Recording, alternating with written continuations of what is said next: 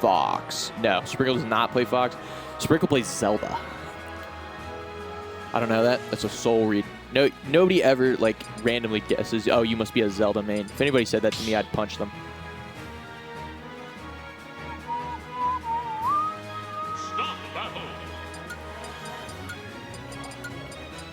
Toon Link, Ganon. Oh, never mind. Sprinkle actually bringing the cool instead of Waddle DJ. We've got Ganon against Toon Link. And I'm kind of excited to see this. Obviously, since Conkeydorf left the region, Bloody Knight's not nearly as active. So it's not often that we get to see Xanadu, or Ganondorf here at Xanadu. Also, he's terrible. But, I mean, Sprinkle's showing why he can make it happen. You don't need to get a lot of hits, you just need to get the right ones. And so far, so good for the kid. Now, on the other side, we have Toon Link. He's the one that your weird friend plays when, you know, he just doesn't want to play young Link. You would conceivably think that the plan here would be for Waddle DJ to just kind of play around Sprinkle's threat range, stay away, and throw those projectiles. But he's trying to box, and then so he's doing it there, but you can see that he doesn't have any real way to create any pressure that isn't just going to get shielded by Ganon. And so you have to get in close enough that Ganon has to respect you, but as soon as you get there, I mean, Ganon has long limbs, big hitboxes, and is showing it right here. Waddle DJ not able to take that first stock still. Sprinkle living to 166, but getting edge guarded there, and the stock is gone just like that. 40% lead here for Sprinkle. Oh. Waddle DJ has to get these conversions when they come up because he's not going to get that many openings. But there we go, and now takes the lead. Isn't following up on any of these projectiles, willing to just kind of go back to neutral and stand back up, fight on the feet.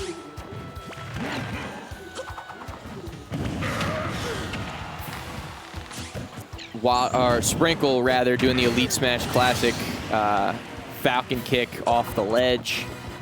It has never not worked. Oh, taking a little hit from the boomerang, but no, getting another Falcon kick. I wizard foot. And I mean, they paid for all the buttons on the controller, and they are proving that here. Solid work here, spacing from Sprinkle. Very hard for Waddle DJ to get off the ledge.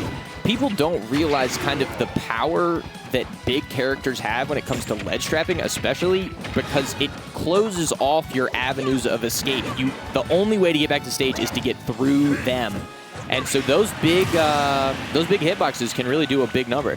I believe I got called to set up 25, so I'm going to finish this game, and then I'm going to biz out. Sprinkle doing a really good job pressuring here, not letting Waddle DJ get back into neutral, but there we go. Waddle DJ back in neutral, looking for early % smash attacks. Waddle DJ just needs to get his punish windows better. He needs to understand, like right there, that is a forward air that is just waiting to happen. And you can't, when you get your hits in against Ganon, you got to capitalize. Dare off the top, good lord, he's just a child. All right, deuces, I'll be back.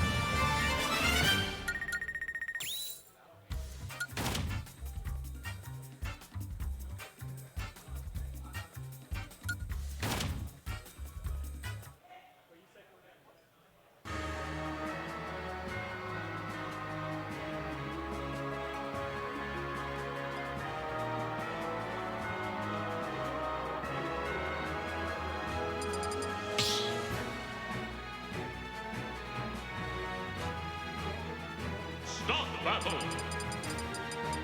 Ness! Lucas!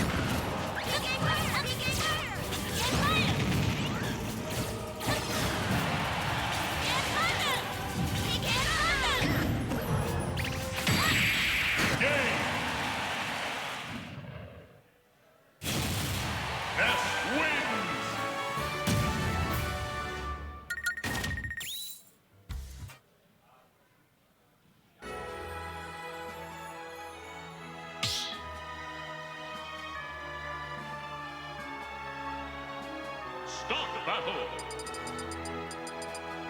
Ness. Ganondorf.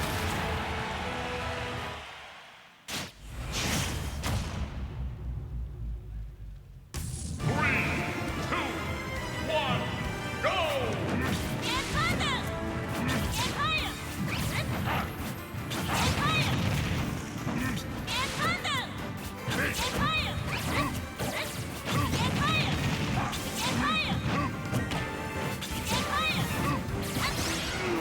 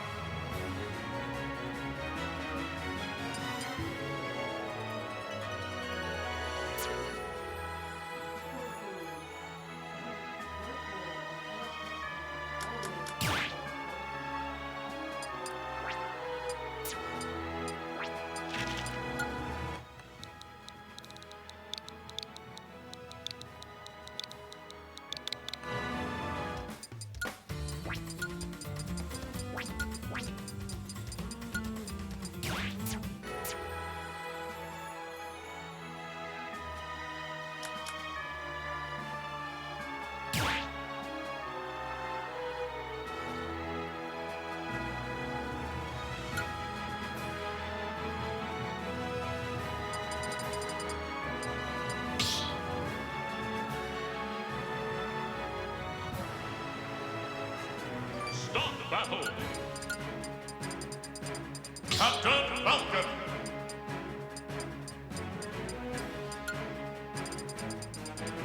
Greninja.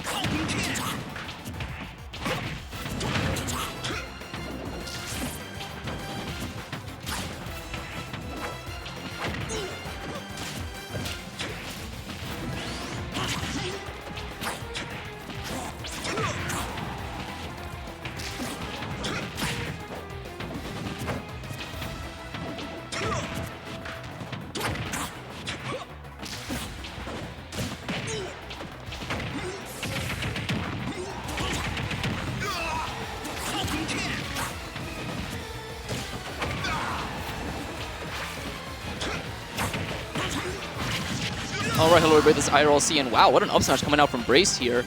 I'm very excited for this right now. I know Brace just kind of around, and I've never actually been able to commentate him, and I'm just happy to see him here on the stream set up at Xanadu. And if you guys want to check out the bracket, go ahead and go to start.gg SAX. I believe this is number, what, 516? Let me double check that. No, but either way, we also have Lindy here, and a very accredited Falcon main, and so far keeping this kind of even. He does need to take the stock sometime soon. Looking for this down air 2-frame. Going to find the knee. No, not able to bit too much percent right there. Oh, falling forward here leads to a lot of combo potentials, especially like falling there. And wow, what a Falcon kick right there. This is 516 SAX. Let's go. Damn, what an insane number. What an insane back throw right there. All those thigh muscles going to work. Alright, but now you find yourself at 78%, and at ledge, you are in disadvantage. How do you get out? Good nair into the grab. Back air string, too. I like what I'm seeing right now. Oh, no two. I thought he was going to go for another 2-frame spike. Alright, but that's a down throw up air. You see knee? No. Oh, I don't know if that was intentional by Brace or not, because it looked like he caught himself off guard with it. But either way, Lindy evening this right up, going for the side B knee. And oh, yeah, there you go. Greninja up smash not working. What a travesty.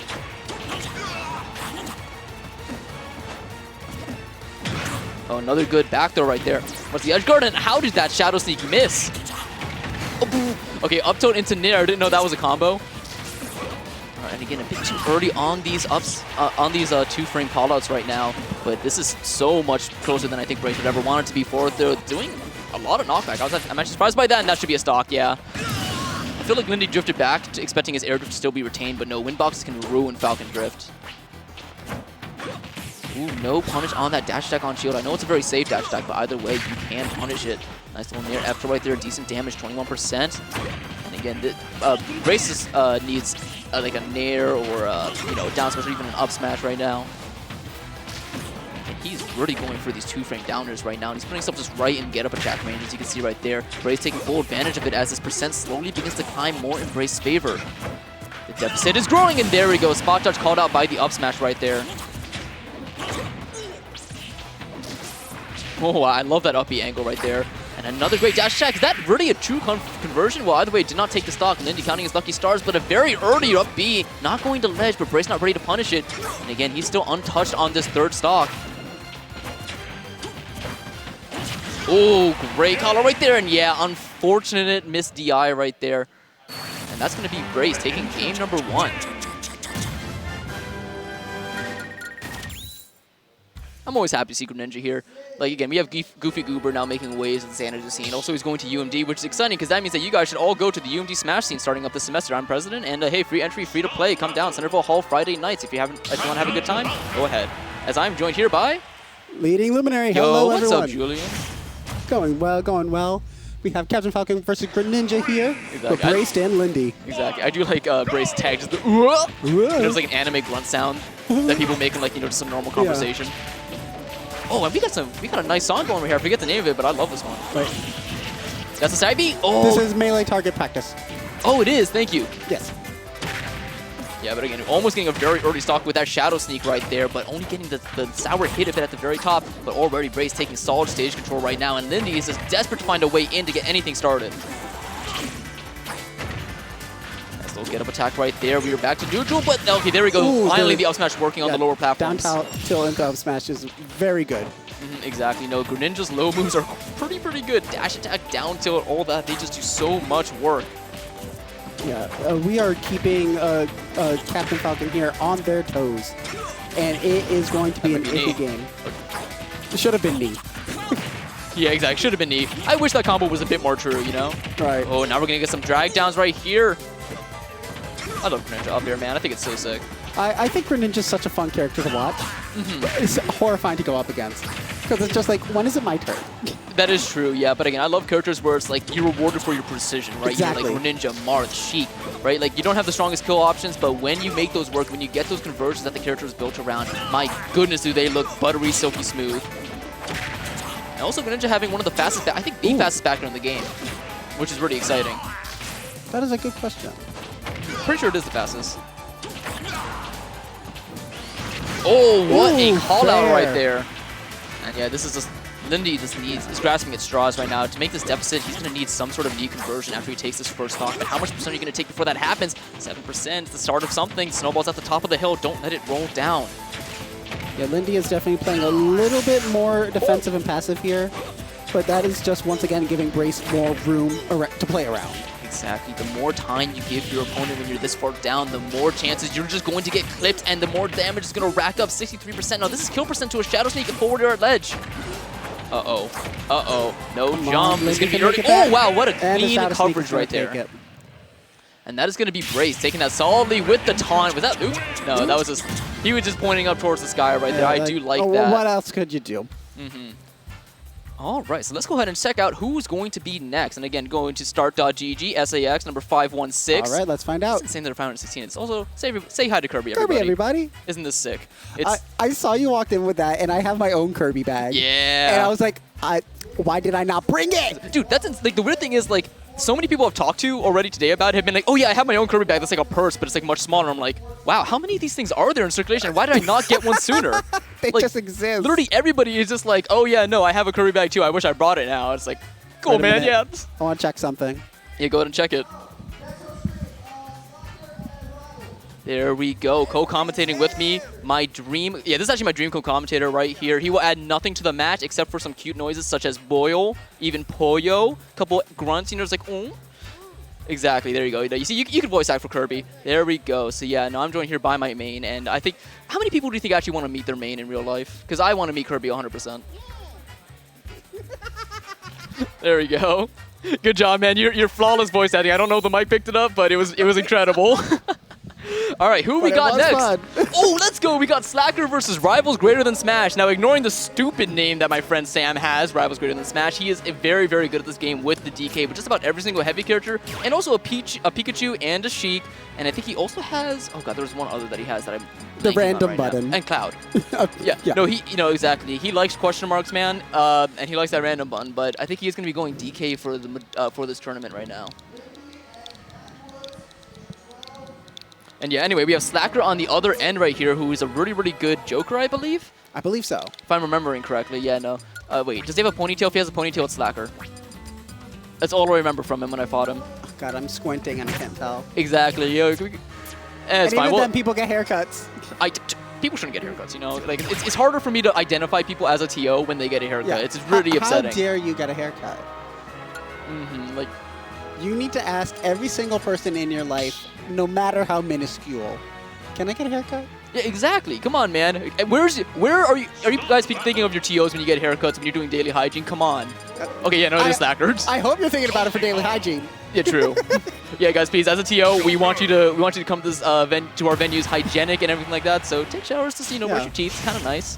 You know, water running through you like you're back in nature. But either way, we have going right to PS2. Grass is green. Matches are hype. Rivals over Smash versus Slackers. And again, I think I'm just gonna call Rivals over Smash, otherwise known as Sam, just Rivals for this. Yeah, let's see, quicker, easier. So yeah, Rivals versus Slacker right here. I don't know what Slacker's sponsor tag is there, SOMD, but I like seeing that. All right, but already 58% and a big whip on the spinning Kong, but getting hit by the elbow hitbox right there.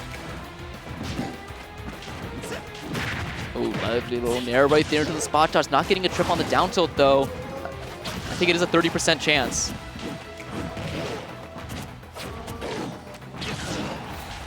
Yeah, sorry, we're listening to, we are both on deck for matches, so hopefully those don't get called before we finish this, but it's okay. But either way, Slacker with a pretty sizable percent lead right now. Rivals is going to need to make something happen, but again, match rage DK, as long as you don't get gimped off stage right now, or just straight up die, you're going to be fine, I think. Oh my god, that downer would have killed. Just like that up smash. Up smash is just going to take it. Not even with Joker. Yeah, exactly. Dude, okay. Yes, with Joker, not even without Arsene. All I'm saying is that, like, it's a myth that Joker can't kill without Arsene. Absolutely. Yeah, I know. It's just like, you have to be a better player to do it. It's much easier to kill with Arsene, but default Joker has incredible things, of course, back here, but also F smash and down air is so strong, and people just don't talk about it. It's just such a, it's really good. Oh my god. Move. Oh my gosh. Yeah, Rivals here is just playing, just trying his best here. Yeah, exactly. You can see Rivals getting a little bit frustrated right now. Oh, and missing the tech. I'm surprised it sent the other direction. I was expecting it to send to the right, probably like Rivals was. All right, but either way, man, maybe it's because you're bad-mouthing the game. And I'm just realized this PS2 with DK. That's normally a message for disaster for the opponent right there. I know that happened to, dude. I had like somebody destroy me in under a minute DK PS2. It was disgusting. The best DKs, I feel like, put so much fear in your heart. Like in the back of your mind, for most characters, you're thinking, "Oh, good matchup. Don't worry about it." But a good DK doesn't care about that. A good DK is going to be able to just take your stock in 5 seconds. Yeah. And I know that was a miss, but with the way that Rivals reacted right there, just like that side B the wrong direction. Oh no, he's grasping at straws right now, and Slacker's running away with it. He's got one of those bendy straws, you know, like the milkshake ones. Fun. Oh, he's shot on the platform. That has been the death of Rivals over Smash this entire time right now, being stuck on that platform where Joker can just up smash the entire thing. Oh, that's gonna be punished. No. Well, still punished. Yeah, it's still punished. Not how we expected, though. Oh my god, it's so scary, but finds the roll. All right, this might be a stock right here. Not gonna go for the ding dong instead of waiting for the air dodge. Not gonna get it though. At this sort of deficit, I understand playing a little bit more patiently. No. Would it have been cooler to go for the ding dong? Absolutely. You know, was it slightly riskier? Yes. Exactly. You know, Rivals was going for a few hard reads there, like the air dodge. I also saw him do down tilt and to wait for the roll. And again, like those are good things to go for, but sometimes when you're down, your opponent's not playing as scared as you think they are, right? Yeah. They're okay with losing their stock, so they're going to do the option that gets them 1% before they lose theirs. That's you. I'll do one more game. You know, I just got called, but that's okay. I respect the commentator grind. Yeah, man. You know, I see the de-stress from my loss, but actually, no. Dude, my first opponent, Nasty's Art, he got me. It was disgusting. Let's see. All right, but either way, going right back to PS2, and I don't blame him. I think if he is able to get those ding-dong conversions, this is going to be a far different story than what we saw Game 1. I gotta ask, who named them ding-dongs? I don't know, actually, but I think it's pretty cool. Everyone just calls them ding-dongs, and now that I think about it, it's like, who said that? I know, Who just decided right? it's called ding-dong? It's the most fitting name. No, it's absolutely the most fitting name for it. Just who came up with it? I mean, oh no, actually Nintendo came up with it. It's a canon move in Donkey Kong Country 2. You don't know? Oh. No, it's not. I don't know where it came from. Oh, speaking of! Ding Dong! Oh, Ding Dong ditched, in fact. That is unfortunate right there. Now back air pressure under the platform. So scary. Oh, yep. Tech. Ooh, good yeah, tech. Good tech. Uh-oh. Oh, that's... Oh, you see Sam. That's just a little sad. Yeah, exactly. Rival's waiting just a bit, or not waiting long enough right there. So unfortunate. Right now, Slacker just kind of running away with this, but a nice forward. That move does not send as far as it should when it spikes. No. Ooh, good down B. I'm surprised he didn't just go for the grab, though, and to jump into combo throw upwards, right? Or whatever that is, back throw. Ooh. Oh, and right now, the double roll not doing any favors. I do feel like Rivals is misinputting a lot with these head shakes right now. Gonna find the back air, but not enough to take it. All right, that should be it. Yeah, there we go. Sometimes you just want to grab them and take them right off the stage. I was like, people don't talk about it, but Congo throw is such a crazy mechanic. It's such a crazy move. I remember growing up, my sister spamming cargo throw, and just me getting pissed. I know, right? Oh, that's stock. Yeah, you can't DI in on any of Joker's throws right there, my guy. What, are you scared of forward throw? How dare you be scared of it? Yeah. Oh, I thought he had something going right there. Oh. Big whip. Oh no, his spike is better. 3650. Don't worry, ZK. None of this matters. Yeah. Slacker's getting tricky with it. Stomping on the ape. Oh, amazing forward smash by Rivals here. Again, I love you, Sam, but I kind of don't want this to go to a game 3 so I can play my set. So I'm so sorry, man. I'm rooting for Slacker right now. But oh, wait, no. I'm going to keep rooting against Slacker because right now it looks like he's pulling through. Oh, my goodness. This really could be anyone's game right now. Especially with Giant Punch. This is kill percent at ledge. Good avoidance right there. The roll was so brave. I would not have rolled there. Oh, my lord. And now we have Arsene on the field. All right, let's see it right now. Oh, good early up B. It's insane to me that move is frame 4, and there we go. Learning his lesson and DIing out. That doesn't kill. Oh, no, really? Unfortunate right there, but that's hey, man, Rivals was bringing that back. All right, I gotta, speaking of bringing that, I need to go play my Rivals should be proud of how he almost brought that back. That is something that I would go back and say, I'm proud with how I played there.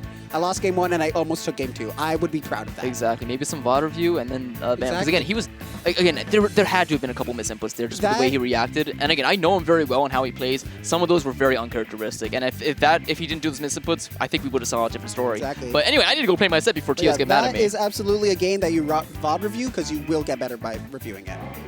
All right. Bye, everyone.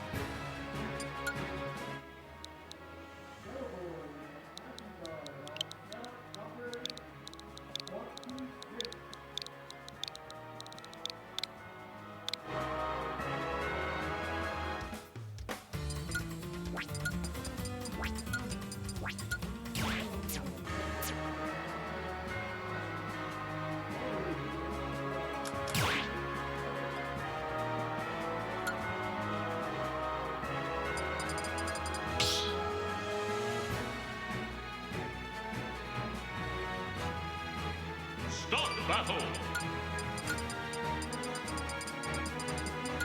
Roy Meta Knight.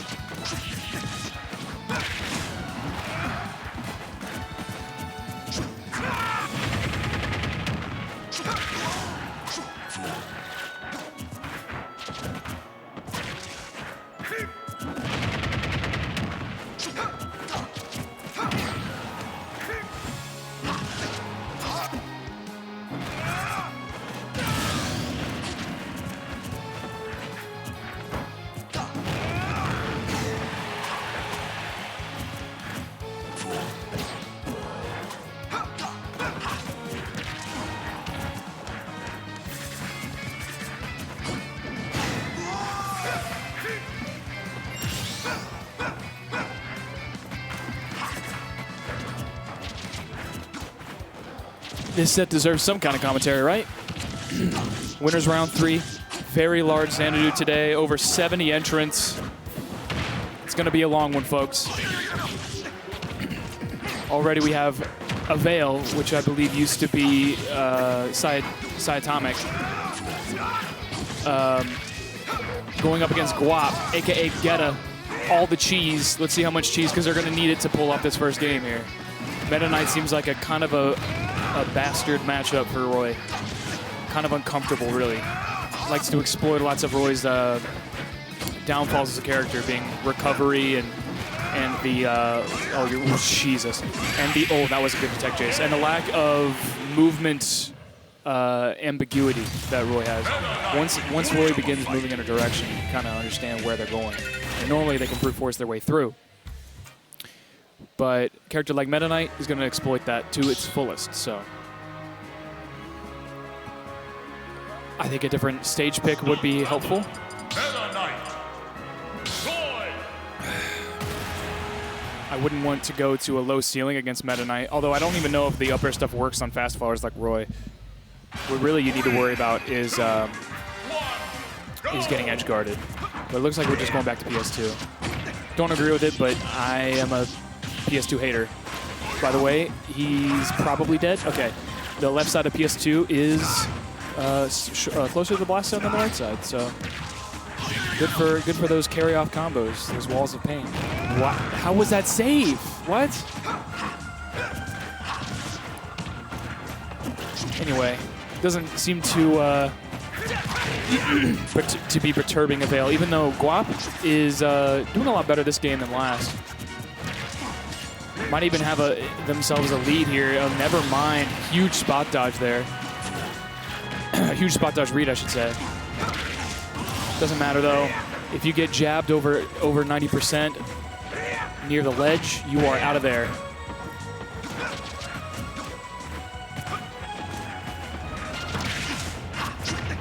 Okay. Yeah, it doesn't seem like Roy's affected by the ladders as much as the edge guards. A little too fast volley for that. And both these characters can tech chase the crap out of each other. It looks like Avail is not going for the guaranteed stuff. Instead, just getting one hit and then seeing where Guap goes. Tries to get themselves some tech reads and defensive option reads. Okay. I like the movement coming out from Guap.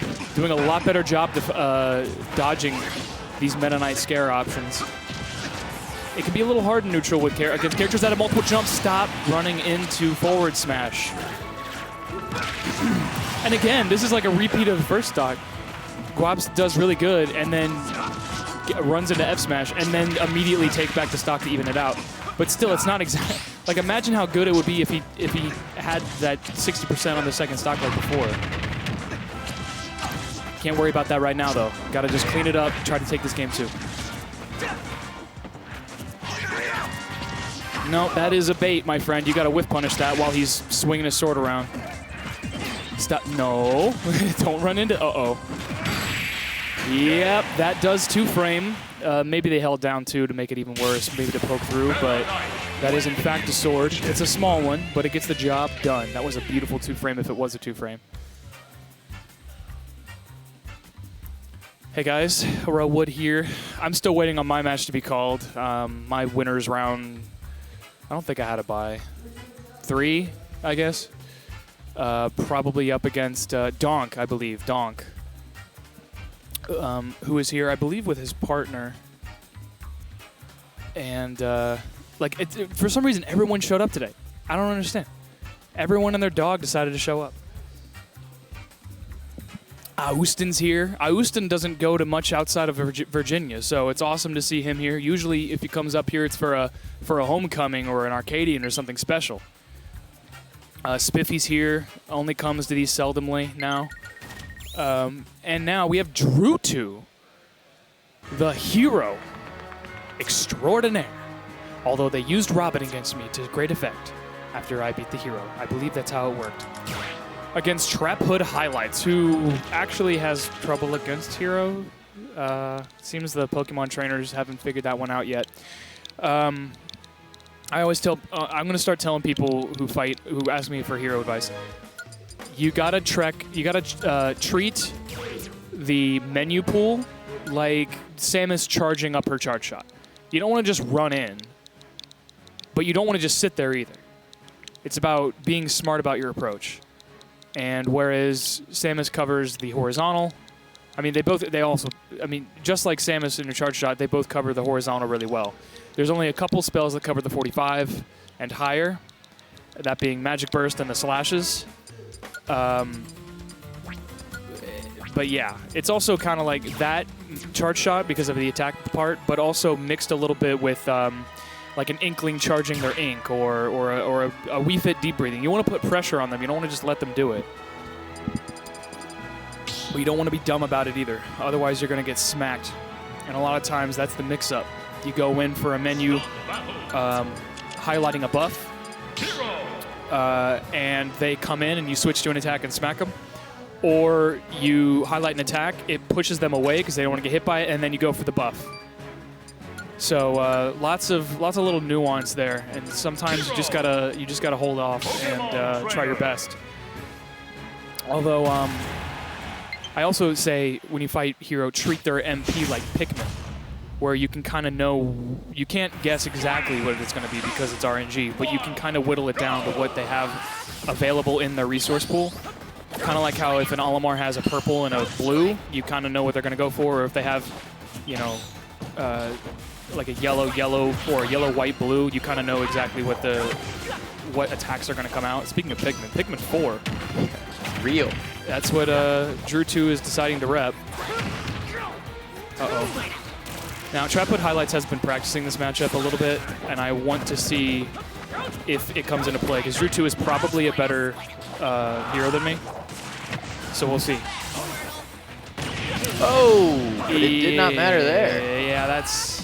Yeah. Yep. This is a perfect anti-Ivysaur. Okay, never mind. Combo off of it? You won't. Oh my god, that is the most frustrating thing in the entire world. When I get comboed out of Kaboom. Yeah, a Kaboom Accelerado with Psych Up is a straight-up kill confirm at like 60% near ledge. It's kind of like a... What is the Sephiroth one? Giga Flare? Oh, yeah. It works pretty much the same way as that. And if you have Accelerado, you can run next to it. And just get them. And just... and ruin somebody's day. Especially if you have... You can also combo it into full charge Kafriz if you have that, if you have the mana for it. But oh, that's awesome. The double fireball attack. Anyway, you know, all this cool stuff happening, but that's the second spike we've seen so far. I mean, look, man, if Squirtle's got something in the bag that we're not aware of, this could be a triple. Stop letting hero recover. His recovery is bad. Make him fish for Zoom. That's fair. Oh, no. Oh. You're done. Worst up smash in the game, everybody. It's up there. But when it hit, though. Exactly. But when it hit, though.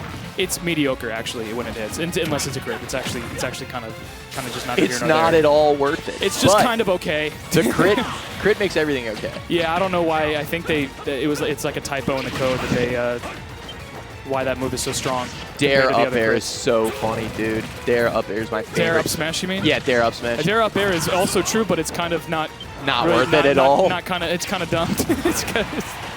Although at higher percents, that's all you can really get. Oh no, you can't get up into that. That's another flare thing. Although this might be, I mean, I don't want to say it's all she wrote. If you can use the Psych Up to take the stock, never mind. Yeah, I was gonna say that, like. Oh, you're done. I don't think that, like, it doesn't feel like Drewtwo's out of it. Drewtwo. No, if they go into, what matters is if they go into the last stock with a healthy heaping of mana. Yeah. And they can double buff and get themselves a shield break or something crazy like that. And there's always whack and there's always thwack. Oh my god. If they want to go for that, yeah, but yeah. I wouldn't. It's much more consistent to just buff up. What is? Okay, never mind. Oh, that's 3 not the spikes in a row. third one. Come on. As far as I'm concerned, if you get spiked 3 times in the same game, you lose game 2 also. Yeah, the only mix-up you have there really is which swoosh you're going to go for. Yeah. And a little bit on the timing. But the thing is, even stalling out, you know... Conceivably, you could go, like, under the stage there, but then, like, Hero gets caught. Like, Hero's recovery is one that I feel like gets... Even if you don't get spiked or whatever, or you tech it, you're still going back out of the stage tech situation with like half of your mana. So anyway, he's sticking with hero, and instead of that's why he's going to Town and City. That's the funny, man. You can combo that the world is your oyster. That's absolutely. That is the electric Wind God Fist of this stage. I think that like, that's so neat. It is really neat, and it's only on this stage. Yeah. Shoutouts to No Hazards. It would be available on other stages, but you know. Good. He's doing a better job spacing, and like he's actually getting to play. He's playing like a traditional zoner this time. Yeah. Okay, here we go. We're going glass cannon mode. Oomph, Acceleratle. Accelerumph, if you will. And you go Squirtle, you're brave. Yeah, 97%. Yeah. Okay, this Oomph is doing nothing but hurting him right now, actually. All that did was make him take more damage, unfortunately. Yeah, Psych Up is infinitely better than Oomph. He just keeps trying to air him, and that's just not going to work. It can kind of work against Ivysaur, but it's better just to... it's a shame he charged up his Kafrizz, because the Frizzle will just beat Razor Leaf. Oh, it's awesome. Yeah, because it'll eat... the Leaf will eat one Fireball, and the other one will keep going. Yeah. And it'll smack. That's always a great interaction when you see one Fireball get eaten and then the other one goes through. It's like a Lucas kind of thing. Yeah. Okay, we have Oomph again, but unless he gets a kill with it, this is just hurting him more. Oh. TrapHood is playing this matchup beautifully, I gotta say. Now, also avoided the Kaboom beautifully as well. A lot of people get panicked when they see it. I think TrapHoodHighlights has an unbelievable Charizard. I think that's like... Charizard's honestly one of the better Pokemon against Hero. He's so fast. Well, I mean, he's the kind of Pokemon... He's like Little Mac, where you're like I get why he's not the best character in the game, but it doesn't feel like it when I'm at the ledge. Right, he's very good in certain situations, and he's very good against certain characters. Yeah. For some reason, it used to be Game & Watch, but Game & Watch got better. But Game & Watch players started cheating. Yeah, if you need ground speed, which is really good against Hero because he sucks at landing, then yeah, stick with Charizard. I don't agree with Ivysaur though. I think. I think that's probably why they're going Ivysaur. Yeah, that's true. He could hard call out one of these Razor Leaps with a Kafrizz, but it looks like I mean, you can't take it home with you, and but you lose so much mana for going for that. Yeah, but it does kill at 38, so I understand why he went for it. That is fair. If he, a lot of people do go over to the platform thinking it's safe, and if you can tech chase with that Kafrizz, it would actually kill at 38. So. Again, that's 4 spikes, baby. 4 out of the 6 stocks. And I mean, can we make it 5? Where is the? I mean, we got to get like a counter going. A counter? Yeah, not like counts, like the guy from Elmo. Okay, like you mean the guy from Sesame Street? Yeah, the guy. The count? Street. Yeah, the count. 2 kabooms, 0 mana left. Yeah, those kabooms were a little desperate, and you better ration this out for recovery purposes. Oh my God, that was actually kind of slick. I love when that happens. You could have just jumped into that. You have bounce on. Does bounce reflect Charizard side? It does. Well, it doesn't reflect it. It just like and then they both just go. They both just go flying. Because the first hit is like the weak physical. Yeah. And then the explosion is a reflector, so it's like, and then they just both go flying. That's sick. All right, we're back in a similar situation as game 1. But you have no mana, and Oomph probably made you die there. Okay. Only 4 spikes, nerd. Dang, man. He had to do the upside-down spike on that one. True. Beautiful stuff from TrapHood, playing that matchup like he plays the character himself. Yeah, just better. Yeah, just very polished. And exploited Hero's biggest weakness, and that's recovery and ground speed, or airspeed. Yeah, just was not... I mean, you saw at the beginning of those games where he could get his mana, he could get his spells going. It started to look good, and then everything fell apart. If I lost 66% of my stocks to spikes, I'd be going for Zoom more. Yeah. I'm just saying. And you can prime it. Or I would be recovering high or something. I don't know. Like, it seems like Drewtwo did not adjust, and that's... I mean, we got to look at the data. It's on him. 4 out of 6 stocks were taken with spikes. Yeah, so. And we're not going to Monday morning quarterback. Obviously, we're not going to tell you how to live your life. But when the statistics are what they are, they got the little yeah, exactly. Oh man, and then it shows the stats. It wouldn't have worked if I went high. I mean, it probably would have worked better. That's the risk. If you call out that they're going to go for that spike again, and you recover high.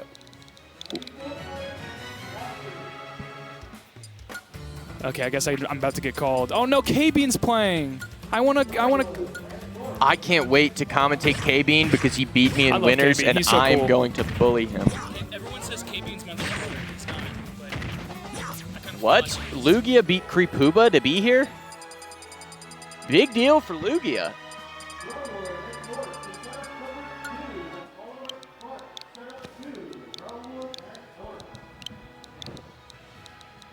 Nick!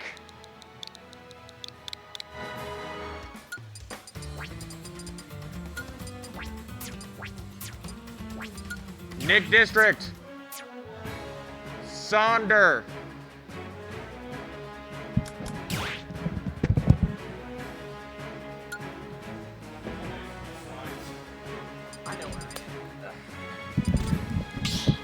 All right. We are back. We are Joe back even. So, Lugia beat Creepuba to be here. Yeah. That matchup is really funny because just due to the fact that most characters really can't interact with really off stage when he uppies because of the 3 different, like, well, 3 of the 4 angles have invincibility on the wings. But you fail to mention the character is huge, so there's a big vulnerable hurt box behind him, which is where If only Tui you comes had in. a spike ball. Yeah, Tui comes in pretty handy there. Yeah.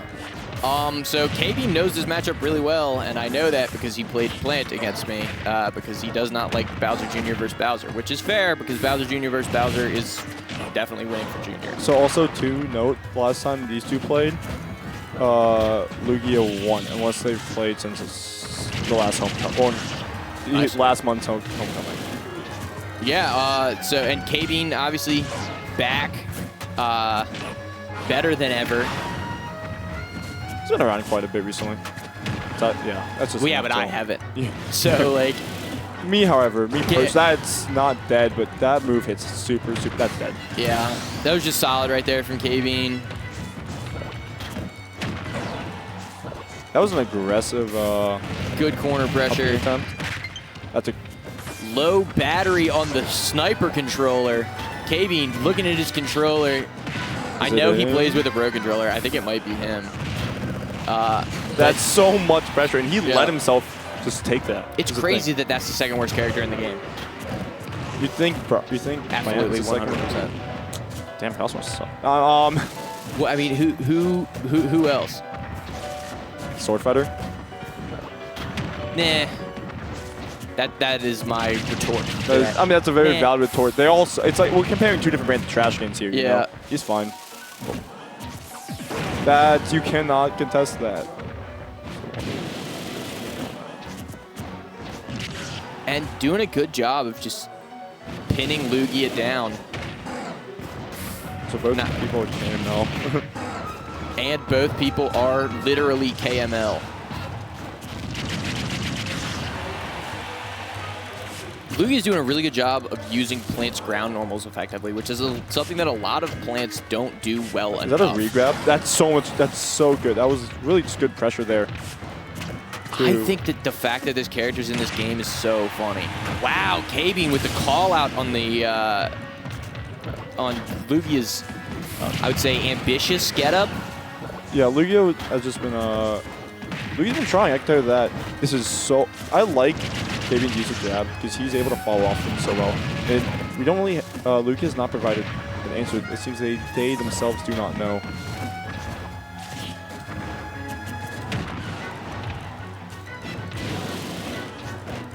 You cannot get a protect that. That up B is so good. Oh, Bowser's at 178. Yeah, but he's like that. That's dead. Oh, yeah. That up smash is so strong, and it's also like really invincible, and it hits super high. It's just sounding like Wii Fit up smash now. I'm saying it. You can't say that Lugia played poorly. He just couldn't get off the ledge. Yeah. Rats. I mean, that is just general. Bowser's trapping is really good. Yeah. And it's also very hard in general to get back. Ooh, are we gonna see a switch? I doubt it. They have a pit though, but I don't think we're going to see it. But I thought they were on Sora. no, I don't. If Lugia played Sora, I don't think I'd ever talk to them. Sora's a cornball. A little bit of a Mickey Mouse character. Yeah. You would hope, right, that... So why Battlefield here? So this is actually one of Plant's best stages, mostly due to its the extensions you get off of up tilt, up air, and Tui, like under the platform. They're really good. Plant recovery is so bad. You can just hit it from wherever. Plus, it's much just that. It's not a small stage, but I just feel like that you're giving Bowser a lot of opportunities to vary that pressure and to like mix up where they come back from the ledge. And that character's recovery is so garbage. Yeah. The hurt box just extends for so long. And Bowser's F tilt is huge. Down B isn't invincible is insane. It's only invincible like, on the head, but then there's a whole other hurt box there you can get hit, and it's very, very funny. It's not invincible on the head. You can spike it. No, I'm pretty sure that's the neck at that point. I mean, it gets either hit. has armor or it's It gets hit by Mecha Koopa, which is funny. Are you sure it's not? Well, I think on startup is invincible. Maybe I don't know my, my Maybe matchup. you don't know the random thing about Plant. Hey, Seagull Joe's Plant only taught me so much. I have never played it. It's just, I'm sure at this point it's literally just a meme.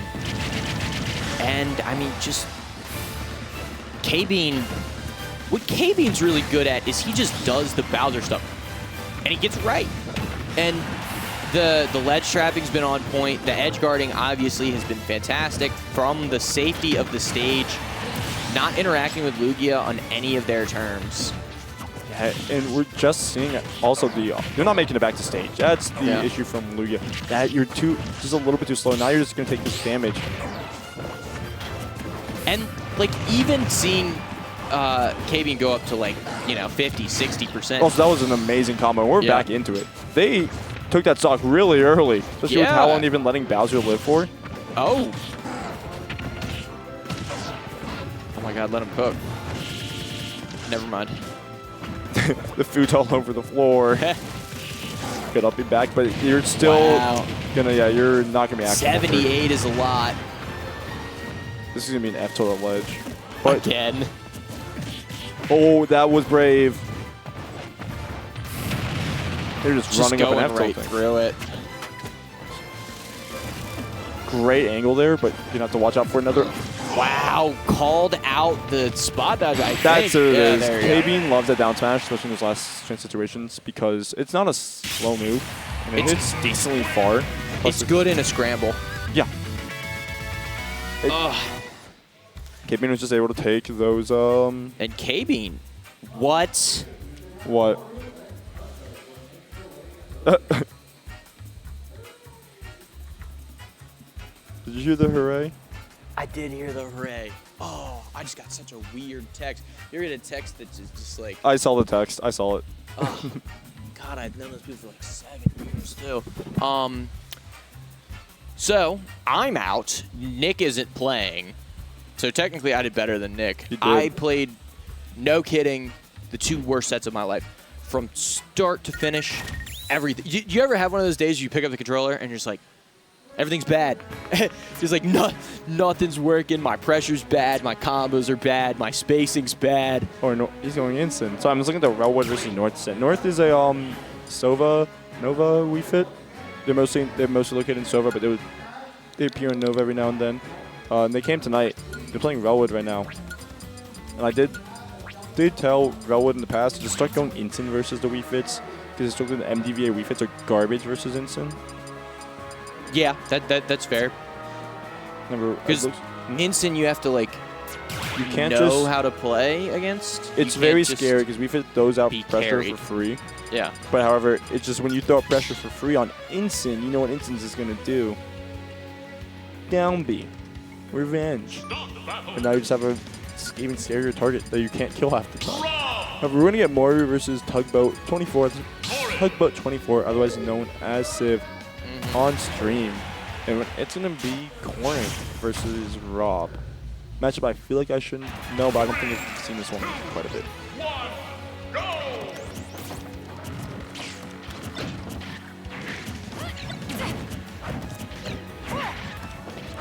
So, Moeru Corrin? Yeah, they've been working on this one for quite a bit. Although I haven't seen it. I haven't seen it their myself. Sora, which was bad, and their They gave up, Sephiroth, which which was awful. No, it's not bad. It's just they didn't have fun with the character. Yeah. Well, I'm gonna say that for the Sephiroth. The Sora, I'm not giving you any credit if you play Sora. They did also have a Pip though, but his character just didn't have fun with the character anymore. So that down B, that up B. It is. That is. Oh, is that from the night? Yeah. From like a year. That was a year ago. Jesus. And, I mean, I honestly, like, I have not watched enough of Tugboat 24's Rob to know how it's different from any other Rob. They use down B a lot. Like, that's like the main priority. And I don't mean like they use it like as an item a lot. Like, I will see them mostly go for the down B use of it rather than. That's gonna trade, but gonna get the Mo's gonna get the sweet spot of the pin kick. This is scary because both these characters will die if they press a bad button on the shield. Yeah. Oh. That's so unlucky. That's gonna be a stock though. Up throw, yep. And Moeru had a bit of advantage, but couldn't finish it off. That back is still not gonna take it. Tugboat kind of in a great position. The up air is still not gonna take it though. Because we're in a weird position where you have to get called out hard by Corrin if you want to lose the stock. Yeah. There aren't really a lot of confirms that Corrin has, but if you TI that up air terribly, that's gonna do it. Especially as Rob. Like, come on, bro. All right, so, I mean, it feels like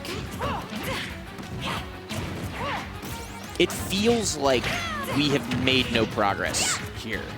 There hasn't really been any like heavy leads that's made us like think, oh, this this player will win it. It's always been, you know what, this could swing later on, or this feels like I'm watching level 9 CPUs fight, and like you mean that in a kind of in the better way possible, right? Right?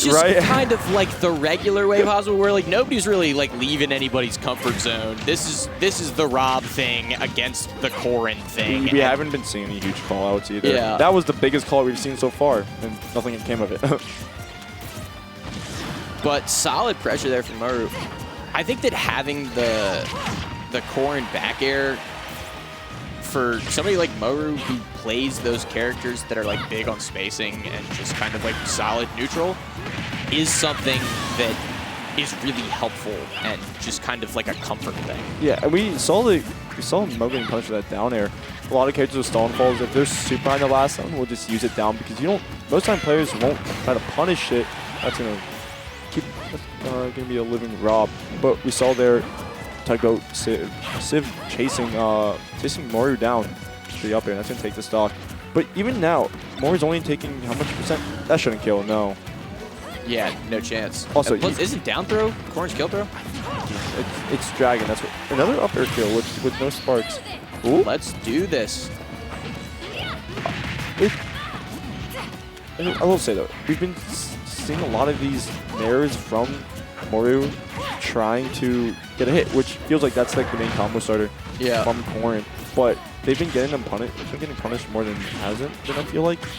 You'd expect there to be more up airs just with the size of the hitbox and how well it combos and the fact that it's amazing, and also that Rob is tall. Yeah, good grab, but that time getting, it's a grab on a shielded Tugboat. They're facing the wrong way. This is so much damage, but now you're stuck at ledge against Rob. I'm playing a top tier in the next Smash game. You ever just watch Rob and you're just like, I wish my character could do that. Like, I wish I had those tools. That sure is Rob, man. I don't know what to tell you. And Tugboat's playing well, and Tugboat's obviously doing a good job. I'm not taking anything away from Tugboat 24. But they are using Rob's tools really well. Yeah. And it's making us a little bit envious of what our characters can do compared to Rob. All right, so do we see the cloud come out?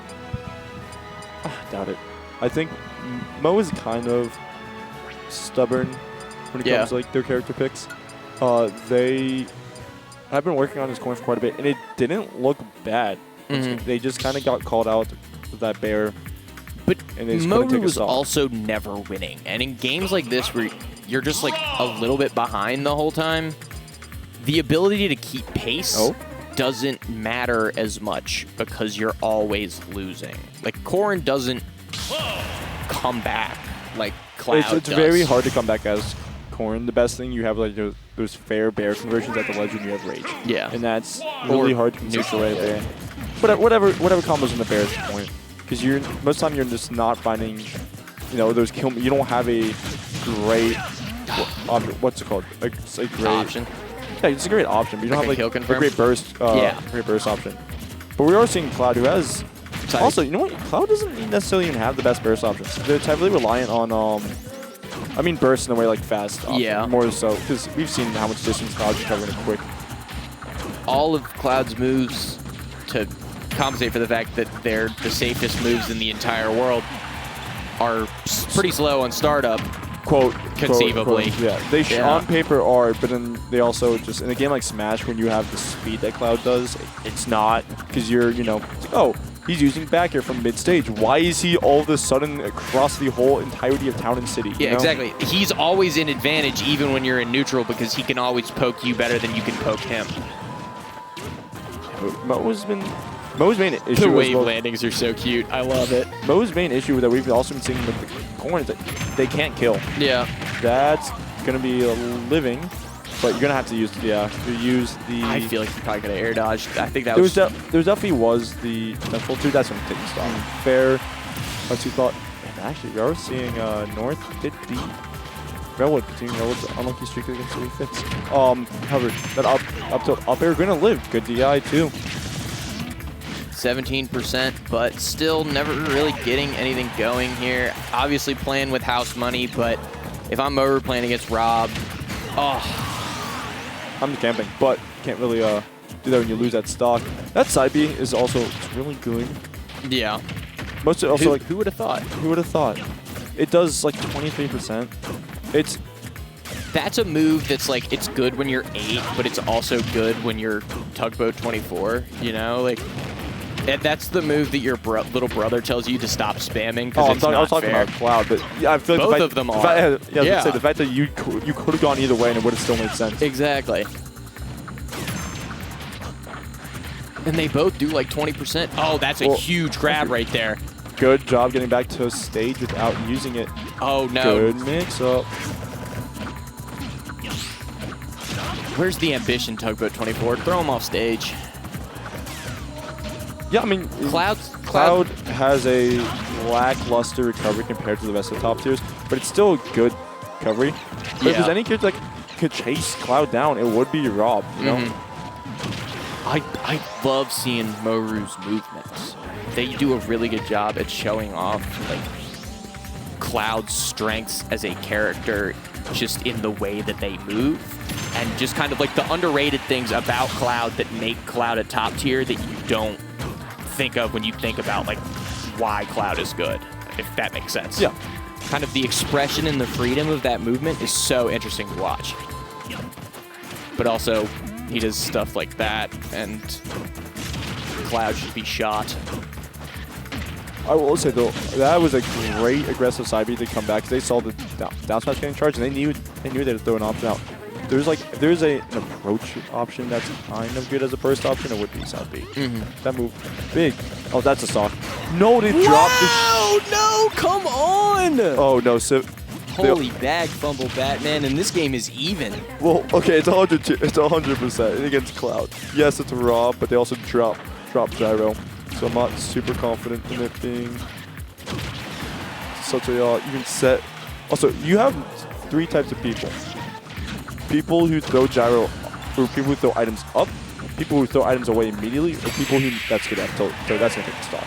And people who know how to use items. People who Z-drop aerial items over and over again until they explode in your hand. Or like know how to set it, how to set up to a combo or whatever. Yeah. But that's just how but there's like only the 3 types of things you can do. Yeah, exactly. With that item. But Mo's the person who throws it up, which is better than the person who throws it away. I agree. I think throwing the item up, it always feels cool. There's no way we see Inkling. No! Tugboat has an Inkling. And Well, no, of course. Like, I think Tugboat played Inkling before. yeah, that was like their Yeah. main before also. 2, 1, go! Hello. Okay, but this is a character that they are really familiar with. Everybody and their parents played Inkling at the beginning of this game because they were really good, and no one knew how to fight them.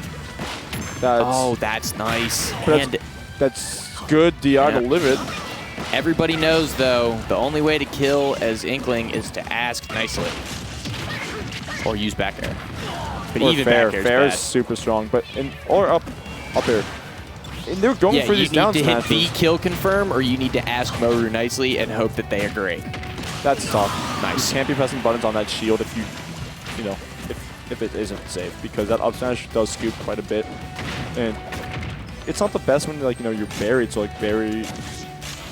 Only getting 20% out of that throw. Like, I know that sounds privilegey, I would say. I mean, no, But when you're this far conversion behind, at 0, you only get 20% out of the down throw at 0. Like, you want to get more out of those opening combo starters.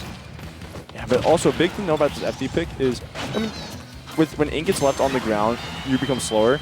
Like, but you become significantly slower. Yeah. And FD means you don't have a platform to move around to, deal with it. So you just have to kind of take it. That shouldn't be the stock. And Yeah, not without across speed, stage. Cloud basically turns into Ike, which, Well, and Ike with the better aerial. Ike with better, yeah. Ike's aerials are not as good. Ike's the- aerial is better than Cloud's. He has a singular aerial that's better. I don't even know how much better I would say, but I would say Definitely. we're about to get yelled at better. by like the 2 Ike mates that still play this character. What? But then there's going to be one who's like, actually, Ike up air is significantly worse than Cloud up air. Well, But then- that's the great thing about Ike mains is they also know that Ike is bad, which is cool. Well, you would think so, but then you also have a lot of Ike up in this, which is very funny because I think we can all Propagandists. Yeah, Oh, that and was a what a great side B. conversion. Yeah, that's gonna kill. I didn't know that was a thing. That was actually That was really that interesting. definitely looked more like a call out. I mean, I think and it but worked. that's a call out where you know he's not going to press a button because, or they're not going to press a button because they're in disadvantage and they don't want to like mash anything, and so then you can do side B. That move is also like super safe. Neutral B is super safe, and we've been seeing Civ get off the ledge quite a bit with it because they do it immediately and then they just immediately grab you for it. That hey, I mean, you got the kill, but I'd say it plays. You get the limit almost all the way back up. I mean, yeah. I mean, that's all you can ask However, for. at this point, we've seen that is someone managed to get through that. Okay. I hate this game. That was an aggressive, like really aggressive up B. Great grab. Nico. Civ is scared because this is a Cloud with limit. That's I do the kill think Ink confirm. ran out like right before they got the grab off. Oh, good job following up with the side B. Wait, But up throw? Booyah? No. No. Wait, watch out now because you're air dodging quite a bit too. That's unfortunate. wow. Low on Side ink. B's probably going to come out from, wait, may not even have to. That's going to be Lugia. That is it. Yeah, I mean, that's a classic. That's a Yeah, no, day that's one. That is a workman-like kill confirm right there. You don't see it often because no one plays that character, but it also comes with the fact that no one plays the character anymore, so you don't know how to deal with it. Absolutely. Now, I am going to look to see if I'm going to play in Redemption. North beat Rail Wood. Sig is... Oh, no, that's Sig. That's not Civ. Enhanced beat TrapHood. TrapHoodHighlights took a game off Enhanced PV, which is cool. I believe it. KBean beat Lugia, obviously. Deliboid and Avail are going to play. Yeah, no, I think they're the ones coming up now. Yeah, it looks like that's it. And Deliboid coming off a 49th place at Patchwork. Second place at the Arcadian, most likely going to end up on the PR for this season. And I would say if, you know, I'm legally I'm not allowed to speak on it. I mean, it would be They're certainly in the conversation. It would be treachery if they weren't. Yeah. I think that there's like 18 people that could make a 15-person PR, and they're definitely on that list. Yeah. Now, where is check? Is Donk in... Did you enter Redemption? I did. I don't wanna... You should just DQ at this point. Also, side note, Koopa's in losers. Yeah. He's fighting Gummy. I think it's lost just for to Lugia. like 20. Yeah. Remember? I think he's fighting Gummy for 25th, and winner of that has to play Wood Yeah, and for 17. Creepuba beat Sunfish to get there. That's so messed up. Let's just... lose. Yusup's out. Took a game off Bark and Frog, but wasn't enough to take the set. Also, there was a Sonic video on losers, and that's kind of messed up. But we're gonna get we're gonna do Meta Knight versus Toon Link. Toon Link, a character we is not really seen often. Some would. Yeah, and Toon Link Meta Knight is definitely not something you see often, but I do think that Avail has a pretty solid looking win condition here. I think that It's hit them off stage. Yeah. Like I said earlier, Deliboid is the character that your weird friend plays, or not Deliboid, obviously. Whoa, Toon what Link do is you the got character against that Deliboid? your weird friend plays. And Because they think it's funny. Because, to be honest, this character is kind of funny. But the one thing about them is that they were floaty. Good DI on that there. Great DI. I like how big and angry Cyatomic is in the camera. Cyatomic is taking up like half of the player cam and is totally locked in. Yeah, I mean, did you see the Did you see? That's a great episode. That I'm not episode fair. That fair animation is so hot. Like, yeah. It's so sweet just to see it work. It's just a swipe. And another thing to note about Toon Link is since you're floaty, you kind of just linger around for a bit, which gives you a lot of times to pull out these grenades. Absolutely. Oh, not quite getting that second back air right there. Good use of the jab from Avail. And doing a really good job of just, poking his way through. Didn't get that ladder extension to kill, but, I mean, back in better than ever. Oh, and this is E-drop. Deliboid does know his character. Also, you never see that arrow being used, but that was a great tech chase using it there. Yeah. So I'm pretty sure we had more Toon Links.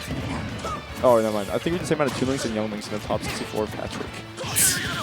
So I think both Toast and Ashton got... You have to do something. That move hits ledge, and it's kind of messed up. It shouldn't. I mean, the character needs it, let's be honest with ourselves. That's fair. But at the same time, that move's -6. It doesn't need anything more. Yeah. But now we're seeing a different position where Deliboid kind of has to be an aggressor at times. Well, now that, like... Wait, this should be the stock. Can just, like, run away. It should. Like, I've seen Cyatomic do it before. At some point, we've seen Cyatomic do it before. We've commentated that set. Cyatomic, oh, that actually could be very scary. Oh, wow. But a lot of Meta Knights, there's the whole thing of getting bored playing the game. Like, bring up West Balls versus Armada. Yeah. This is scary. This is actually scary. That's not going to be it, is it? That can't. No, not enough rage on the board for Deliboid. But that was also just awful DI for Cyatomic there. If Deliboid's up B killed and Cyatomic just didn't, that would have been honestly kind of funny. Oh. Oh, wow. Missing the jab block there. And this could be very scary. What are you doing when you're off stage? You're just going to jump over it. That was a big call. That's one of the few moves that can probably punish it. Gonna go behind Deliboid. You're so scared when you're at this ledge right now. Because that back air would definitely take the stock. That should have been up air. That should have been up air. That was it. Back air's not going to take it just yet, but off stage against Meta Knight, what are you going to do? But that's going to hit. That's going to give him a better... That's dead. There you go. Deliboid had to confirm there with the bomb, and I don't know if he knew what he sent Cyatomic that way. But I'm led to believe that just because of how long Deliboid's been playing this character and how much he uses bomb confirms, that sources say he's that probably well informed. He probably just, I'm gonna give him the benefit of the doubt and say he misinputted there.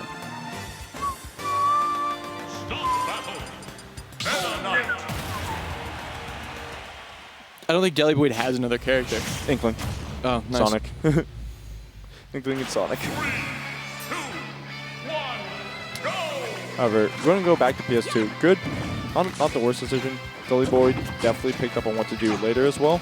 But I will say this set has gone both ways multiple times. Like, it's not like consistently one way or the other. It's these two have been changing who's in that league pretty consistently.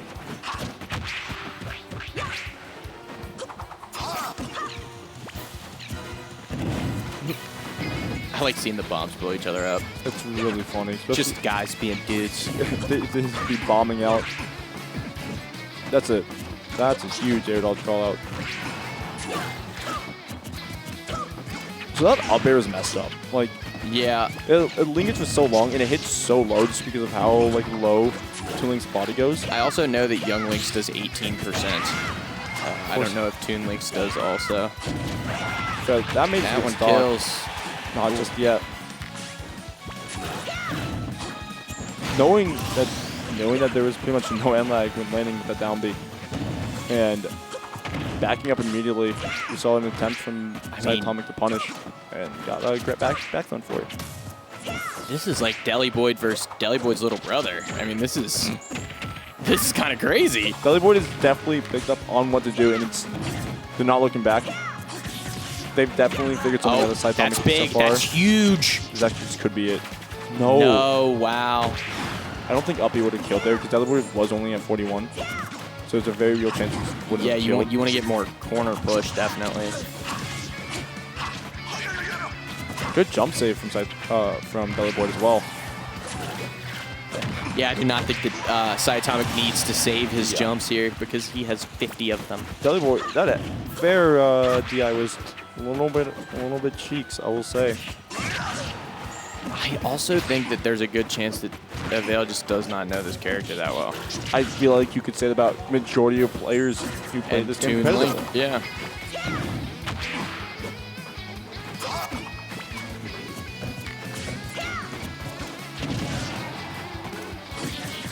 That back air And is gonna take close his own. that second, or on that first stock out.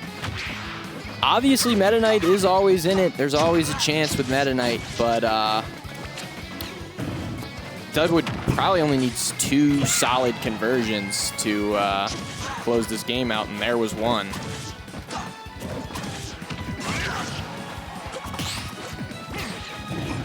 Oh, bomb.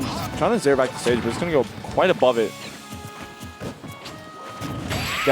Deliboid loves his run up awesome. up smashes. That's great, man. Deliboid loves his run up smashes. We see a lot of the time he is rather successful on his callouts of them. Should we also point out that the dogs are out for Cyatomic? That could be the reason. I don't think we have to. I think you had to. I think the people at home noticed that definitely. I think we could have gone all of our lives without that being shoutcasted. Hypothetically, when somebody says who let the dogs out, the answer is always going to be Avail at Xanadu 512 or whatever. Battle Meta Knight. Toon Link. Xanadu 750.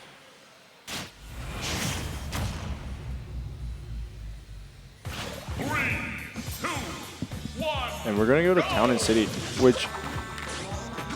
so this stage is rather good for Meta Knight.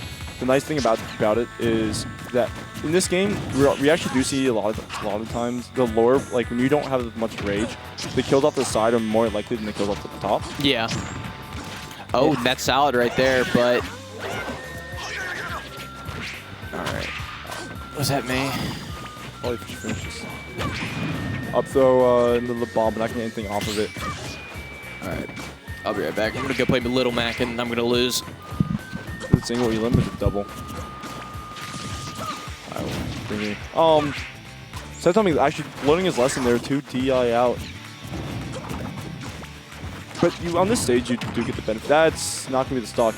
So we're talking Meta Knights a lot of the time with the low percents, and due to the fact that the ceilings in this game are high, you're not going to get ladders off the top as much as you are off the side. At low percents, that's a great little combo, but the higher ceiling is going to save Cyatomic there. And you get the smaller side blast zones as Meta Knight, and it helps quite a bit. And that's going to take the stock first. A bit of rage on the board of Avail. But up B should take it, yeah, absolutely. But this also comes into play with Deliboid, because a lot of your kills pretty reliant on off the fair bomb confirms. But you do also have the higher ceiling, so that does mess up your up tilt up airs, insert whatever into up air. And it is also a big stage though, so it does give you a bit of space to play and use your projectiles.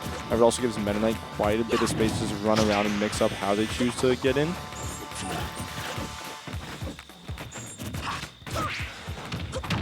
That could be it. Not just yet, not enough rage. But the fact that it was so close at this low of a percent is scary. A bomb into bomb into bomb into not death. But that up smash will take it. Only 34% on the side of Deliboid.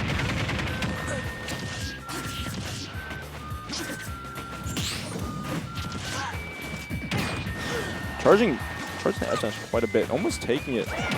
And that's gonna time it well there too. Only taking 10%. This is a lot of damage. Trying to extend the combo using the Zaire. It's gonna be it, yeah. DIing in on the bear is gonna get you killed because that does combo into up B. And that's gonna be pretty combo to end it off your Deliboid. It's gonna take it 2-1. After losing that game 1. So it's pretty nice. However, I do believe that means we're gonna get Pink Fresh versus Random, unless they put them off stream, but I don't think it did, yeah, that's currently up. So Pink Fresh, Min extraordinaire. You know him, you love him, you've seen him quite a bit. And Random though is a bit of a newer player. Plays Byleth, Pithra, Lucina, I've seen from them. Imagine we'll probably see Lucina in this, just due to the fact that the Byleth Min matchup, pitiful. The Pithra Min matchup, probably one of Pithra's like 2 losing matchups. So yeah, we will probably see the Lucina.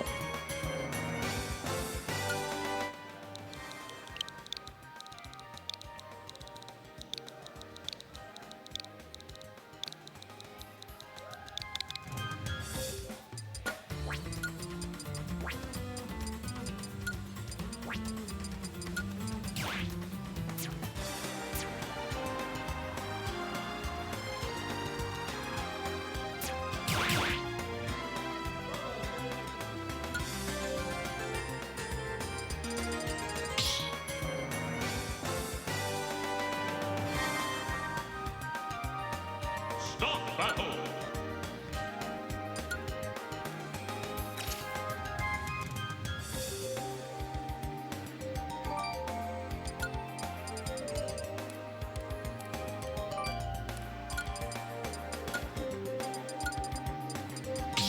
We're going to see the Min come out, and we're going to see the Bayonetta. Not a character I've seen from Random. But this matchup is honestly not the worst for Bayo. I don't imagine it's winning, but then I'm going to get told that it's actually plus quadrillion for Bayo. But it doesn't seem like it's actually going to be like that awful, mostly due to those uppies off stage. Min is also a bit heavy, so it could be at times if you can't get your confirms or you can't get them off stage. It's going to be sometimes pretty hard to kill. Especially with how easy it is for Min to kill Bayo. Plus, on top of that, you don't snap the ledge with uppy, so you poke quite a bit.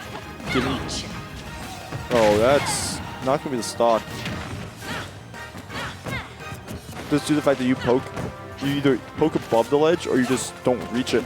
Meaning that Ram or sometimes Megawatt or any of the arms will just straight up hit you when you're below.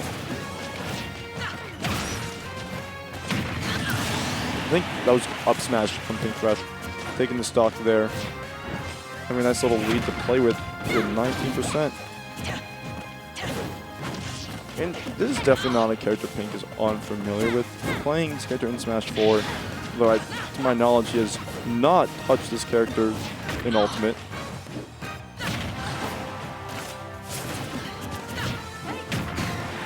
But that back air will take that stock off of Pink.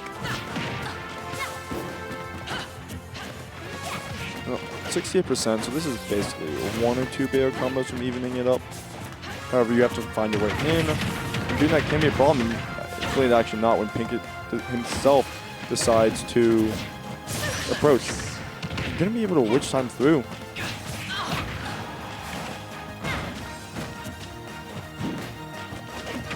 Good pivot grab from Pink. Random off stage. Not going to press a button as the laser comes out, takes that stock from the edge. 0.1%.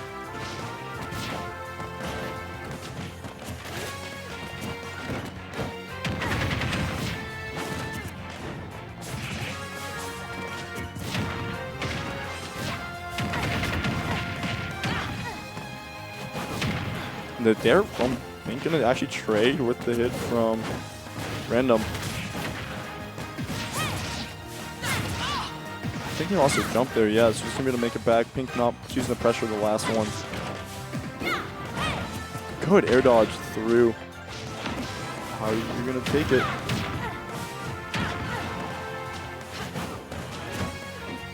Oh, throw is just not even gonna.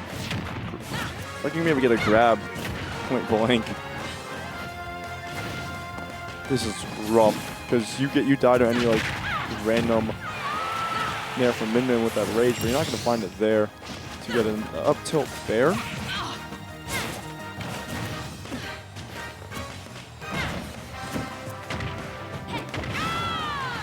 So from Pink to that's not gonna be a stock on the which time whiff, but that will 100% be with the nair. Megawatt nair. Pink was rather dominant in that in that game. The main problem for Bayonetta for Min in that matchup is Bayo's ability to keep you off stage and edge guard you. However, Random was just not being able to abuse that or even set it up in the first place. And Pink's ability to live, because Bayo sometimes just can't. Cloud? Okay, no, Bayo.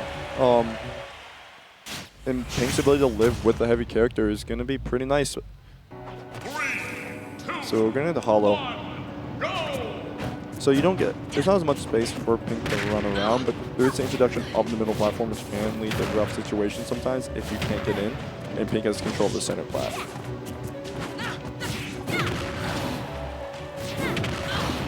That's going to take the stock though. Choosing there to use the Dragon Arm and the Smash Attack Arm plus the laser. Going to take the stock rather early, and of course Bear is a lighter character in the cast. So that, yeah, that shouldn't be at 82% on Pink though. You know, he got that lead rather early, but he hasn't done anything off of it until that hit, only doing 13%.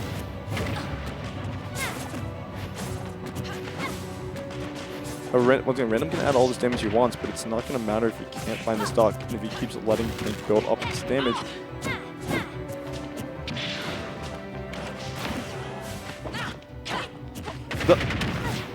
Down tilt, gonna go underneath F tilt, but neither of them are gonna actually hit. Good dash attack from Pink to punish the witch time whiff.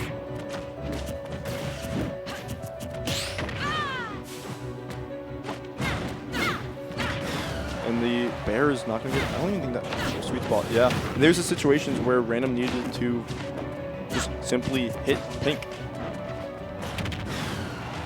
Megawatt gonna send off stage, has to get back. And it's just Megawatt can delay the recovery. But lingering Dragon Arm gonna hit the get up. After still not gonna take it. Not enough rage plus Min heavy. And you got up after the first arm. straight into Megawatt smash attack from Pink. Low key with the amount of rate. That's not even really due to random. Pink just kind of killed himself. He just went off stage and let himself kind of die, and random would just happen to be there. Because I don't think random did necessarily, like, there was no hit from random that led to that stock. Great bear, but not getting anything off of it when Pink's off stage. And the bats are then not gonna give random any like advantage there.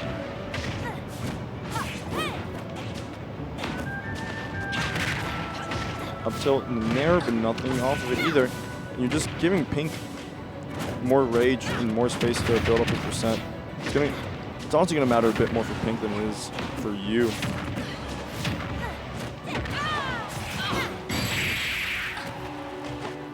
I'm not going to take it off stage. Yep, only one way you can go at that point. And that's going to be a 2-0 from Pink Crush against random.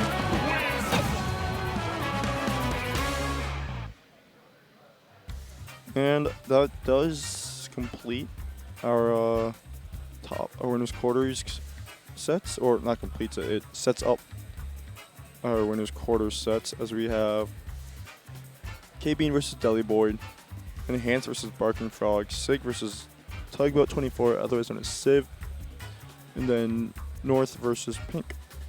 So, Enhanced, good player, to at least ranked 100th on the alt rank, and pretty good player, number 1 in MDVA. Well, was DMV. Does have arguments for number 1 in MDVA. However, this player, Barking Frog, bit of it. Oh, he's only like 20 something. Bit of an older head in the scene. Can't believe I'm saying that.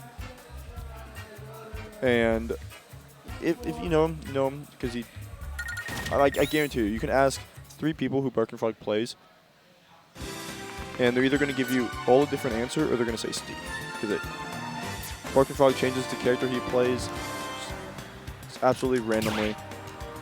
And it really just depends on the type of day, or if he, even decides to come around. He comes with like once every 5 months.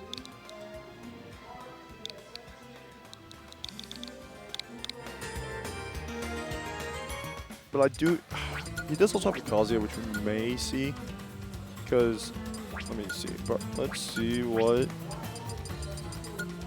Spargo just,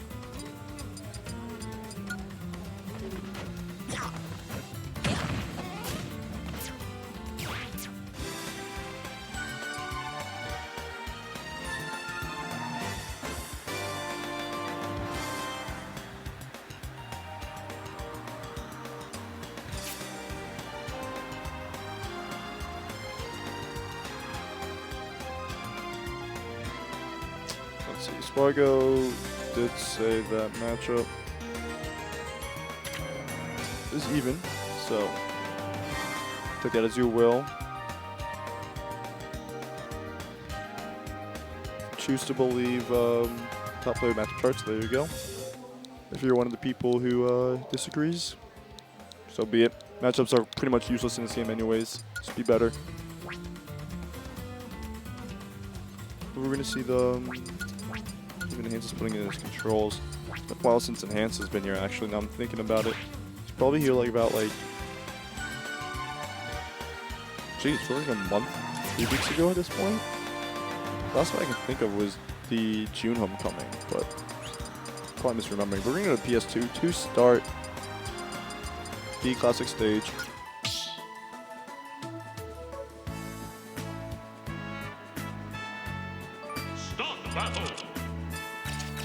Let's see what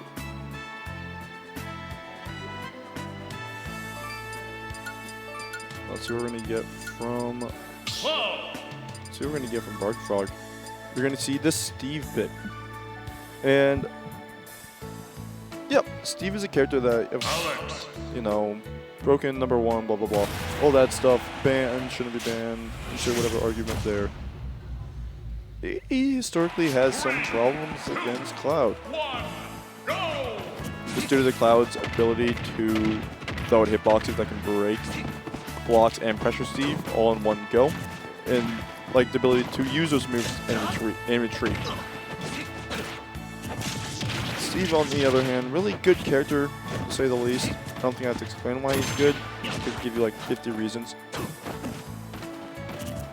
And sometimes it just doesn't matter. You're just going to be able to use Steve to bully other players. But Enhance has knowledge. He does have an own and win. So he knows how to play this matchup quite a bit. So it's also just going to come down to Barkdog's resource management.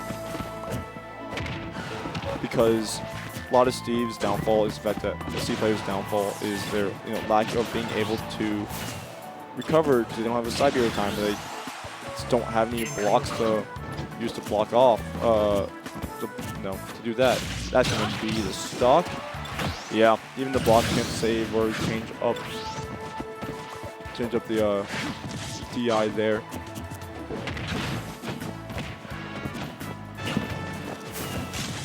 That was a really good upbeat from Enhance, realizing the situation that Bark put himself in. We're seeing the lack of really good resource management from Bark and Frog right now. No, 3 pieces of iron. 2 pieces of iron now. Only so much stone and no gold or diamond on the board to even help. So he's still struggling along with the wood tools. So he hasn't been crafted yet. And that bear is another big part of the matchup. It's a good, in general, that is a really good cloud move. Going too low. 104 on Bark and Frog. Good grab from Enhanced. Gonna combo off the lackluster air dodge from Enhanced. And there's the gold crafting. But only so much resource management. Can't tech it there, and you just crafted your gold, so you're going to be struggling for quite a bit. You also just lost your crafting too, so you're losing a bit of resource when it respawns. There we go. But you cannot be doing these when you have a last stock and when you don't have anything to begin with.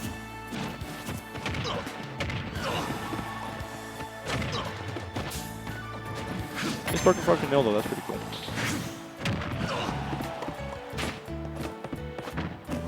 Trying to catch Enhanced with the Anvil to the air dodge.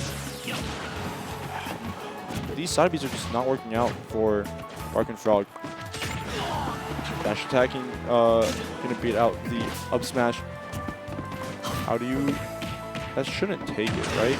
It's not. Yeah, Cloud is a bait away to him. That up throw is not the. It's a throw that kills rather than a kill throw.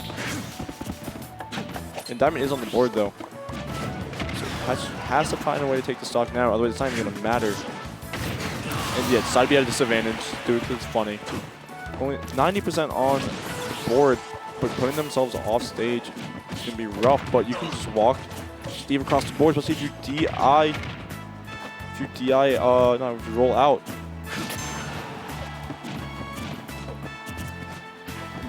Bark and Frog has to play around whatever limit option Enhanced chooses, because 114%. Wait, this could be it. No, not going to be it. That's going to be a great call on the roll out. Enhanced in a bit of a tight situation, going to be able to finish it off with the dash attack. I don't even think Bark and Frog had any DI where he could have lived it. And the commitment to the up smash really did put Bark and Frog in a tough position because he could have caught Enhance's landing or pressured a bit better. However, once again, the choice to commit to up smash going to limit his options quite a bit there.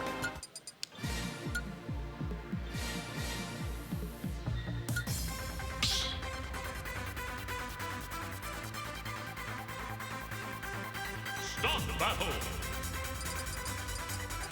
Whoa! Alex. Still choosing to go Steve for this game.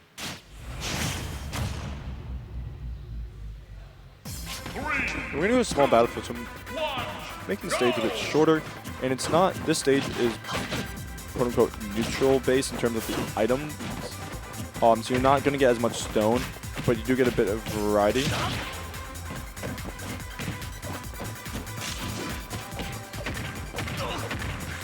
Enhance's DI on these up tilts have been really good. They're forcing situations where Barking Frog can't really continue off of them.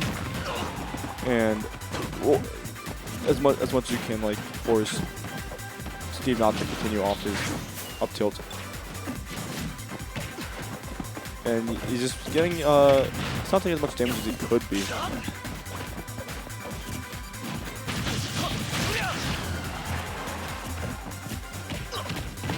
And the bounce off the block. Barking Frog's laughing himself a bit.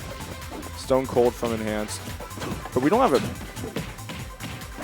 Yeah, it's going to back though.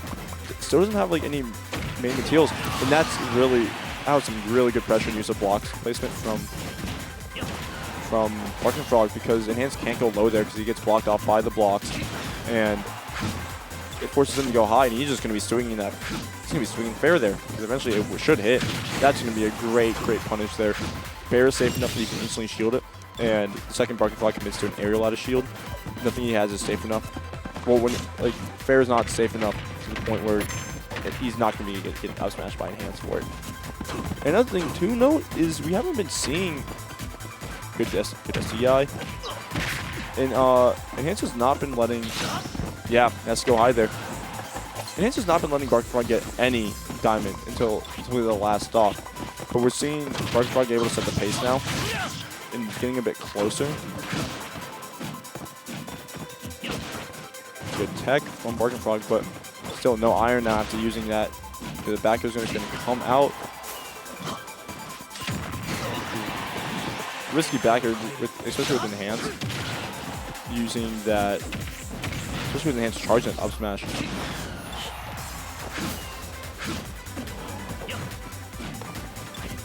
Sledge right now. And you're gonna be able to tech. Not even gonna tech. You're gonna use Darasol from the mist, from the lack of iron. That bear will beat out the up smash before he even comes out. And Diamond is on the board for that next stock now, so we're probably not gonna see it for this stock. Yeah. But there's commitment from Barking Frog. Gonna hurt him a little bit in the end. Backer not gonna take it a bit stale too. Good parry, but what are you gonna do here? It's gonna, yeah, not gonna commit hard or anything, but that's gonna take it. 50% on the board. And Barking Frog choosing to play the aggressor there instead of going for a potential crap. And really showing up crafting table who's boss there with the limit side B.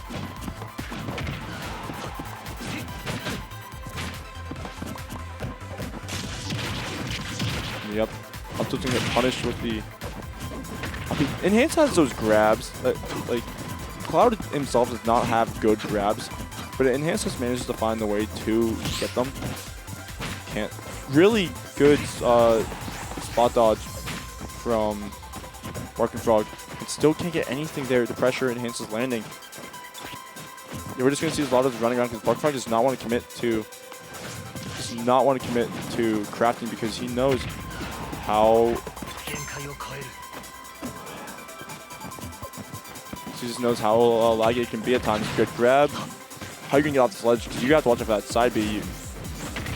Oh, but gonna use the neutral B there because you're still stuck to this ledge. Is that cart gonna? Oh, nothing's gonna happen. They're both these players gonna live. Other side of the stage though. Barking Frog's still gonna have control. Oh, this is actually scary. Nope. That should have been an up smash out of shield. And we're gonna see another craft of the diamond pick. That's definitely going to take the stock there. Barking Frog had it right there. Enhanced dash attacking on the shield. Frame 8 out of shield up smash. Would have taken it, but obviously, you know, in that scramble situation, you're not thinking perfectly. And that's going to be the 2-0 from Enhanced. Could have been a game 3, but it was not. And I believe we're up next. But I think. So was it probably going to see Deliboid? Or is no, it's probably going to be Sig versus Civ. Those are some Montrose versus Civ. There's like 5 different names that we can call like each versus. It's dumb.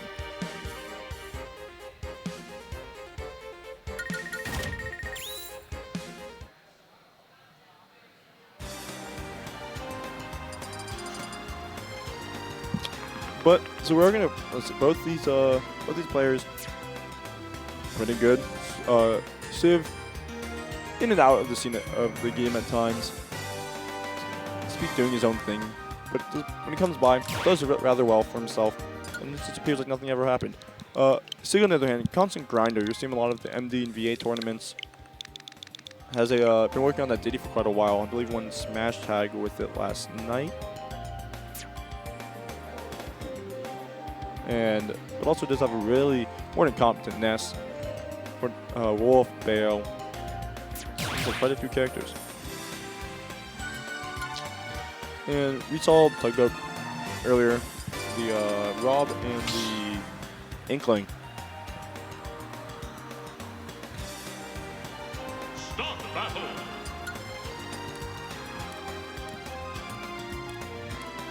Yeah, because both players, I believe, are up on stage right now. And we've seen character picks come out. The Ness pick for Sig. Yep, Ness pick for Sig going to come out. Which, once again, that was like his original character, at least the one I know him for. And Civ will probably...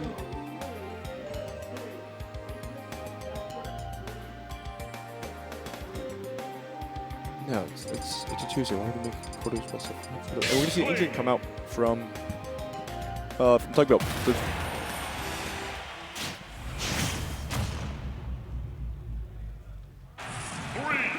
2, 1, go!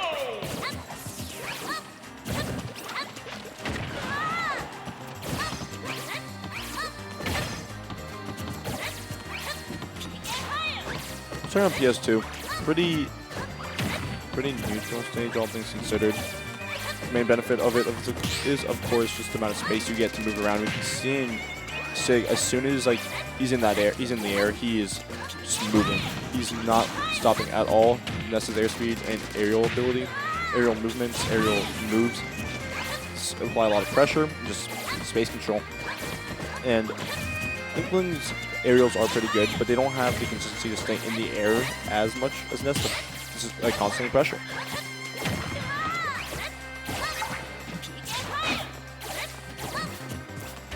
And there is no ink on. There's no ink on Sig right now, so this is gonna be kind of difficult if Tugboat cannot find a way. It's gonna take it. Yeah, gonna drop down and get hit by the connecting hit to up dash. Shouldn't be this. Is gonna be the stock.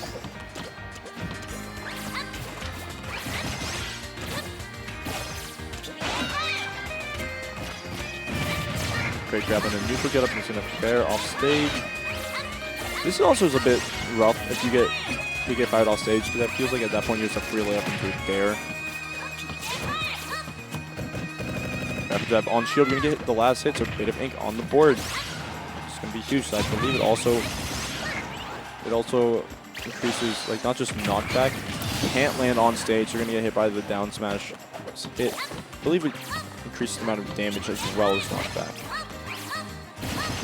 However, you also talked about it earlier, and you're got stuck on the platform, which is a Ness. You can just stand there.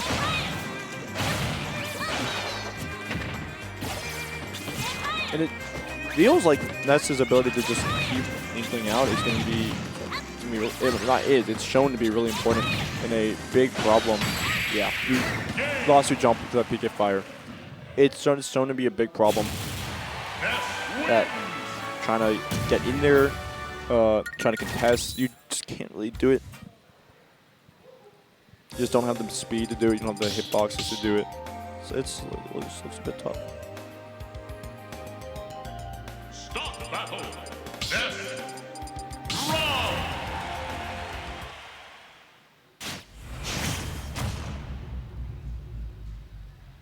3, 2, 1, go!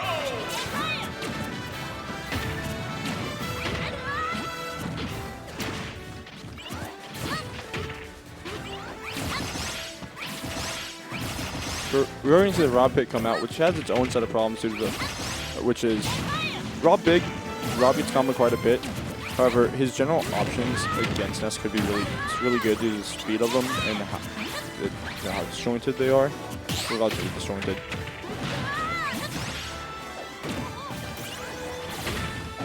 plus the introduction of gyro is a lot more prevalent than the oh, you didn't instantly burst it and you got stuck too over below the ledge. But the introduction of gyro is going to be really important as it's around for quite a bit more than down B, than splat bomb, is that what it's called? Splat bomb, than down B on Inkling. There, I'm shield not going to take it. Going to reset the situation. This is a kind of an interesting situation because it applies a lot of pressure as Ness, and by the time they get back to this ledge, you're there. You can react to anything that they do at that point. So you're on that platform. So but that could just be a bad idea. No, good diagonal live it. Back throw should with this rage, yeah, 100%. Gonna take off the top two. Why is it 13-12?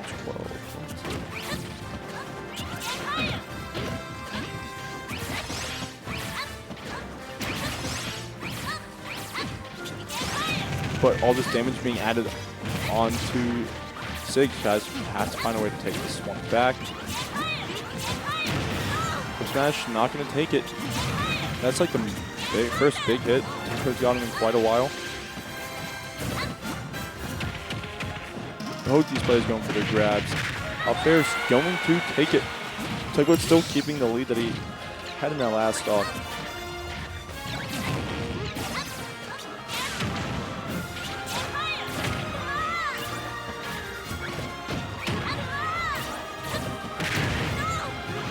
Great pressure on this stock right now. It's not seeing Sig able to start anything up, as they're consistently just getting out hitbox and just pressured by Ness. That's not going to take it. Yeah, even with like questionable DI at the beginning, that's an up smash out of shield.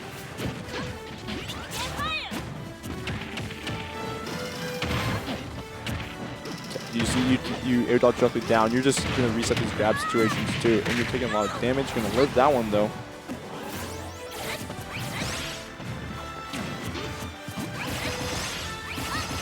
But what is also important is the amount of rage on this side of Sig. Watch out how that's going to be an unfortunate bounce off. Hitting himself, and I just think it instantly put him down to the ground with the bounce animation. He got stuck in so much lag. It gave Tugboat the freest back air we've ever seen. So definitely a bit of a better game, as Sig wasn't able to deal with the pressure as well. Didn't have the tools to deal with Ness's. At least wasn't using their tools to deal with Rob's aerials. But it's not going to matter, as we're going to see another counter pick with the Diddy Kong versus the Rob. And talked about before, this is a character that Sig has been putting significant amount of time to in the last year and a half, give or take. I don't know, but they've been playing it for quite a while, and it's one of the characters we've been seeing quite a bit more from them. Diddy Kong as a whole is also just a character that, well, if you watch the Easy for Easy video essay, we haven't been seeing as much of Diddy Kong as we did from the return of quarantine. And it's kind of forgotten, just this character's kind of really good because one of their main NA representation is pretty much Tweak. I'm trying to think. There's Tweak and Aaron's their main NA ones, correct? And Aaron just comes around every once in a blue moon, so mainly see Tweak. And that's not gonna take it. But the banana off stage right now ain't gonna be off stage quite a bit. Not gonna allow Sig enough time to pull another one. However, that down tilt into up smash is going to do it.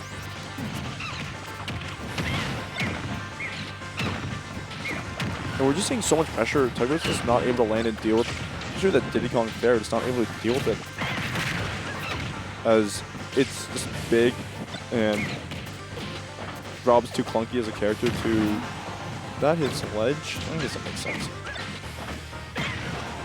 Up tilt, angle down, and Typo's gonna run out of, well, what's gonna run out of fuel soon.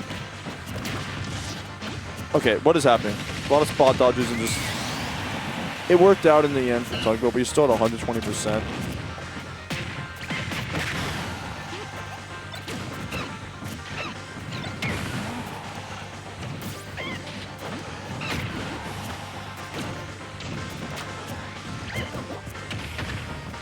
We're not going to see the up smash hit. So with a with a stock deficit in a dream, though. Not sorry, percent deficit in a dream. But that up tilt is going to start killing soon. Not going to be there. With the lingering hits of up smash, will take it as we see Tugboat trying to come down with an aggressive option. It's something just not going to be in the aggressive side B back.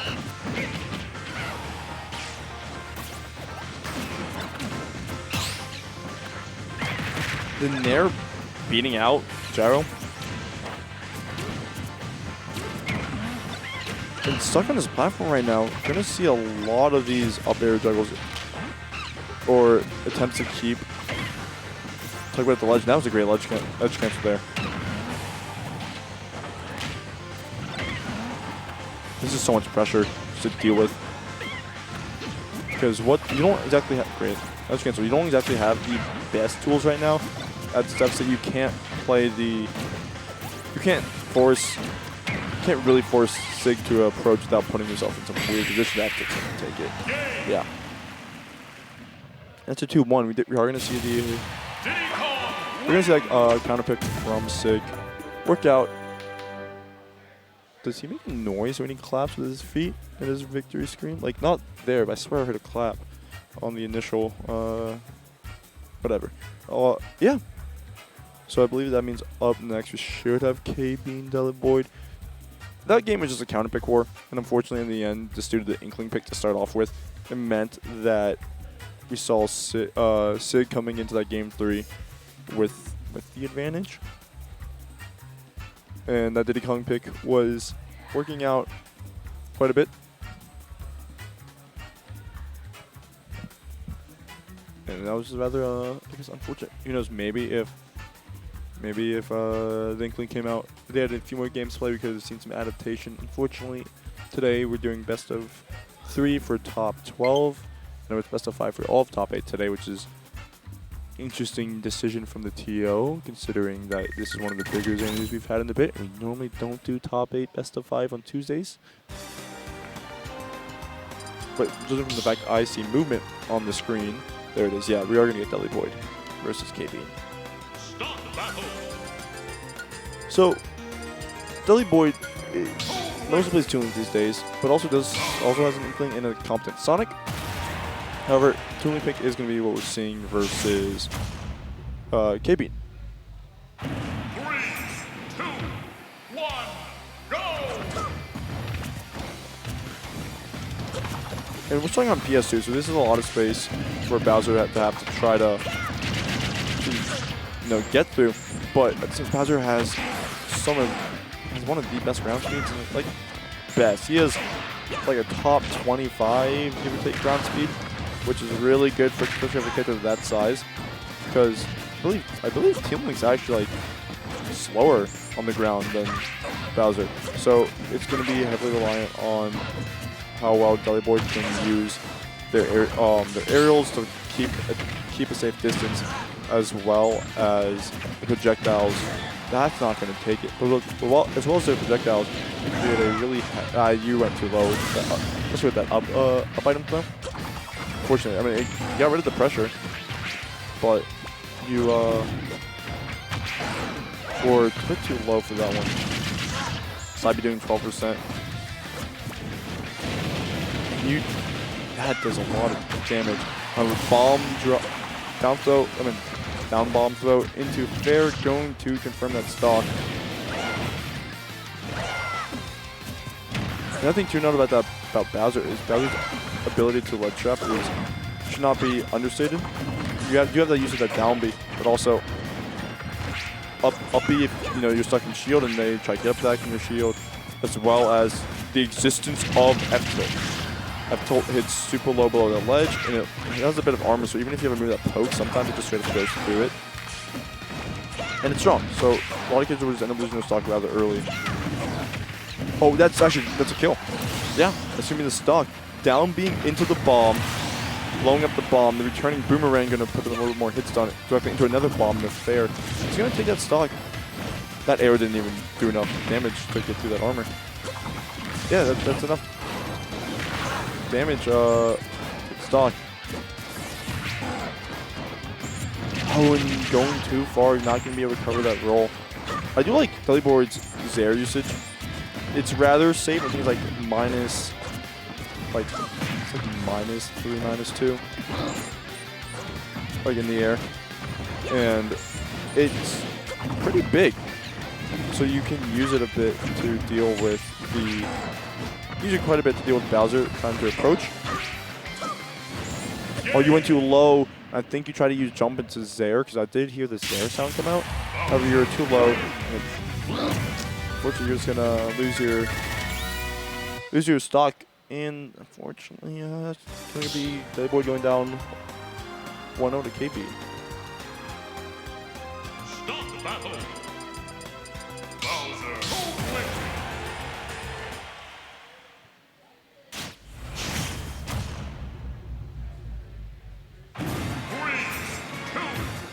Running it back to PS2, so obviously not seeing anything wrong with the stage. Most of this, potentially could be just how he chose to approach it, like how he chose to deal with Bowser.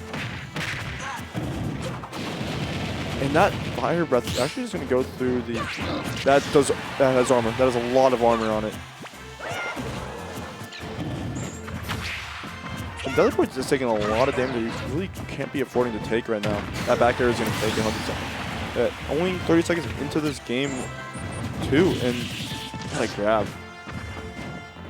We're only seeing 35% on KBean as Deliboid's already lost his first stock. And going above the ledge, you're going to poke, and it means that they're not going to snap instantly, meaning as well that down air is not going to spike. So up air. Nothing's going to come, or at least no stock will be taken. Great just avoidance there. Yeah. Bomb into fair. We're taking only 35% on Deliboid. So that lead that KBean had was rather huge. I'm going to be joined by Lugia on the mic right now, dashing to talk about this one. Didn't even touch the button. I pressed the wrong button, but shoutouts to ssbu. I love this. This bracket's that is so messed up. That's true. A combo. That's true. A combo. That's true. That's so messed up. So KBean, I think. Oh my God, his life flashed before his eyes. The big thing for Deliboid here has been though that Toon Link struggles to kill obviously without getting the bomb fair and stuff. Like bomb fair lasts a while on Bowser, but Deliboid kind of fishes for kills a lot when he is losing in percent. But I mean, he's getting some up airs, bringing himself back into this game. So we'll see what he's able to do here with 47% on him, but 66 climbing rapidly. Bowser does a lot of damage, as we all know. And the thing about fishing for kills is Toon Link is if you're fishing on Bowser, you can hit his shield at like 45 and just die. Yeah, watch. That's true stock though. Yeah, boomerang into fair, 83%. So this is quite a danger zone. We know we've played KBean before. KBean's just willing at this percent to just throw out the whole kitchen sink. He's willing to just go for stuff because like you live a long time. There it is. There's a daring disadvantage. It's the Bowser Classic. That was but I like that he's been going for these bombs. Oh, that's dead. That is dead, and that is the set win. So KBean takes it 2-0 and is in top 8. Yeah. One side top 8. Deliboid is unable to figure out how to deal with a lot of the armor and just the movement speed of Bowser. Yeah, he looks like he really didn't understand it. Fully get the picture there. Yeah, and I mean, KBean is I don't know how to. He's a really force the situation Bowser. His advantage is. It's really good. His advantage is really good, but to get around his neutral is not normal. It's weird. It's a weird neutral because he doesn't like attack, and I mean, it's weird. His neutral is He like tries to play bait and punish until he gets bored and then runs in. and then he just runs in F tilts and it just works because that pivot F tilt like- is amazing. And no one expects you to just run up pivot F tilt from the other side of the stage. It's like there's this one. Bowser is clip- like the 25th fastest character in the It's kind of disturbing, but there's this one Bluxish clip where he runs across the whole stage and just grabs the shield. That's like in my brain. That's just Bowser mode. That's just what Shout out Bowser to does. Bluxious. Hope he's doing well. Yeah, shout out to Bluxious for real. However, that also means that we're going to get into Pink Fresh versus North. Dude, this bracket's Even so when, weird. even when Pink is fighting someone from out of region, he's still fighting a character that you and me have both, we've seen this matchup more than any people should. Yeah, it's a little. How is okay? You know, how is everyone going in chat today? How's everyone going? You know, press 1. Press 1 for the run. Press 1 for the run. Press 1 if you're Team KBean. Press 2 if you're Team the rest of bracket. Let's see how many 1s or 2s we get. Did Rel leave already? I know he got like kind He's of. here, I think. No, He got a little mad, but Well, to be fair, he had to go from north straight into Kapuba. So. yeah, it was a little rough. Whose fault is that? Huh? My fault. Huh? Yeah. My fault. I still went 2-2, which is funny. I think My controller started being really bad in losers, like really bad. Like, none of my stuff was working. But we have North, who is a Nova Wii Fit. Nova Sova, Plays- mostly Sova, but Oh, mostly Nova? mostly I know, Sova comes back during the summer to Nova. plays a lot of Wi-Fi. Do they? Yeah, they were a big Wi-Fi, at least back in like. Yeah, but like every Wii Fit was also a big Wi-Fi. Yeah, but like And I then feel we like, all got significantly better when we got offline. Huh? Crazy but how North that will works. come back every couple months, enter like 3 tournaments and just own. Yeah, I mean he got second at Smash. His Tag playstyle last is week. what we'll call extremely patient. It's weird. It's weird. It's weird. Like for Wii Fit play, it's rather campy, but at the same time, his ability to commit to the camp is just very Unparalleled. no. It's lackluster. His ability to commit to the camp. So he's like the KBean playstyle then. It's like KBean of Wii Fit. Yeah, because there's like, yeah, pretty much. Yeah, his he will camp because that is the nature of Wii Fit as a character, but his ability to commit to it, consistently be camping, is just rough. Because you just don't. Wii Fit sometimes can take a lot out of you to try to like force situations, especially because deep breathing exists. It kills early, but sometimes you just can't kill. And if you're consistently hitting people with soccer ball and stuff, constantly you're consistently doing that to the point where you're not killing them off like an F tilt or something, so you're forced to weigh in, blah blah blah. But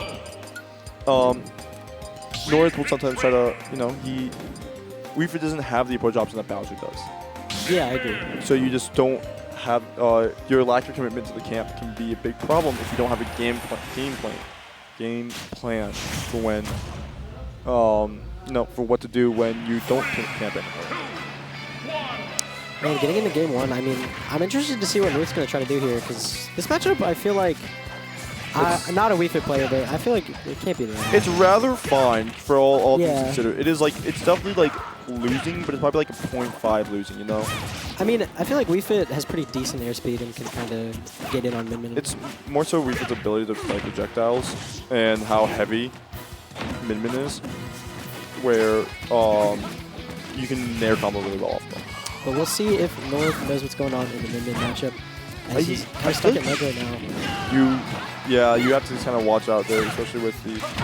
Yeah, we saw the nair time come out. I'm gonna get down fast He's forward. trying to land above the stage, Pink not letting that happen. Definitely. Honestly, I feel like against Min-Min it's better just to go to ledge and just try It's to... weird because then you get stuck at the ledge with some Min-Min, but also Wii Fit struggles a bit to dealing with Min-Min's ledge pressure, especially because of the existence of Wii Fit's hands on up B. How you gonna I go? mean, that's a good weight there. And you get the little sun action. You just have to be smarter with your landing options, just more so than it being a go to ledge type situation. We'll see what North can get. Gets the up throw into forward air. Oh, does not go for a grab or anything like that. Just goes for the up throw, maybe expecting a roll or a land on top of it. But Pink Fresh is being patient, waiting him out. That's really all Pink needs to do here. I feel like North That is... was a stupid hitbox. Again, you were right about what North is doing. North will camp for a couple seconds, but then he'll try to go in. To be fair, it's also on the message where you can't commit the To whole camping? time, Yeah. but you definitely have to be. It's more so smart camping than full camping. No, it's not like Kazuya camping where that's a really good call. Good. Yeah. Pink He lost his should jump. be dead here. Oh, But- he messed up. He could have just done the neutral beam. He could have, but then I guess he wanted to keep it for next stock, but no, not even then. Because he can just charge it when Pink's dead. Because that move like takes a bit of charge, but it's not that long. Plus, you also you really shouldn't be using. should be a kill. Up air. No, gonna go. Gets the Oh fair, shit! though, The gets the Pink. fair. You do it like 3 moves and One it of all them worked. One of them hit. That's all that matters. But that's scary. You lost your jump. Yeah, he keeps jumping from ledge here. I feel like just neutral get up is a lot safer. I feel like, I mean... It's weird because then because then if you do something out of them, that's not true. You should know that. Just people make Min Min out to be, I feel like, a bit more impressive than she actually is. Oh, she's still really stupid. Don't get me wrong. She's great. I'm at still. that. Oh, that's that a really is- good that fall is a from. very good, yeah, very good forward air there.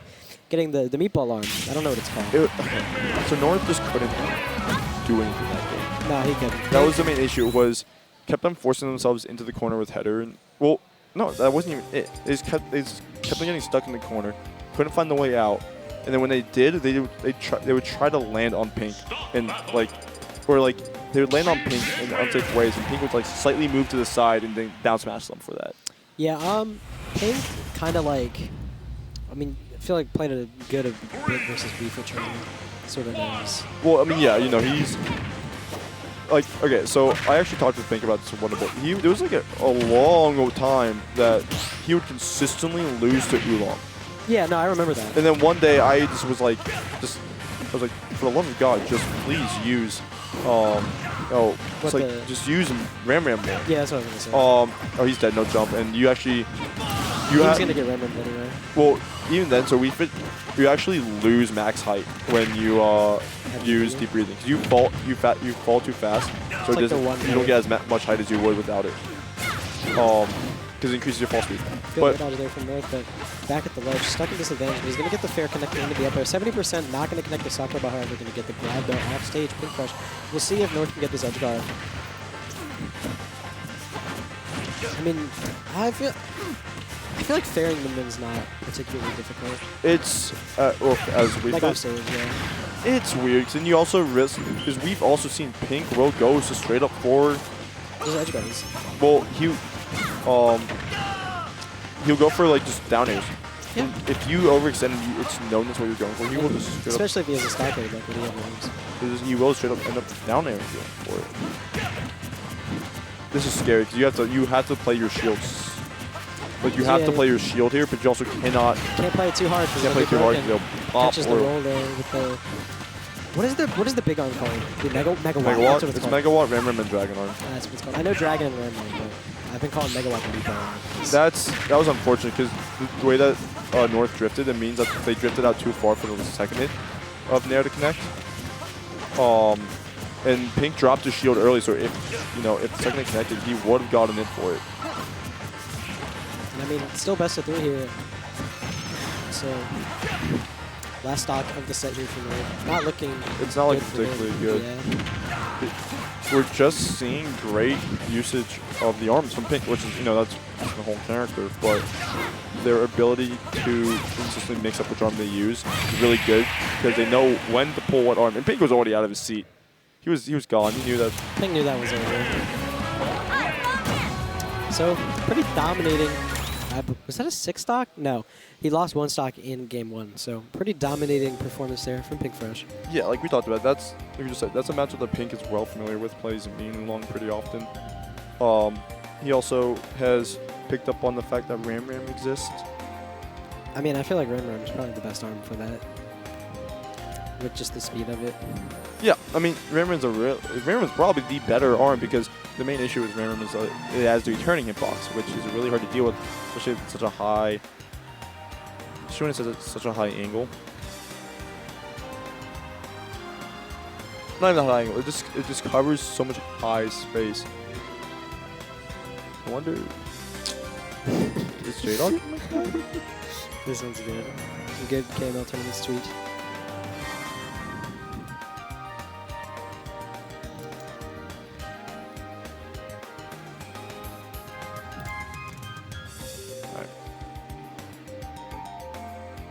So, did you see? Not sure if you saw, but the organization UYU,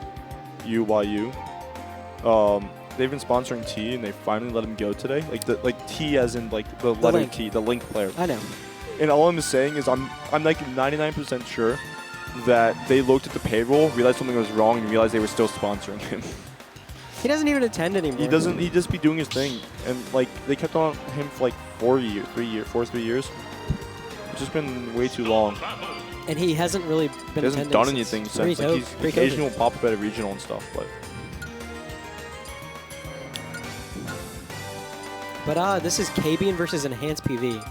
Last time these two played, Enhanced won pretty handily. But KBean said he likes the cloud. Oh, someone's Pro Controller is still connected. I think It's North who's still connected. North. But fair reminder to everyone, if you're using the Pro Controller, the non-normal controller, disconnect those things. That's why I'm a Pro Controller hater. Oh, that's why you use GameCube. That's what I'm saying. GameCube clears. Like so hard.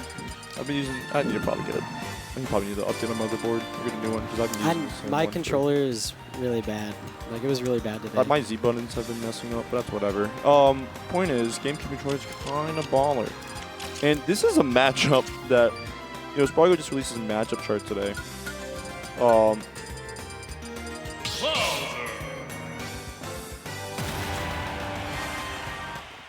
Let's see. Spargo released a new matchup chart. And in it, Bowser was in loses. KBean said that this matchup's pretty like even. Yeah, no, this is a rather Bowser. fine matchup for Bowser, all things considered. Because like I don't want to say that Cloud can't kill Bowser, but it's like Cloud hits Bowser and Bowser doesn't go. So we've seen like the main uses of Cloud's like kill moves is back air. Back air steals a lot, and that becomes your main neutral tool in a matchup where you consistently get walled out by better aerials. And Bowser doesn't go nowhere from back air, especially at low percent. Yeah, so it's nowhere. And then at a higher percent, when when it's stale, it it's doesn't stale. quite a It bit. just doesn't kill you until like 180. Also, that get up attack to note is big. Oh, he read that roll, but he does not let it rip really enough. But yeah, it's a big side B there. Not going to kill though. Obviously, 105%, 126 on enhanced. Trying to get this ledge drop, goes for the dash attack, misses. Also, now I'm thinking about it, F tilt if cloud players don't. Catches the jump back there with the F tilt. Oh, it doesn't go for it that time. Just being patient, catches the jump there with the F Because tilt. at that point, up tilt you can react to literally anything that players do with up tilt. And that actually wasn't that bad. You just react to him situation. getting up and you just up tilt. Oh, he's Oh, dead. you chose to go high there to mix up, but Enhanced didn't commit to anything, so that's gonna be. Yeah, He Enhanced got waiting charge there. on that too. Like I think we as a society should see to start parrying side B. Who's Cloud side B? Yeah, because especially like in the maybe not parrying the second hit, of Bowser course. out of shield is so good because you can hit cross arms. Because like Cloud down tilt, the crosses are up your shoulder. Wait, this is actually a so much big damage, though. combo. Oh, he's gonna, oh my god. You're about to lose your limit, by the way. Yeah, this is about 3 or 4 seconds. Yeah. Oh, it's gone. So he's gonna go for a dash grab instead of potentially, using a neutral B, something to I mean, throw it out. KBean not really giving him too much opportunity to use it. They're playing very patient there. Gonna get the side B though. So 84 on Enhanced, who has the lead suddenly now, playing this very well after going down very early. But that's the thing. That is like the one thing though about Cloud. Cloud's damage output is rather Very consistent. good. It's just at times killing. Killing like, is the it's big funny to say struggle. can be a problem, especially when you start staling all your moves quite a bit. But this is when you want it, and KBean catches him. Just does the up tilt on the shield, but KBean ready there, gets the back air, goes for an up tilt. Good parry. Good parry, but it doesn't matter. That move's super safe. Probably and just it want is to up fresh. you there. It's probably the only thing you could do. Oh, big nair there. Enhanced was not ready for the jump off nair. Hasn't done that yet to this game. And this is best of 5 as it is top 8. That reached. That move is. Bowser has some really interesting things like ground speed, forward air. Okay, first of all, his fair is the Father, Son, and the Holy Spirit. That move hits directly above, hits behind directly in front of him, and directly below him. And behind him. It hits behind It probably him. starts the end of it probably hits behind. But like the point is, the fact that it has such a big hitbox is obnoxious because it's not even like a slow move. It's really not even the hitboxes. It's the speed that makes Bowser Bowser in this game. Obviously. Yeah, but this is actually good. This is really good for Enhanced That was right a now. good decision from KBean to go high instead of going for an air dodge because if he air dodged He's Enhanced, going to get forward smash. he was Well, Enhanced went for like a day off stage. Oh, That was a bad big. decision to just chill there. Yep. Because you need to land on that stage. Because, Air dodge or something. yeah. And Enhanced went off stage there, so that wasn't like a bear at the ledge or whatever. Yeah, air That's- dodge there, you just go to ledge and you have stage control.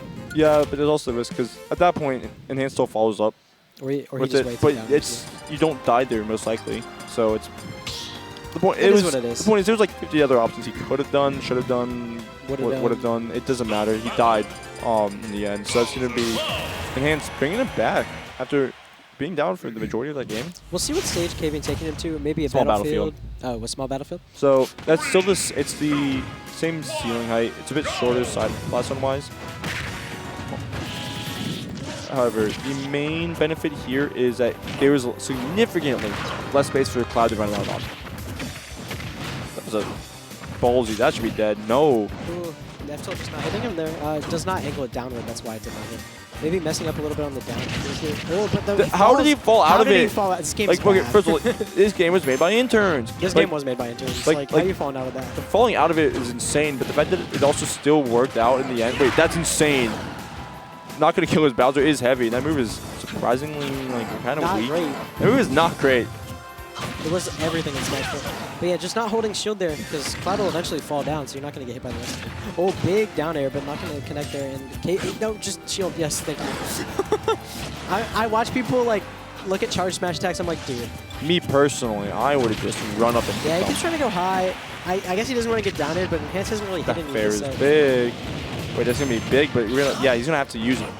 I mean, he's still going to get a side B, so still going to get the damage on there. 127. That should be a stock.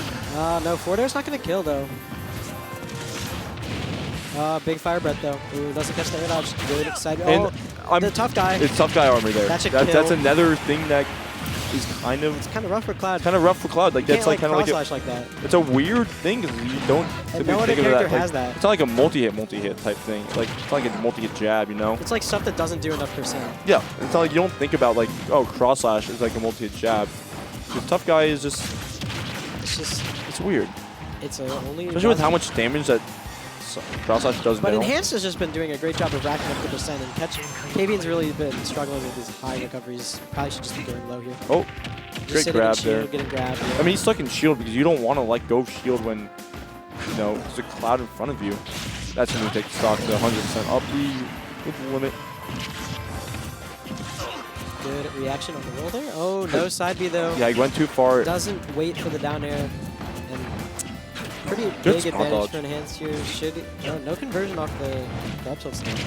Yep. That's just a good option against Cloud, specifically great parry.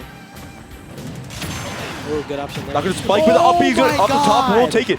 That was an That is interesting that trade. is such And an Hans looks like he's trying to hold back a laugh. But That is pretty funny, yeah. yeah, I mean, it was a trade off of the... That's insane to go for. Oh, good S. Oh, but now you're not going to... Oh, Wait, that should just be a gets grab. a jab though. Oh, No. reads the that- spot dodge, but no up tilt. I mean, we played KBean. We know that jab into grab is a true combo at some points. I think there's a bit too much rage there for it to be true. Yeah, I believe that's why he went for the read instead. He's going to get an up air, so 43 on Enhanced, and then he's going to get that. 66. But limit is out, so this is really good for Enhanced. There's a down smash. We talked about. Oh, he goes He's for the fine. edge guard. He's Yeah. living, though. Oh, but he's going to Oh. get back here. This might be it here. No, he has a jump, Oh, though. good air dodge. He air dodges that time, learned from last game, but he's going to air dodge again, get nared. So pretty rough situation. Ooh, The gets last hit of up he's going to do, but Getting grabs. Enhance's grabs are so good. You see what I mean? He's just grabbing. I mean, Why are you grabbing the last hits? Oh, that shouldn't be it's it. not going to kill. No platform. Oh, it just lands with forward air. No, not gonna kill Bowser though. is Yeah, Bowser is heavy. heavy. Wait, that commitment could have been. That commitment also been the should have game. killed Enhance for it. What are you doing? Oh, You went for everything there. that's just like a panic option. You didn't need to panic.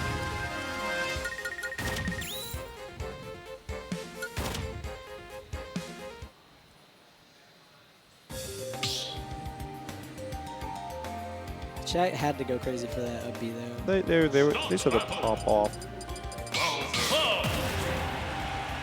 And it's just not undoable. But trying to reverse 3-0 Enhance is one of probably the hardest things to do. 3, 2, 1, go! You've had to take like 30% from it. Yeah, you took 31. You took 65% from like 3 moves. About to take 87. That was insane. That was a 0 to death from KBean there. Good grab. Yeah, he's fishing there, but 48% in a stock.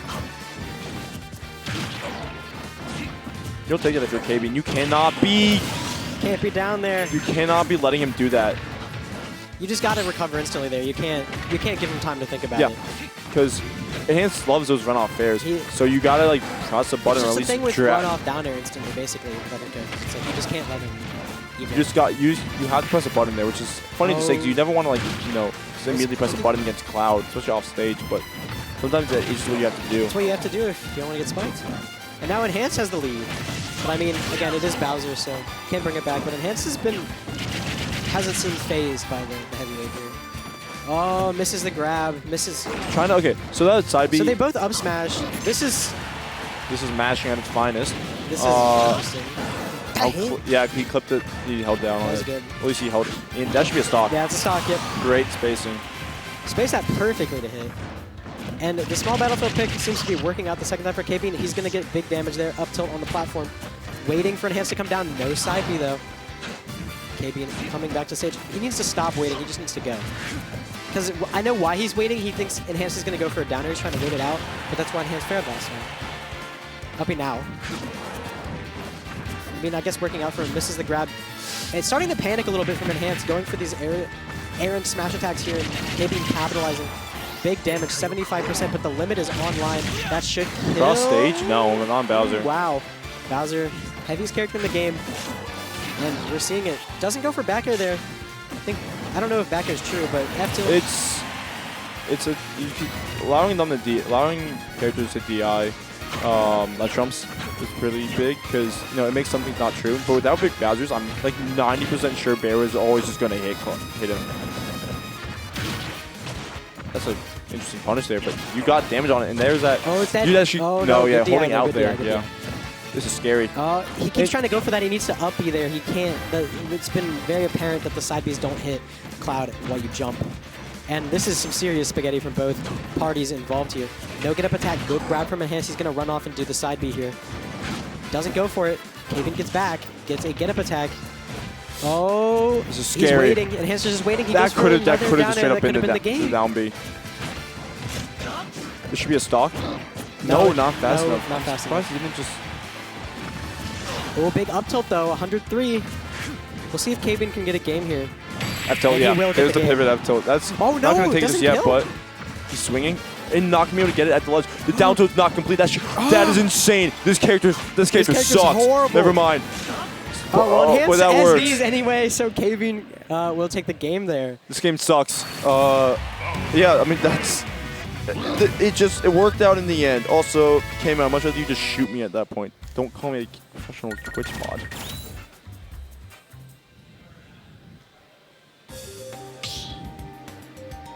Oh, I didn't see what stage it went to, but wouldn't be surprised if it just ran it back. That stage seemed to be benefiting both players. But we see the Byleth pick come out from Enhanced here, actually. Enhanced pulling out the Byleth, things he can maybe win with the Byleth. I mean, all the games with the Cloud have been last hit, so I mean, it's not like KBean's been getting destroyed or anything. This is definitely a character he plays, but... He does this is definitely the secondary. I think it's probably around Wolf level, maybe. No. Is it the Wolf way better, you think? His Wolf is way better. But it's definitely a character that, he's competent with. He's definitely That's the good main at thing. playing his character. And maybe he thinks KBean just doesn't have too much experience with Byleth. I think another thing to note is... Byleth has a lot of interesting quirks that you kind of have to know about. Well, that and we've been seeing how much KBean has been getting away with offstage, just living off stage. And you can't, as Cloud, you can't commit hard to that, but Byleth, you perfectly can. Getting caught arrowing KBean with a pretty hefty advantage, but you do want to get that offstage damage, but you do sacrifice maybe just the neutral efficiency with Cloud that you maybe just don't have with Cloud there.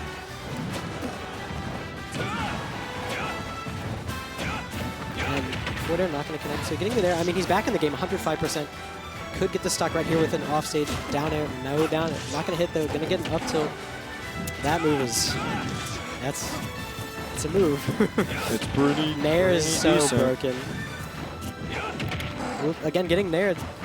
Enhance, getting all that mileage. Oh, big overcommitment though. 46 on your Enhance because of that option. Gonna get arrowed though, so offstage again. See if Enhance is able to bring it back with the Byleth for KBean tacking on more percent. 70 now. Onto Enhance. Maybe. Ooh, goes for an up smash. Gets a spot dodge out. That move has less lag than you'd think. Big up tilt there coming out from KBean. 96 onto Enhance now. No grab though. Big forward coming out from KBean and again offstage. Do it again. He's doing that every time and KBean's punishing him for it. So the Byleth right now not looking like a super great pick.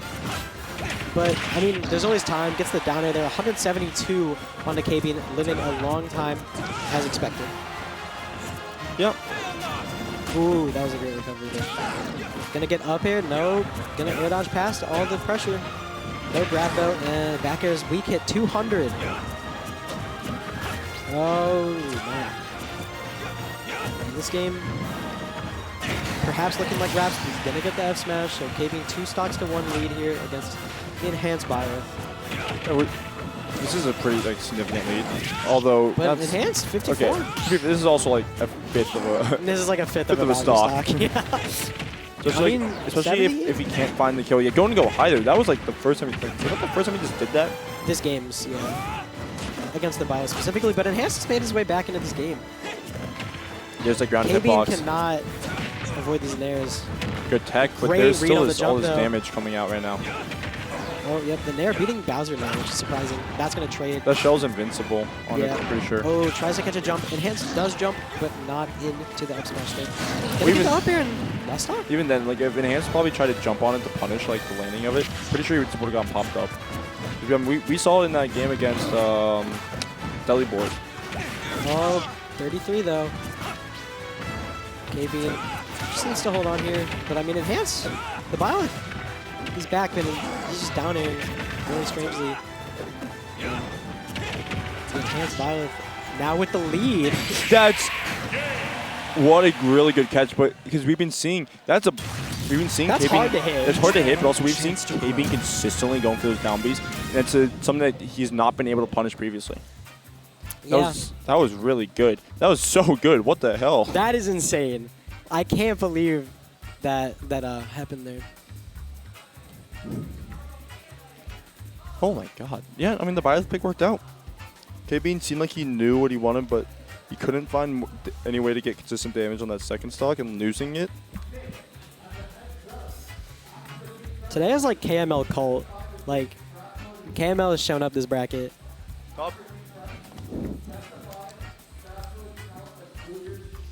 Dude, looking losers. I just didn't hear anything you said. My fault, crewmate. No, I couldn't. I just couldn't It's understand it. TrapHood Kallen into KBean. Yeah. Wait. Yeah, TrapHood versus Kallen. Yeah, isn't that what we're... Kallen beat Tiger... Barking Frog versus Kapuba. Oh my god. Start the battle. Oh boy. But we are going to get Pink versus Sig. Whoa.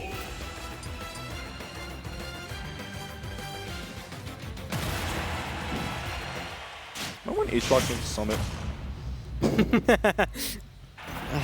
He went game 5 with AK in Puff. Don't hate on H-Box. Sorry. No, full hate. Sorry. Full hate. I'm a believer of the H God, the church of the rest. Full hate. Love hating. Hating's awesome. I'm a hater.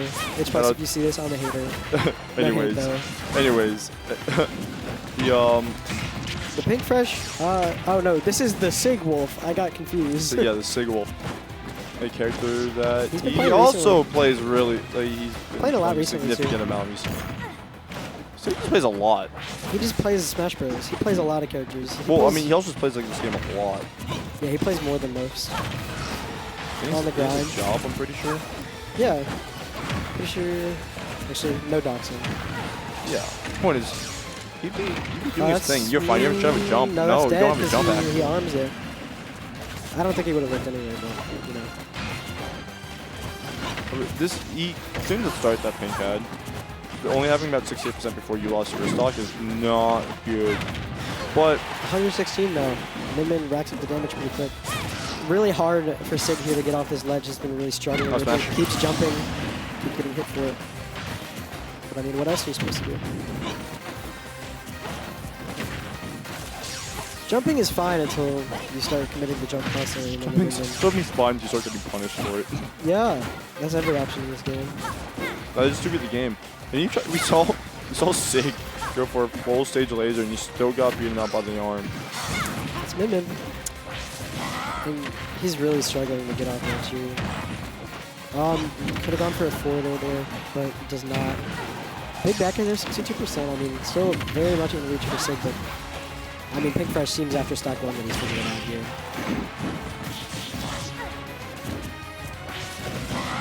That should be a stock, yeah. Trying to potentially catch. Maybe pressing some buttons. However,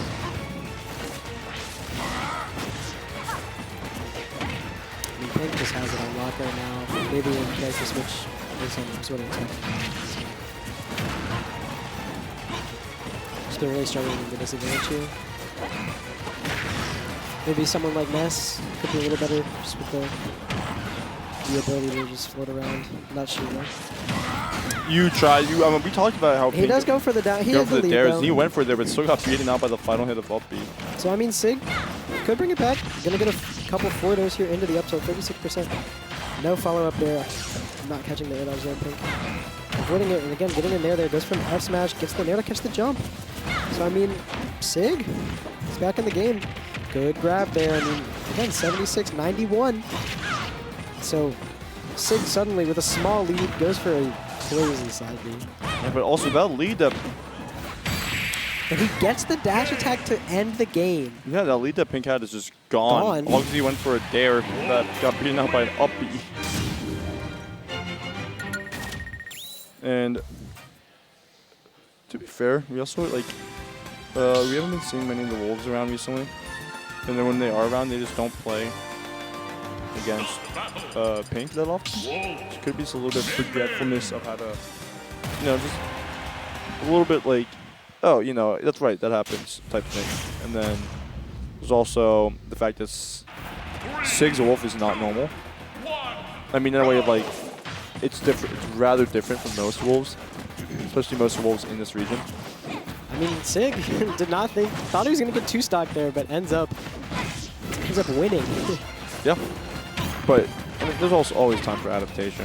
I'm Obviously, sure we'll see some, but he's going to have to do it here.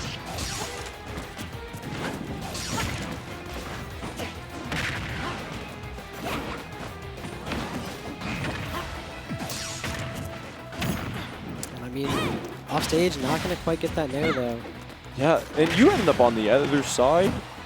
Somehow, so you can punish the up smash on shield, but that F smash with Mega Watt will take your stock. Catching a lot of these jumps out from Pink Fresh now. Oh, again, just barely missing these nairs. These nairs would get the stock off if you can hit them. But you have to hit them. You do have to hit them. Gonna get the forward air there. No nair coming out. Tries to go for it again. Goes for it again. He wanted something. We didn't see him go for the dare there. Probably not feeling it was a worthwhile trade. Plus, that's just a low percent. It's still low percent. It probably wasn't worth it to go for it. But you can, you can go for consistent hits. No tech, you're dead. No jump. No jump. But you can go for consistent hits as they try to recover. And Mimin's arms with the lingering nairs and the fact that he just throws something out, you can just keep hitting them as they try to come back up. Before you could end up losing your stock yourself, but you but you just end up killing them as well. It's like kind of like how Puff can edge guard Fox just by consistently hitting him to try to fire Fox back up. Except Puff lives for some apparent reason. Oh, great nair to land there.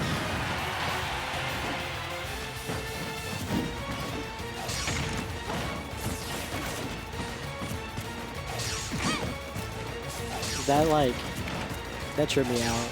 The reflection of that, it's so fast.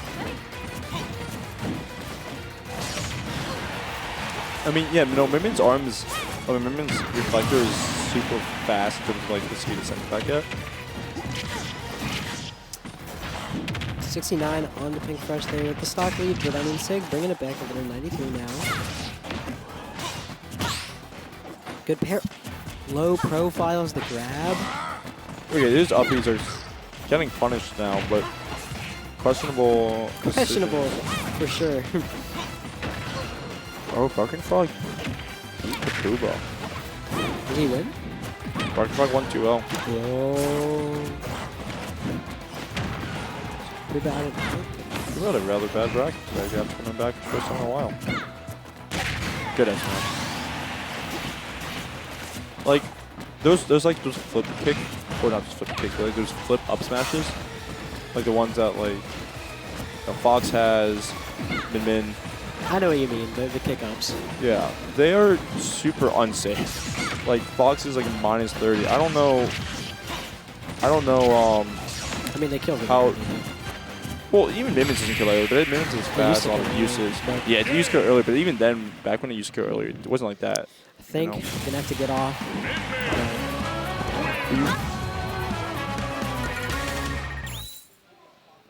Dog, I need to grab a snack. Do I really want to commentate this? Is it worth the comment? I'm gonna go grab a snack. Have a good. I'll be back in a little bit. Start the battle. Whoa. Min.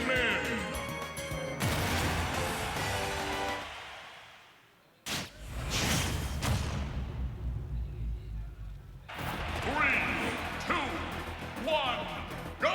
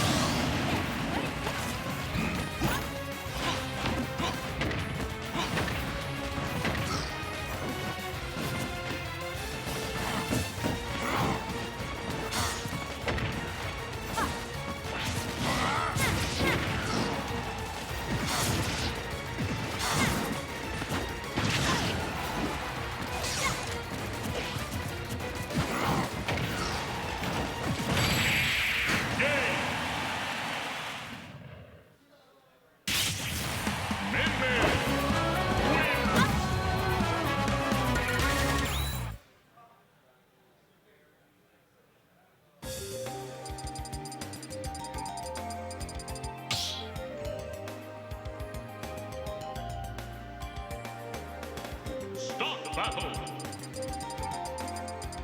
Min. Diddy Kong.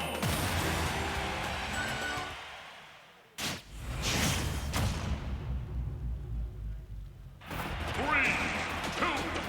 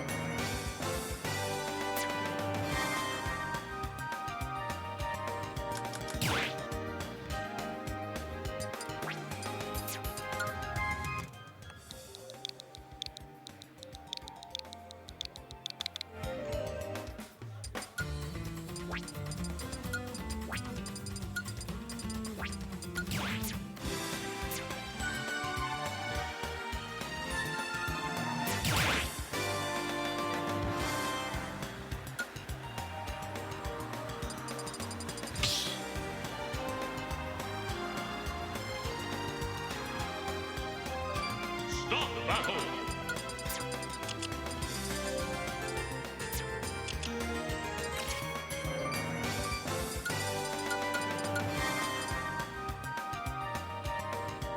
Pokemon Trainer.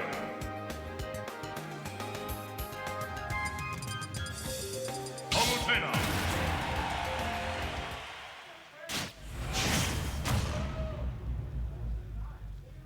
Three, two, one, go!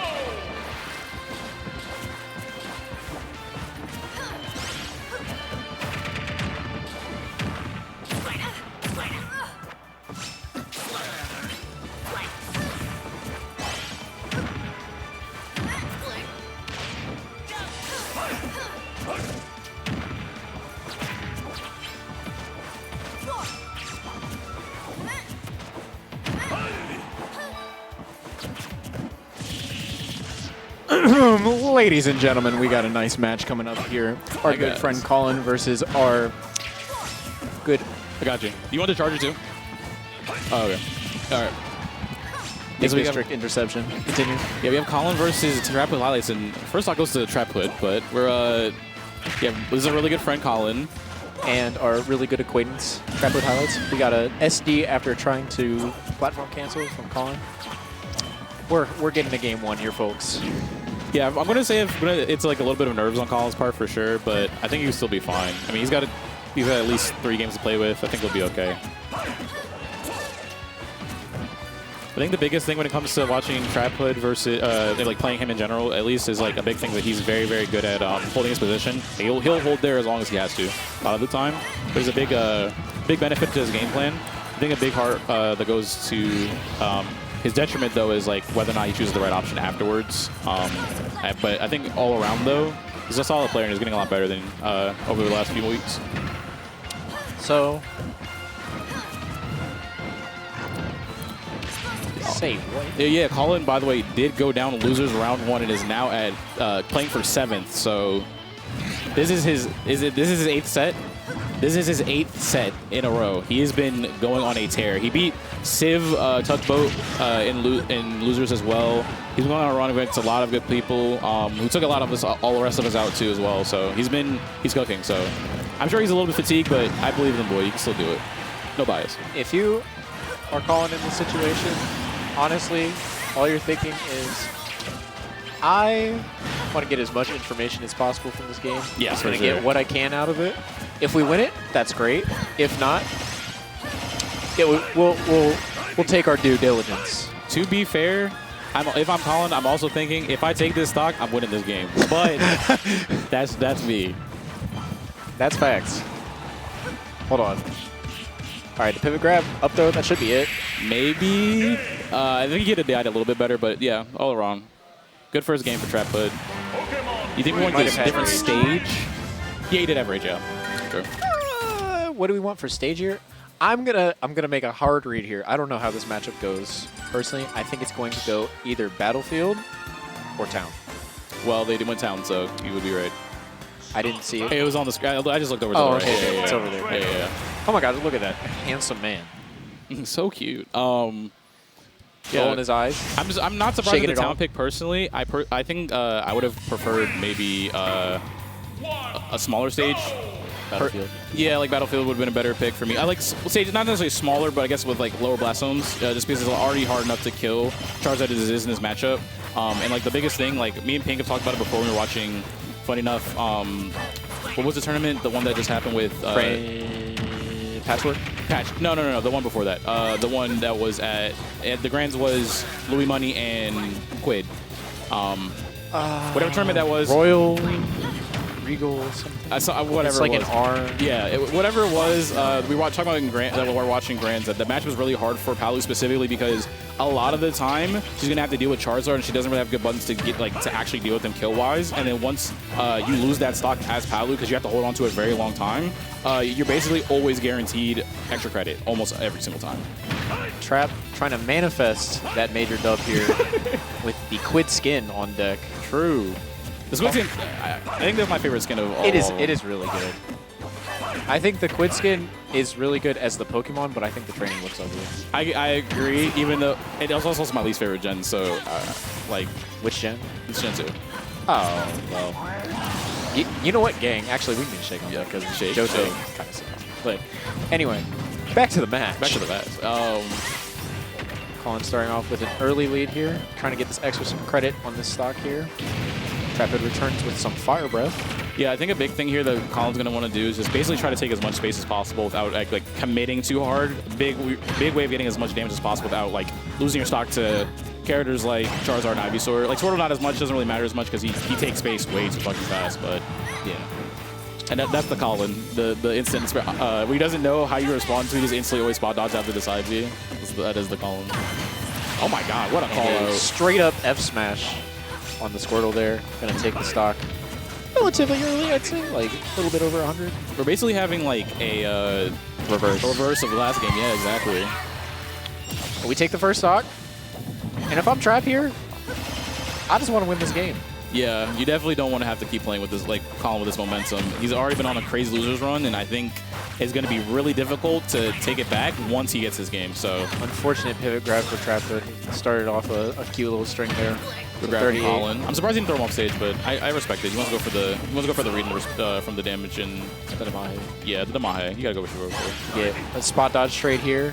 Kallen recognizes the smash ultimate's happening. Hits him with a dare. The smash ultimate's prevalent. You can't get rid of it, no matter what level of play. Dreaded, run from it. All right, Kallen's kind of in the blender right now. I think he needs to just back off in a reset situation altogether, like this. Trap playing from this deficit very well, taking his hits and running with them. This might be death. Yeah. Yep. And we're dead. Still winnable, still losable on both ends, but just depends on how these next interactions go. Trap definitely has momentum right now, but Kallen can just keep his space and it's a little scary. What are we doing here? Kallen taking this. Ooh, beautiful pivot grab. They're into the pivot grab. Oh. They fell out of there just slightly too early. It's a good thing they weren't on Ivy because he probably just instant tether, instant down air, and killed him. Yeah. All right. But I don't know if they would have been able to make it, actually. Tries to go for the Palu Nair up tilt mix. Yeah, he's definitely going to need Squirtle here. He's only going to try to take the stock as early as possible. Trap doing... Yeah, that's game. Little interesting thing about the end of that game there is Trap is also known for being very unique as a Pokemon trainer, especially in this region, for his switches. Yes, I agree. He switches very different from every Pokemon trainer here. Yeah, he's very big into the switch. Like, he's very sporadic. I want to say sporadic, but he's very, like, willing to just go for them more often than a lot of players are. Like, a lot of people, like, you know, they're like, oh, the percentage ranges or, like, oh, situation ranges. He's just willing to switch whenever the situation he feels like he needs the other one, like, instantly. He never pulls punches on those switches for sure. Which is interesting. It's netted him a lot of success at this venue. Yeah, I definitely agree for sure. All right, so we're going to Battlefield. It's an interesting counter pick from Trap. I feel like this would be Palu favored. Yeah, I thought it would be Palu favored too, but I think traditionally Pokemon trainers really like this stage. Yeah, they do well naturally.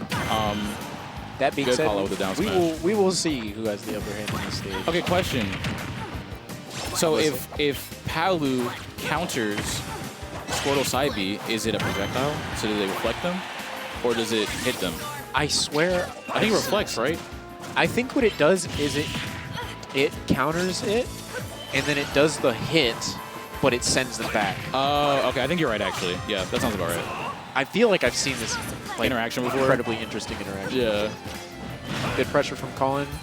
Hitting the bear into the immediate grab back throw. Goes for the ledge again.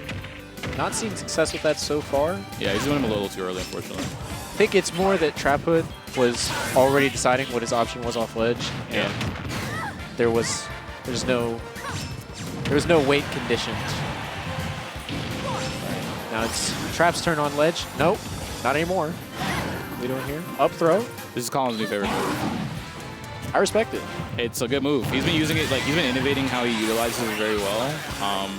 I think a big issue, though, for Kallen right now is it seems like he's having a lot of misinput issues, like, in terms of situations. I mean, maybe he wants those options, but I seriously doubt it. That was a good poke. That was a good option. I'm a big fan of personally running directly into Charizard F-tilt range. I mean, personally, same. I like dying, you know? Yeah. Great. I mean, we gang. as a unit. All right, so Good we're getting damage. A little extension here. Tries to go for the down tilt. Very interesting coverage, but just a little bit too far forward. Gets hit by the Squirtle Flare. Yeah, I don't think he was expecting Trap to hold in as long as he did, and probably was expecting a mix-up later on. And Trap was just willing to hold his ground because he knew what he wanted, so gotta give it up. Interesting. Now it's Trap's turn in the driver's seat. Not anymore. Very back and forth on the second stock of this game 3. Kallen tried to end the stock early. He said he was done with this back and forth. I was expecting an up throw, but I know he would know that it wouldn't kill. Yeah. I don't know. All right. Baits That's out backer. the up smash. Goes for his own. Misses it. Just barely. I think Kallen's committing a little too early on some of these situations, but I mean, Trap is also like pushing himself a little bit out of the distance intentionally, so it's making it a little hard for him to get punishes back. They are doing some advantage, disadvantage scrapping. That's what we will call it. I'll give it up. You can say mashing, it's okay. No, let me stop. I'm joking. All right, listen. I will say, one of the things about Trap that I definitely think is very underappreciated about him as a player is he survives for a long time. And not even just like as a Charizard thing, like he's just naturally really good at surviving. And he's like, so a lot of the time if he gets a lead, he's hitting you for extra credit every single time for like 70, 80, sometimes 90, sometimes even just a stock. He's just really, really good at that. All right, but Kallen beginning to return the favor here. Trap gets down, but will he get out of this mix? And he gets the grab. Kallen preemptively doing the air dodge, putting him in the worst position possible for these situations, like for Ivysaur pressure, but gets out safely due to the teleport. And we got... I wish we had, like, controller cams in that interaction for no particular reason. I just think it would be really Yeah, funny. what would you need that for, man? What reason would you never need that? I think that input was harder than any Tekken input. To be entirely honest with I'll you. give it up. All right, so Trap going up in this set 2-1. You think we go back PS2? All right, never mind. He went back PS2. Shout-outs to Xanadu for best of 5 and top 8. True. Big fan. Definitely a big fan. Shout out Sunfish, honestly, in general. That's the GOAT. So true. Doesn't get enough love. We love Sun. Anyways, it's 2 competitors going back into it. Yeah, I expected the PS2 game, go back to the PS2 for the counter pick. We didn't do terrible on the stage. It definitely felt like he was kind of feeling him out and he was getting more information towards the end of it. So I'm sure he's willing to go back to this one. And if it goes bad, he basically only has to worry about going probably to small battlefield. I'm going to assume that's where Trap will take him. If he wins this game, obviously. All right. So we got Trap going out there. Trying to get this extension here. A little bit of holding his ground. Kallen trying to break out of the space. That fair gonna hit. Again, you just see Trap, like the way he plays, he's really, really good at holding position and going for the moves he wants. As long as he picks the right option, he usually gets the things like gets good damage and good pressure. Like it seems like it's very difficult for Kallen to get off these situations and get out of this hard pressure he's having by V. Tries to go for another F smash, but Kallen stuffing him out with the fair. Is he gonna get anything off of it? No, he's back on ledge. And this is about death, I believe. Yeah. Just barely taking the stock there. Good call from Kallen. A little bit of a invincible dash attack coming through.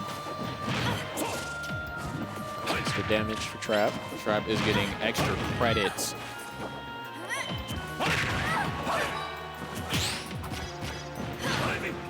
Back throw. He's going to confirm the situation here. A little too low. Switches to Charizard immediately. Just decides, I'm out of it.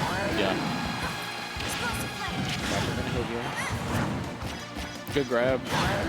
Up throw again. I'm surprised he went for up throw instead of back throw, but I understand why. Again, wants to get the pressure up. Right. Now Trap holding the space, this time with Charizard. What a grab. Very good grab. We also do have to consider the fact that Trap does play in the same region as Dawn, so he probably has a lot of EXP in this matchup. I do think that's something that we have to know. Yep. So, Up smash. Run up smash, and we're seeing, though in a different way, a little bit of a repeat. Very much winnable, though. Kallen once again making his way back. But will it be too little too late? Or is this just too good? Anyway, back to the Oh. Good damage from Kallen. Good call-outs all around. Definitely looking to see if he can get the stock early so he has a good chance of making sure to bring the comeback in situations. Keeping him off stage. Definitely think he needs to call out these switches a little bit harder because Trap does do them out of disadvantage pretty sporadically. Like very, very quickly. So a lot of decisions you can be able to punish him for. It's a good try on Kallen's part. He's trying to go for his grab as well to keep the pressure up, but not looking too good for him. And a really good back air, actually. Being able to put himself off stage, being able to move out of the way of the fair from Charizard. that gigantic back air will take. The grab. Nice. Winnable. And we are at 88 on our last stock. Kallen in the middle of a 3-stock comeback.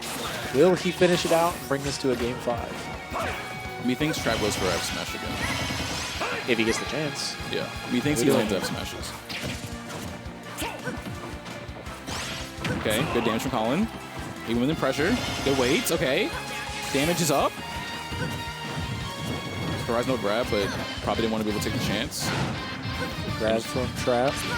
Get him out of the dangerous situation. This might be another grab. It's potentially. I think we're living. Just barely. We have one more chance to get off this ledge to win the game. Good bait on the grab. That's probably it. The Yeah. run forward fair is going to take it for TrapHoodHighlights. Good try from Kallen though. Trying to make that 3-stock comeback. He's playing very, very well. Making it back every single game, making it look close after the large deficit from the first game. The deficit. Yeah. Deficit. Yeah, for sure. All right, being an answer next. We're going to pass commentary over to Nick District, and I think J-Dog as well. Yes, sir. All right. Thank you for stopping by.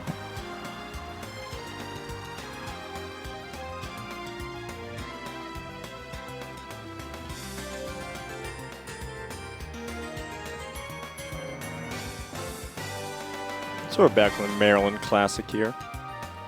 Enhanced versus Pink.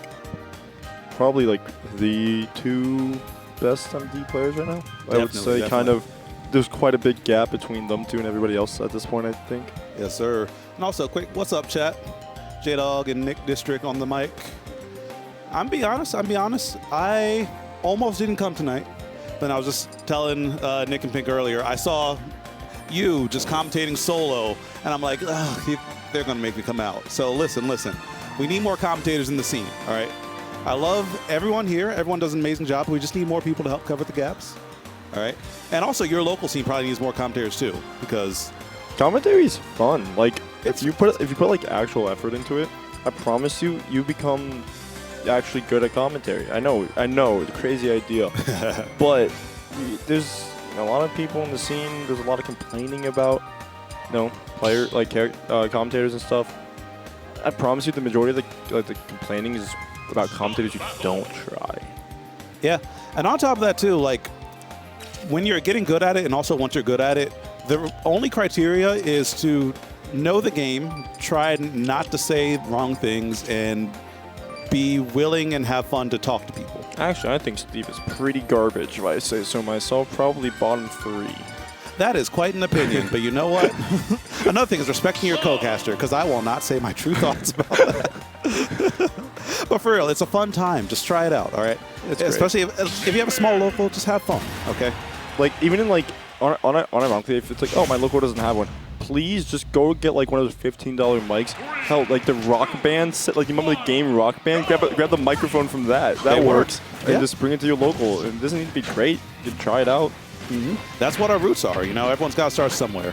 But these two, I mean, let's get into this match here, because these two are, as you were saying, the pinnacle of MD currently, and they will scrap. I'm anticipating this match to be a fast one, win or lose for either of them. Yeah, Enhanced, I would say, over time, has steadily become more calm with his swinging. He still swings. He's always been a swing.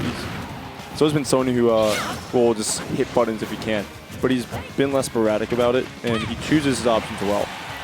It's also helped that he plays Cloud, which is definitely something that has many options to just press buttons. I feel like in the macro game, like when you're learning how to play, if you are an aggressive player, and I think it's easier to learn how to play aggressive and then tone it back than to be a defensive player and learn how to play aggressive. Because defensive players tend to get so much reward early on because it's hard for people to crack defense. They're like, oh yeah, I'm nice at the game, but they crumble when they come across a solid offense all around. So I think Enhanced definitely took the right route, and it's showing because he's in Winter Finals.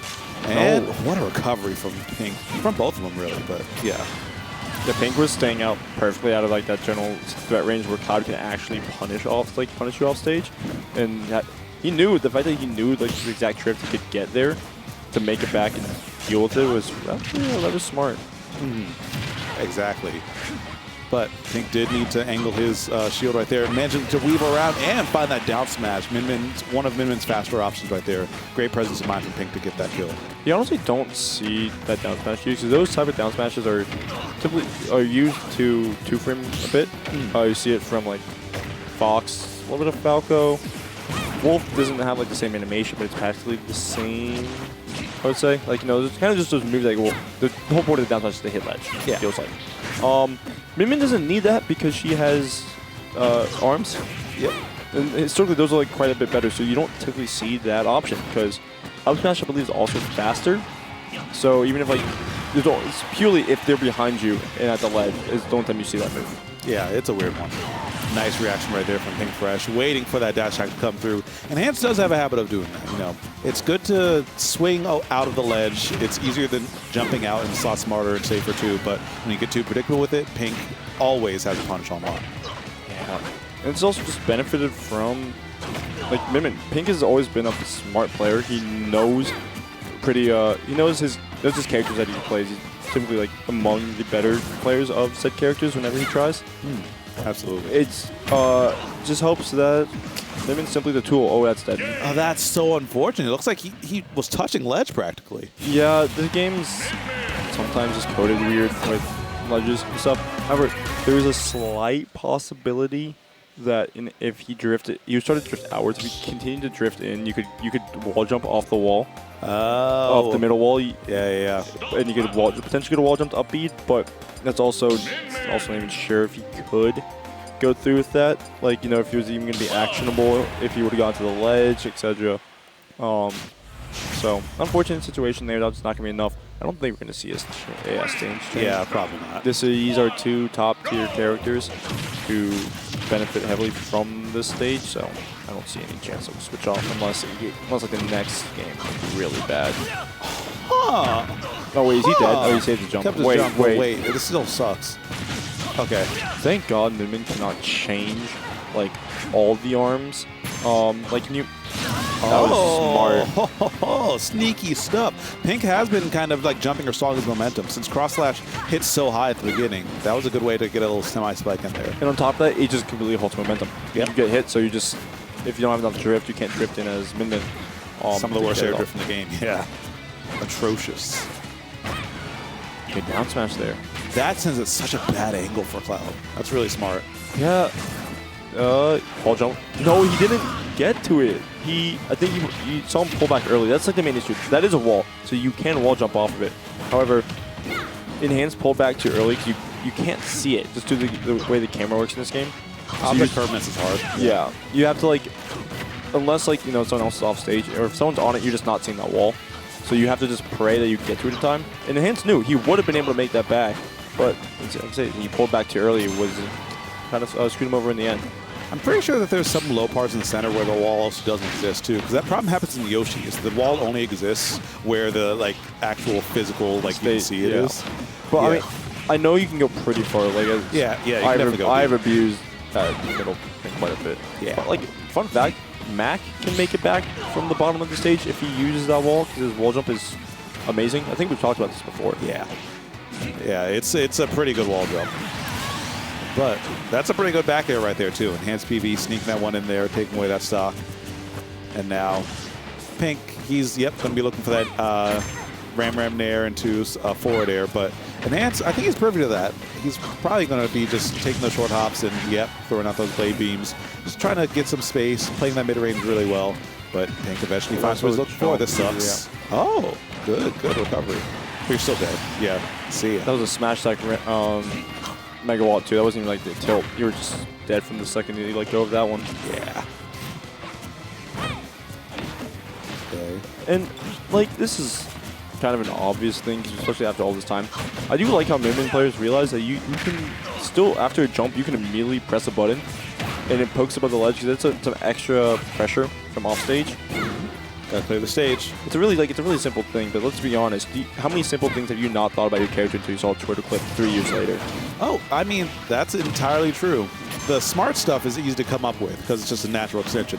The simple stuff is the stuff that's like, oh, that's so easy that I never thought of it. It's like this Steve Wall like thing, you know, instead of being behind the wall, you put your back to the wall to tech off it. Like that's such a on paper simple thing.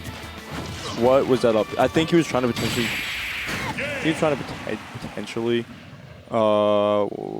ledge jump with it, but didn't get the drift off it and he just ended up being on stage. Yeah. It ended up being completely fine. You know, he ended up taking the stock in the game and tying it up. But if he can continue that pressure, you heard the yeah, I'm like 90% sure that was just a song in the game. Wouldn't be surprised. A little buzzing? Maybe. I think that happens when phones are close to the mic cables as well. Really? Yeah. Maybe they're not as shielded as they need to be. But hey, I mean, it's not happening now. What is happening is this game number 3, 1-1 apiece, and this juggle was looking pretty bad for Pink right there. Took a lot of damage, but actually dealt it right back in the blink of an eye. We talked about Cloud's ability to press buttons. That's not my kill. His damage output is huge. Like, it's a guy with a giant sword. I would hope so. Aww. So yeah, a few characters can crawl underneath.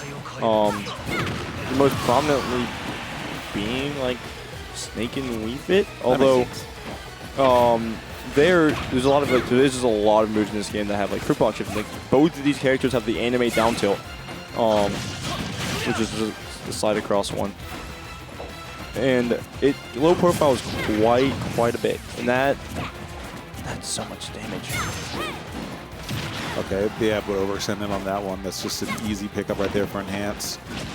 And you know what he's looking for. You know that cross slash on the ledge. Okay, throws out that blade beam, just barely whiffs. Almost, or that actually would have been enough to kill there. Don't get hit by that. There you go. Enhance has been just ready to let that rip recently. Just from playing him quite a bit recently, as well as watching quite a bit of sets. If you start standing at the ledge for too long, he will just stand, like look at you, and then start charging that up smash. Well, I mean, he didn't die for it. Yeah, and if Pink decided to get up there, he would have died. However, probably there's a good chance. Yeah, with that charge and a little bit of the rage that he had, I would hope he. Honestly, I'm gonna say I hope Pink would have died there because that's Min would be way too. That down smash is so important in this matchup I'm seeing. The angle that sends at it is just abysmal for Cloud. It functionally forces him to either burn or jump or recover low. That's just a win-win for you. Yeah, but on top of that, you were talking about it, either forcing an air dodge or go low. That one situation, Enhance somehow managed to do both. yeah. So you're double dead. Yeah, he used his air dodge and then drifted out and down.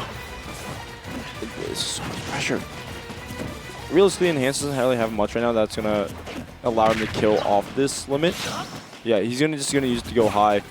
Good job landing on the platform there. If you landed on the stage, you likely would have died to a powered-up dragon with a megawatt. And his shield's super low, which you see there with the shield poke. Yeah. Easy pickup, easy peasy, lemon squeezy. Yeah.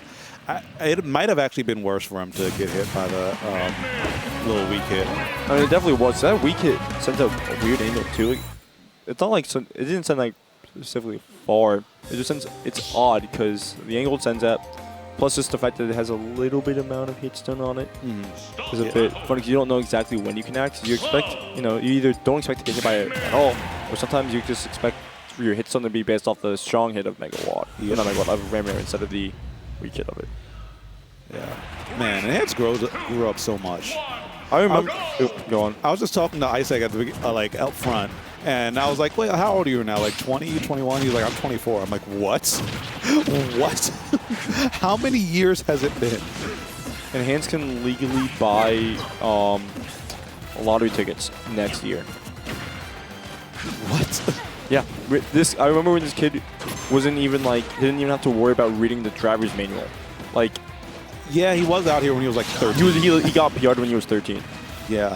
Which is like I remember this kid used to consistently like DM me like his Beyblades, or he would call me random in class and he's like, "Do you want to see my Beyblades?" And he just Beyblades are hype though. They are pretty cool. Like, don't get me wrong. Yeah. It's pretty dope. I've been trapped by Oh, he's dead. Oh yeah, nice. I was trapped by the TikTok algorithm for a bit, and now I'm on Beyblade TikTok. And it's such a deep rabbit hole because I loved those toys when I was a kid. I almost want to get back into them as an adult. See, it actually took me so long to realize the metal saga, whatever the one that came out like 2010 was not the original ones. Yeah, like there was a whole one before that. Like I spent good drift back.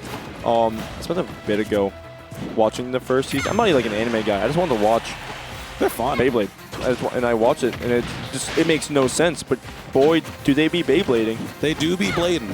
Listen, the theme song for Beyblade Metal Burst is as fire as that spike right there. Okay, a 3-stock at that. While we were talking about Beyblades, this was the power up. Yeah, Enhanced was the power. Yeah. Enhanced her was talking about Beyblades. Like, hold up, Beyblades. Let me finish this so we can talk. All right. Listen, the new set just dropped. The arena has the little ridges on the side, so like they pretty much whenever you touch the side, it like spins at like Mach 5. It's fast as hell. Beyblades are hype. My favorite thing about Stick, so shout out to like Kowtow and Stick Drift crew, is for the last 2 or maybe 3. I know the last 2 confirmed at least. They had a Beyblade side bracket, like $1. That's there's a guy who brought it like everything. It was $1 to enter, so it wasn't like a commitment or anything. You could just kind of fool around with it. And then, yeah, I mean, you're spending a Smash and also you playing with Beyblades. That sounds hype. Bro, I'm about to start like getting back into Beyblades. Like, unironically, can we just like as a community didn't get hit by the first. I don't even think that would have killed, but that's still damage you lost on it. Yeah. If you got hit by all of it, it would have been pretty close, honestly. Yeah, it definitely would have at least. It definitely would have sent further, but still a nice comfortable lead. I don't get how he gets these grabs.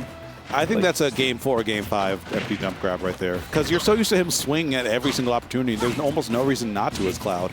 That way, when you get hit by the empty jump grab, you're actually just shook. Those arms actually do such a great job at dealing with the blade beam. Because it just goes through the first. Ooh, force the jump.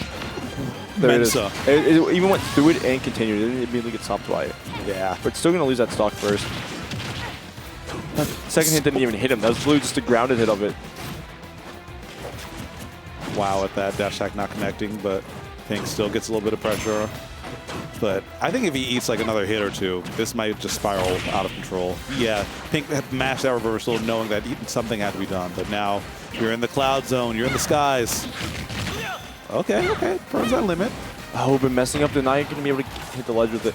See, I think it's specifically starting stuff. We saw that one set up. That's not an awful Cloud. But it could also...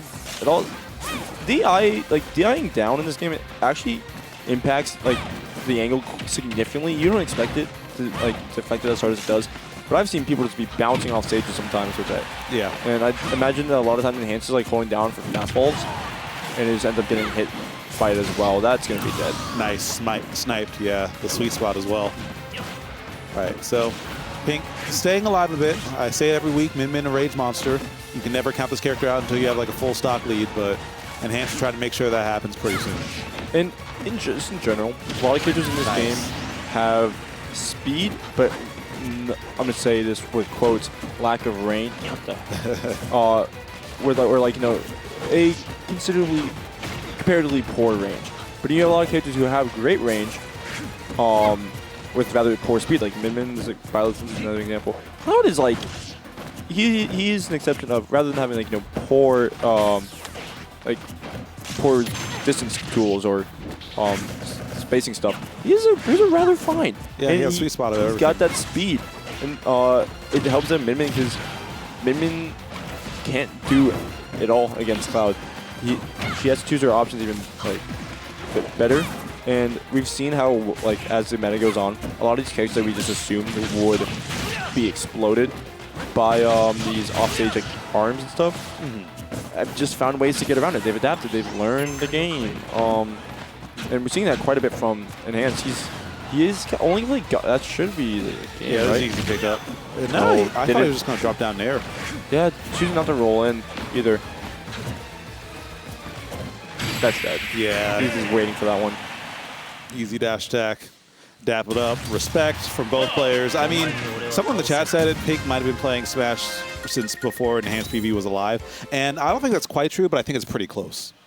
Like, Okay, yeah. my cardinal rules never do math on stream, so I feel like I believe Enhanced was like 2005. Brawl came out in 8, so but Yeah, there's a it's really like realistic 3 chance years. that, like, you know, Pink definitely wasn't playing it like competitively like that. But it was a realistic. Well, I mean, was Pink like a melee guy? Because this was like early melee too. yeah, no, he wasn't a melee guy, but Yeah, so like he was definitely. I'm sure he was aware of Smash's existence. I believe. I refuse to believe anybody who still plays Smash to this day, like who are like been around the scene this long, did not grow up with the existence of Smash in general. Yeah. Like I refuse to believe that. Yep. I mean, I do know that Pink started very, very early in Brawl. He was around before I started going to tournaments like 2010-ish. So he probably was playing around 2008 or 9. So yeah, he has his entire career is Enhanced Life -3 or 4, basically. Yeah. Sounds about right. What a time. What a time. Sheesh. That's why I'm saying we need some more new blood out here. We need some more new commentators. We need more new players. We need more new TOs especially. Like, we always need more TOs because... How does Sun do Tuesday, Fridays? Is a manager at his job. yeah. Monthlies and stuff. Yeah. Has a The has a bit of a unsung life heroes of stuff. the community. Yeah. Like, big shout-outs to Sun, big shout-outs to Gen10, big shout-outs to File, big shout-outs to Raffle Fox, my homie. Can't wait to see you at SmashCon, Shout out man. to, like literally like I don't individually know, but the entirety of the KML like existence, like the TOs that are in that group, the like stream people who just stream all that local stuff. KML himself, that man, like, he's a child. He's when he's 18, but he's a child pretty much. He's been doing that since he was like 16, 15. I'm so thankful that like KML and people like him or people like them are just like putting in that work to fill in the roles in the community. Because as much as I love this game, I can't be around forever. Like, as much as Sun loves this game in the community, he can't do this forever. Yeah. Like, we need more new people to... It's simply just not profitable. And even like the most profitable of games are not living up. I'm just surprised Daigo has been doing it. Like, not only has he been like doing it for as long as he have, but he's been consistently good at it for as long as he's been around. Yeah. That's why he's a legend, and also on top of that, you know, there are very few exceptions. I feel like the greater FGC, especially Capcom games, it's a lot more viable to make a living because dev support. We just don't have that. Dev support. I And also think it's on top of dev support, just the sponsors and stuff. Yeah. Because like we've seen like a lot of. I feel like I'm gonna use a big example. Compared to Tweak was not as valuable to TSM as it was to Leffen, because Leffen's ability to expand beyond Melee was a lot more valuable to them than Tweak's inability to do anything much beyond Smash. Almost. Sorry, Tweak. I mean, he has a hell of a podcast. Yes, but That's even, that adds super value. it's super valuable, but even like on top of that, like still Smash Circle. So you can only take that so far, which is it's still pretty nice. Having like people being so well spoken about the game doing a podcast is nice. I could not have picked a better 4 people in this community. That's legitimately. As soon as I saw that and like their lineup, I'm like, this is going to be fire. This podcast is going to be Why absolutely is he going next? Plant? All right, so KBean, Bowser player, not a Plant player. He's someone who's competent with Plant, so take that as you will. He knows how to touch buttons with this character. I forgot this character's in the game most of the time. He's been, I mean, seeing like quite an resurgence in MDV of Plant. Like today, Lugia, the Plant player, they beat Grupuba in like round 1. Huh. And Grupuba had to go through losers and lost to Barkin for like the 9th. Yeah, I did see Creepoo lose early, but the characters were reflected there. So Plant, huh? And we also have we have Yusuf, who's been like who will just randomly pop off. Like they just have a guys have a doorstop win, by the way. Like, in case you forgot, they beat them at Homecoming. That was probably one of the most random upsets we've ever had. And that one plant this weekend who, like... Oh, Lucky. Yeah, Shout out to Lucky from Minnesota.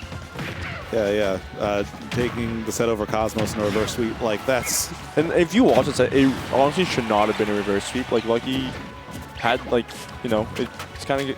There's a reason why you don't remember this character exists, because this character sucks. Yeah. And there's just... Although I will say, I feel like Plant actually does all right against Panther. I didn't even watch the match, but I actually thought that before. It looked pretty fine, but off stage is the worst thing. Oh, yeah. Especially with... especially the fact that your I don't want to call them the wings, your leaves are so big, and they're all part of their hurt box, too. The character's also slow. So slow. Yeah. But frame 2 jab, that's cool. Yeah, it do be fast. That's so unfortunate. Had the right read and everything, but the Batui is actually paying off in dividends right now for KBean. That's a really hard move to get around if you aren't prepared. Batui is also like a really good projectile. I was talking about it. There's only a few moves in this game that can actually hit, that can like consistently hit Ridley when Ridley is upping, like from the side, because the fact of invincibility on the wings. And that's like shot put. There's moves that come out at an arc. Oh my god! And they linger for so long. Like you saw that he hit him, and he just ran in after he hit him, and he still got hit by it. Yeah. Good side B. You know, now that I think about it, that might be a contender for one of the best neutral Bs in the game. The best neutral Bs in the game? Plants Batui. I'm looking through the thing now. Joker Gun, obviously. I'm in the M's. I'm not coming up with much better. Yeah. You're probably right. I would argue though, like I don't know what your thoughts on this one. I would argue that specifically Samus Charge Shot is better than Batui. Yeah. Samus Charge Shot, Mewtwo, Shadow Ball. Those are also contenders. But Batui is really good.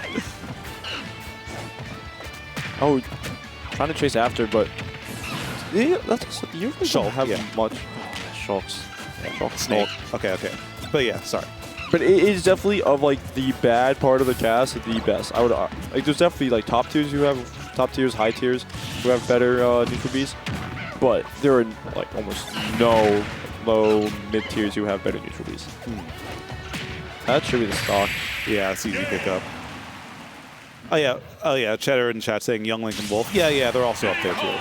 Young Link and Wolf. Yeah. Young Link is Young Link's arguable. Yeah. But Wolf is definitely better. But like Joker, Wolf, Samus, Dark Samus, Mewtwo, and then I would maybe put Plant there for best neutral because that move's so good. But unfortunately, the rest of Plant is not. Maybe like I get why he's not going Bowser, but at the same time, why? I've always felt like Bowser or Diddy Kong actually wasn't too bad for Bowser a lot of the time.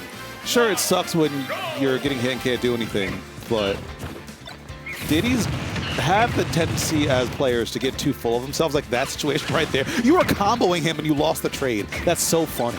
He took 39 while dishing 32. That's hilarious. Wait, he could be dead off this. Oh yeah, just get immediate up B. You cannot risk getting there because I'm gonna say it, if KBean immediately went down and up B, he was dead because it would have hit the what's it called? Barrels. Yeah. But also, so KBean has been in a situation before. I mean, he lost in semis to get the one losers quarters to be in losers semis. This character's so heavy. And then he got tired and just didn't go Bowser. Like this is not the first time this has happened. So I think if I ask him and he legitimately just says, "Oh, I was tired," I'm gonna lose my mind. But to his credit though, this has been rather close considering that he's not known for this character. Nor is this character good. Yeah.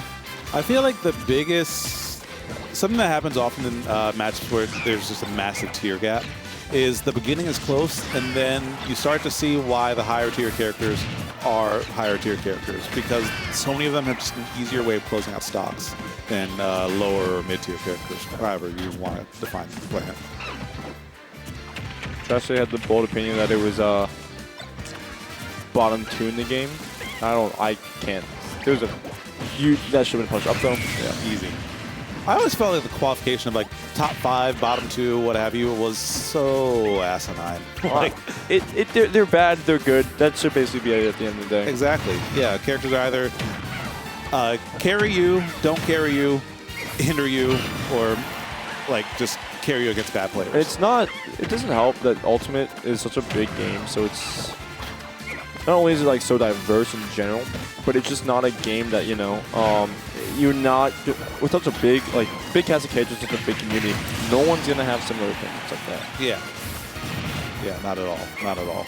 Like it's a big reason why also why this game can be so volatile, and you can know a matchup, but it's not gonna matter if because everyone's gonna play it differently. Exactly. But, I mean, we also do have to talk about how much work KBean is putting in. Because I was doubting the plan before, but I'm starting to become a little bit of a believer at this point. Oh, no, it can't. Never mind. See My ya. point is gone. And you needed to do as much as you could there because any, huge, lead you had, it's just gone. You dealt 4% before you died. Killing a heavy that early is backbreaking for their game plan. Yeah. Especially with how easy it is to deal with plant in general. Sure, they're heavy, but they're probably they are among the easier, heavy characters to deal with. Yeah, absolutely. They do not have much mix-up on their recoveries. It's plant, at the end of the day, you're just going directly up, and you have to use that really bad up B in terms of, hitbox. Yeah, it's just it's a whack-a-mole, basically. When playing up Bs, you're basically playing whack-a-mole. Oh, that was almost nasty. Okay, KBean still has a shot, but that banana might cause a lot of trouble. Yeah, force him to recover super low. Good air dodge. Survived by the skin of Plant's teeth, but... Oh my god. Are you? No. No, definitely not. Yeah. Bit of weight busting that Diddy's throws, not like that. Yeah, you have to jump in. Good. Yeah, it's way too early. Staled it a little bit too. So Up tilt is going to take it soon. Oh, that just... Oh, we're scrambling, aren't we? Up tilt no. Up throw actually would have killed there. There have been several times, yeah. There have been several times where both players could have killed with something and then just chose a different option. Probably could have, should have. Yeah, we're scrambling out here, right? There are opportunities all over the floor. We're dropping them all over the place. But you know what? Sometimes players win games. Other times, players lose games for themselves. Sometimes you got to win and sometimes you got to not lose. And that was one of those times where you just had to not lose. Yeah, he went for a dash attack at the very end where he could have grabbed. Unfortunate. But now we got a double switch. We're just neither of them want a repeat performance after that last game. I don't blame them. So here we go. Ness and Bowser, completely different matchup. Some of the OGs to do it. And Sig's Ness. So okay, I just need to know, did Sig grime him? Did Sig pick his character afterwards? Good question. I've heard in the past that Sig has done this, so I'm choosing to believe my own headcanon here. Got to know the rules. So for those of you at home who might not compete, it's winner chooses character first. Yeah, winner loser picks stage, then winner says either they're going to stay or switch, and then loser gets to switch a character if they choose. If you do it any other way, the winner just gets an advantage. So you just have to be extra sure that your opponent's playing on point. And by the way, I'm a big proponent of character before stage play. I am a gimmick character, so I do like my, and I actually have counter picks, so I do like my stage before character. Back throw, nope, not on Bowser. That is actually kind of insane. I wonder if up throw could have actually taken it. I know they buffed Ness up throw for some reason, but yeah, interesting. Probably not though. You should be. Why? Frame 6, but The you forward air. no. Oh no! Oh, it's Bowser. Okay. Yeah, true. Actually, he still might be kind of screwed here. Like, that was a lot of damage, and that especially sucks considering a forward air could have killed, like, way easier. Yeah, now forward air is going to be on the brain. He's just going to be looking for any opportunity to kill. Good up tilt attempt, but like he even delayed it a little bit using the trying to go for like a reverse one, because if Sig did just Nice, easy. Sig spot dodged the initial hit of it. If it came from the front, it would have missed, but the back hit would have lingered long enough. That's kind of go for the jump side he had a shield. Yeah, true. No. Okay, please kill. Please get. J-Dog had to I'm get so up. upset. I'm so upset. Why that move specifically? That move, like, air to air, it's such a small. Like, why? Why? Why? Well, 20%. 23. Okay. I'm still upset. He actually armored through the initial hits of it and then side B. Now you're playing against a Bowser with Rage, so this is low-key kind of... Well, it would have been really even scarier. That's dead. Yeah, you're dead there. Yeah, Bowser's heavy, but not that heavy. I'm just upset about those side Bs still. I'm very upset. But you know what? KBean had a strong showing today, made it all the way up to lose semis. Did something right. Yeah. I mean, KBean has definitely been one of those players that comes around every once in a while, but starting to come around a bit more recently.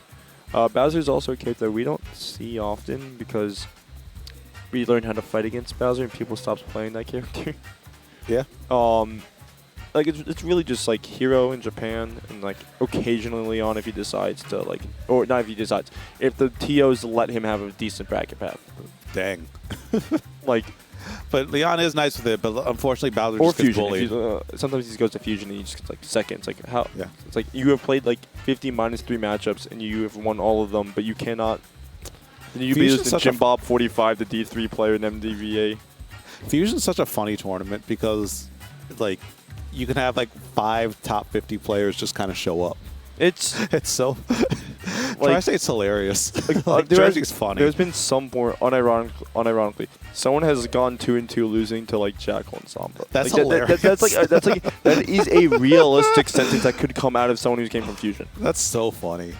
Yeah. Yeah, that area is just like too good at Super Smash Brothers. What can even be said? Yeah. No one's gonna argue with them being the like some of the goats in. Did you see the best America. 2-2 chart thing? Oh yeah. New Jersey was the one who had the best ones. And I feel like that's kind of. I wonder why. They were in. Like, I'm pretty sure they were all in their own tier. It's kind of obvious that they're all like they're all good, but that's super funny. Yeah. Exactly. Wait, Basemates lost that one, right? What's up? I'm like, you could see Summit. Oh my God, he lost that game. You could see Summit 4 going on in the background of Xanadu. Man, Summit. Our community's lost so much in the last year. Anyways, now it's the perfect time to announce Nick and Knight 2. No. But, I mean, that is the stuff that keeps, grassroots alive. Smash will always rebuild itself because people will always play Super Smash Brothers. This game is, not to sound like it's too big to fail, but it actually kind of is because the grassroots team will eventually always build itself back up. But it still sucks when you lose stuff. We'll still be playing video games at the end of the day. Just wish we had better resources with more people. Yep. But hey, at this point, we're all just here for the vibes, honestly. Trust me, if I wasn't vibing with the community, like we already know my thoughts on the game. This game is not a perfect game, and there's a reason why I spend most nights commentating instead of playing it. If I didn't like vibe with everybody, I would not be here. But y'all are pretty cool, so most of y'all anyway. Some of y'all just like aren't even haters. Y'all just hateful. Yeah. I feel like you have to really differentiate between the real life Smash community and online Smash community, because even the people who act like awful people online, sometimes offline they're just chill.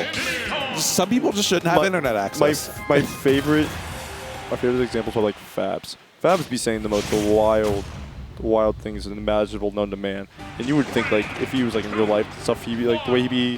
What's what I'm looking for?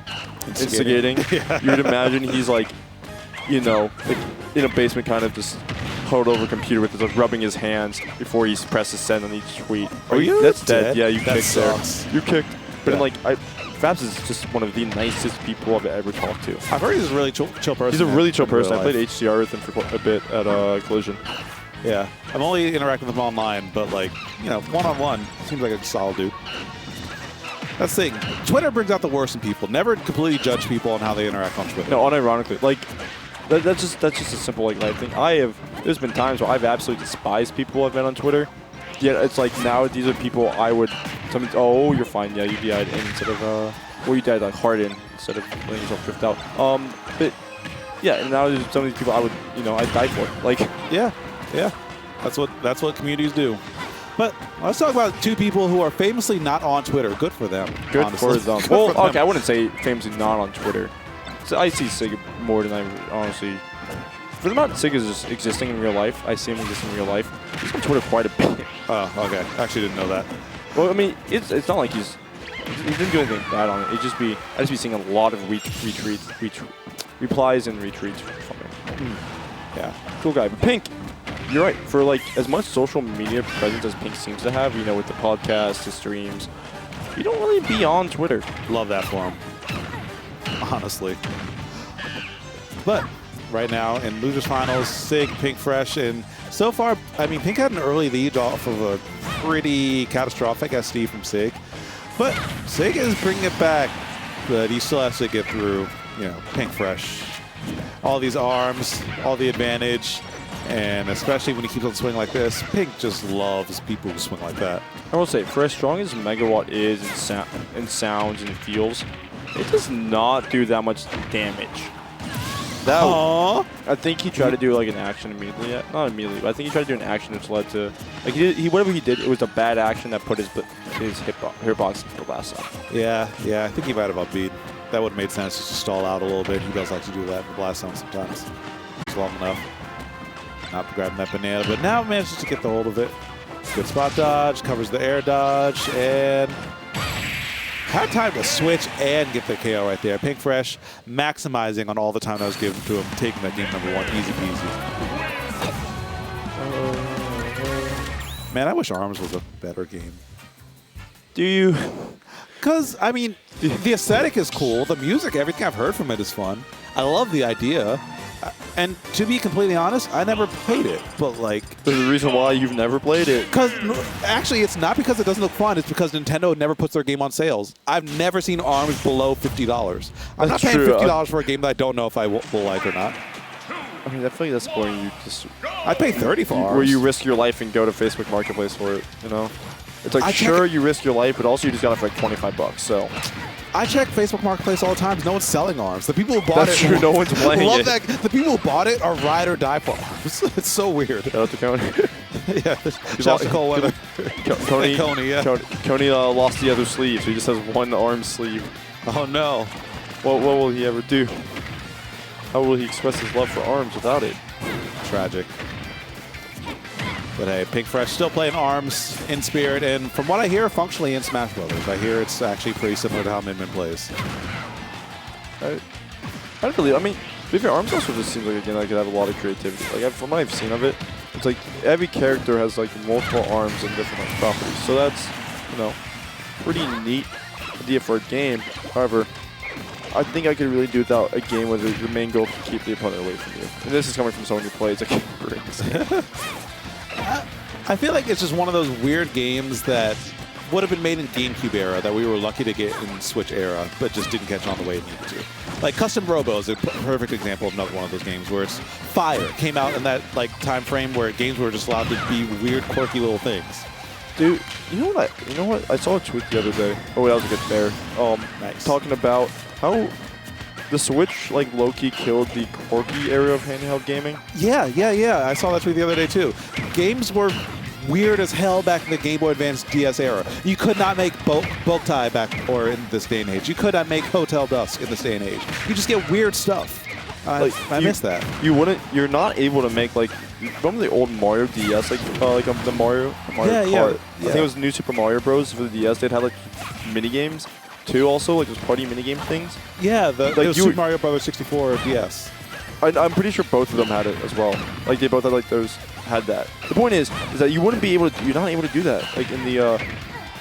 Oh, I thought it could have been there, but going to go out.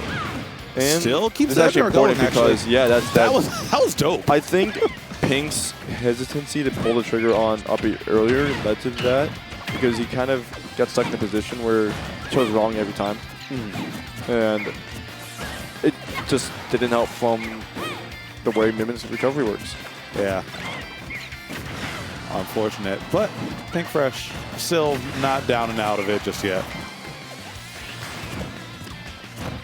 Wait, someone said, wait, that's an actual game, LMAO, what? Yeah. Like, all the games I was talking about earlier, they're all real. Please check them out because it's so many quirky, weird games back in that era. But let's talk about this quirky, weird game that we know and love and we're here for, Super Smash Bros. So we got ourselves Final Stock game number 2.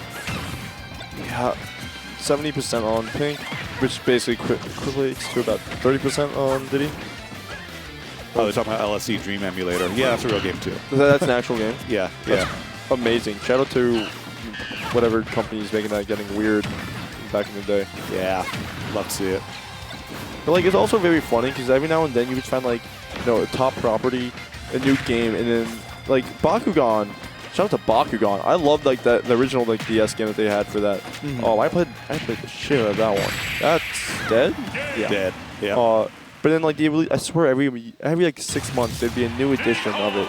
Like not that game, but like they made a new one every 6 months, and like yeah, sometimes at least they're experimenting with it, But this day you're not able to consistently put out like this. It's also due to better graphics, all that stuff, better, just higher quality of longer to turn around games. Yeah, you're just not able to do that as much. Which there are some positives, higher quality of games, but it also means you have less experimentation, so you don't get like the diamond in the rough. Yeah. I mean, most AAA games these days will take maybe, how long? Years. Like 6, 7 years. Pretty much the entire console lifespan. Like, Naughty Dog maybe puts out 2 games a generation now. Rockstar maybe, let's be real, they remake GTA. Well, no, but GTA is going to be GTA 5 has been around for 3 generations. Yeah. Like, that is insane. I remember, I haven't played for club soccer in... Oh my god! At this point, maybe like 7, 8 years.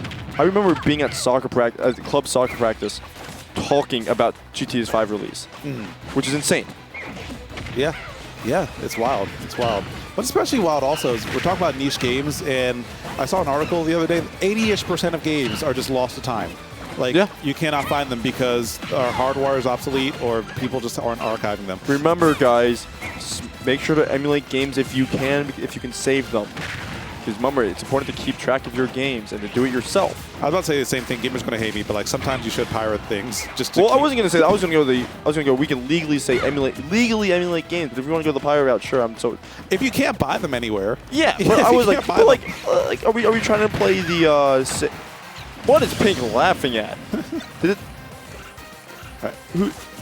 Pink is just losing his mind in the player cam. He's getting hit by a banana. Someone had to have said something, right? Maybe. But I can talk about game archiving all day, but let's dial it back a bit. We still got competition with Smash Bros. Twitch is cool with it, but YouTube's gonna be mad at us. When was the last time we had like a really real Diddy Kong game? Probably like Tropical Freeze, right? Or Diddy in a Donkey Kong game. Oh man. It might have been Tropical Freeze. That was a while ago. Because they remade it like twice. Yeah. Because they put it on, it was on the Wii, and they put it on the 3DS. It was on the Wii U. I'm pretty sure. Like, I remember it being on the Wii U, and I thought I thought the Switch was the original remake. No, you're right. Yeah, it was on the Wii U. And Wii U and 3DS. 3DS version was actually fire, by the way. 3DS was also just amazing. Like, it's... Looking back at it, it was so dumb. The 3DS as a thing was kind of dumb, because no one used the 3D thing often. I stand by 3DS was actually the best handheld console of all time. Oh, yeah, no, because the ability to play the DS games was huge. I'm not a big fan of charging people for, like, the Game Boy games, and all that stuff. But the fact that they did, put it on the eShop to let you play it, all the things, money spending aside, pretty neat, and then its ability to play the DS and 3DS games. So Nice. You shouldn't be dead there, though. Yeah. So do you know how easy? Oh, that's dead. You're super dead there. Do you know how easy it is to hack a 3DS? Apparently not that easy anymore. Yeah, I heard they just patched out one of the exploits. I've been meaning to do that with one of my old 3DSs. But I also need to do that with my Vita. Someone mentioned the Vita in the chat didn't get the games it deserves. I hear the Vita is a really good console if you jailbreak it. Yeah. But when it comes to just the base library, and it's hard to emulate DS and 3DS games on not its natural hardware. To get the best experience, you kind of need to play it on 3DS and 3DS. It's just a unique experience. Shout out to computers though. Just shout out to computers in general. Yeah, computers are dope. Like, think about it. Your computer that's been sitting in your basement since 1999 is probably 30 times more powerful than what they had to run the moon missions. Yeah. Yeah. And that's your phone is thousands of times more powerful. Yeah. What a time to be alive. I love video games, man. But now, for real, we've been off a tangent this whole set. YouTube's going to be so mad at us. Switch is cool. Actually, dude, this is going to be the next week episode when Sequel Joe decides to come back for his monthly appearance. I hope so. It's been a minute since I've seen It's been a minute. Yeah, he just had a kid, actually. Yeah. Yeah, Joe, if you're watching, hope you and your family doing all right. Christina, too. Shout out to all of them. Yeah. But we're seeing a lot of trouble from Sig getting around these stronger hits of the arms, just mostly due to Diddy's poor movement speed, in the air, at least. And that's because you're just not getting through movement on the ground. That's just realistically not happening. So you have to rely heavily on monkey flip or the banana. And if you can't get those to land, then you're kind of just screwed. And most of the time you will lose those trades, as we see right there. Yeah, I mention this every week, but Min Min Nair is such a saving grace in her kit. The fact that it is a move that's not only strong and relatively fast, and also punishes you for trying to approach in a way that gives you awful DI is such a huge thing for her. Yeah, and Pink Fresh on set point right here. And looking like he has the read on Sig. That grab was a very confident one, a huge call out. And Pink has learned since that first. There was a talk a bit ago about not pulling your reads too early in a set. Yeah. And I think the usage of the uppy kill on Pink early on in the set could have potentially been the downfall, because since then we haven't seen Pink put himself in that position, and Sig has tried to force it a few times and it's just not working. Absolutely. There's a moment in every player's career, I actually remember when it happened to me, where they have that light bulb moment where it's like, I could get the read and get the kill now, or if I'm solid enough fundamentally as a player, I can hold that read until it win me the set. And those are the things that make or break a lot of mid-level players. It's where I feel like I got really good at the game. Joke's on you. My move's so stupid, I'll use it whenever I want and it will just work. Sometimes, yeah. And that's what we call privilege, kids. I mean, okay, I'm not gonna. Let's not act like Weeford has that privilege. UpSmash just be doing his thing sometimes. You've seen me play. You've seen Oolong play. They just be doing it sometimes. Yeah. I mean, it definitely isn't it's not privilege if it whiffs, but if it hits, people explode. It's literally the third strongest UpSmash behind crit. Oh my god, that is. Yeah, it's the third strongest. That was also just I didn't even know what percent he was at, but up throw killing is so funny because she kind of just kicks you, punches you to the sky. Yeah. You're pretty much pretty much just a football at that point. Yeah, I was in Power Dragon. Wow, with that Hurtbox shift actually making that whiff. Wait. Timed it a little bit too early. But even still, this is Pick's game to lose right now. He can completely walk it. What? Good job not air dodging. Yeah. Look at these grabs. When he gets those grabs, he's walking it in. Yeah, some fish is walking up with the envelope right now. No, if Sig was raw, he would simply unplug Pink's controller right now. But bro, he's hitting every grab. I mean, Pink's gone to that point where he just knows. Sometimes you do just be knowing. Okay. Pink's for going for grabs. He's feeling himself that day. Not even like that doesn't have to be a set thing. He's just feeling himself that day. Yeah. Although right now he's probably feeling himself a little bit too much. We talked about that the priority on Minmin's arms. It's not a lot. Yeah, they get kind of funky. And Pink let up off the gas for 1 second and just won the game off of it. Never mind. He put his foot off the gas for 1 second and slammed it back down. Yeah. That face that he made when he won, he was like, oh, well, all right, I'll take it. It's a very Pink face to make. I don't know how to describe it other than that. Yep.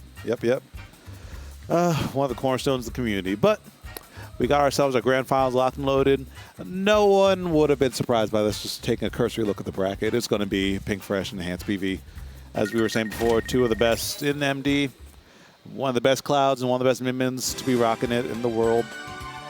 Like, these guys are very good at Super Smash Brothers. They do know how to think while pressing buttons, I can tell you that. Yeah. And also, more importantly, when not to think, which is much harder to do. That's like, unironically, that's like, I've talked about it. Steve sometimes just doesn't work for me because I think too hard while playing it, when sometimes you just got to turn your brain off and start mashing up tilt. Yeah. Yep. I've been playing a lot of Street Fighter recently. That's been like my main game. And one of my friends I practice with, he hits the wall really hard. Very strong player, but he thinks too much on a character that doesn't require it. What character? Kimberly. Okay. Yeah. So there are a lot of times where it's like, okay, I'm thinking like, okay, he can do this left-right mix, or like he can meaty like command jump at me and like make me hold all this mix, and he just kind of just throws a can and crouch blocks. I'm like, you could have just mashed. You could just somebody just unga bunga. And it's a skill that actually takes a lot of effort, honestly. I've been watching a lot of Street Fighter recently. Not like enough that I can understand it, but like enough that it's like, wow, this game is colorful. And sometimes it looks like just pressing the Hunga Bunga option just works. Yeah. Like, there's a reason why they got, is it Kumite? Kumite? Yeah. JP players end up losing to that, was it Manon? Oh, yeah, Manon. Yeah. They just end up losing to the Manon because thought too much against a character where they don't have to think as hard. It's interesting because honestly, Manon, yeah, she both requires little thought and so much thought. Because once you get like 3-4 medals, you're cruising, you're chilling. But before that, it's like she has buttons, she has hands, but you have to really work around her zones to convert. But yeah, there's a term that's fallen out of vogue in the like larger fighting community, the Ume Shoryu. It was big back in Street Fighter 4, showing my age here. Daigo Umehara used to just randomly throw out Shoryukens, and he still kind of does sometimes. And it was before people really did that, and people were like, why are you doing that? And the general gist of it is, if you're random enough to keep your opponent on your toes and make your opponent respect your stupid options, then so many more other things will open up for you. When they think you will reverse DP, then they'll start blocking. When they start blocking, it's your turn again. It just swings the entire game back in your momentum. It's because you were a little bit of an idiot a couple times. There's also the there's like a moment earlier where Enhanced, for some reason, dash attacked a Barking Frog shield at kill percent. And Barking Frog, in a moment of panic and not, fully being able to realize that Enhanced just did one of the most unsafe moves in the game on your shield at kill percent, instead of up smashing it, immediately grabbed it. It's one of those things you don't like. Sometimes the thing is so. I'm not gonna say dumb. It's not smart. Yeah. That it takes more time to comprehend what happened. Like the fact that it was a dumb option, and then then the action of actually punishing it. Yep. Exactly.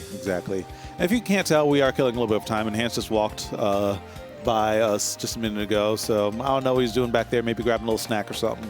But he should be back up in just a minute or two. This child.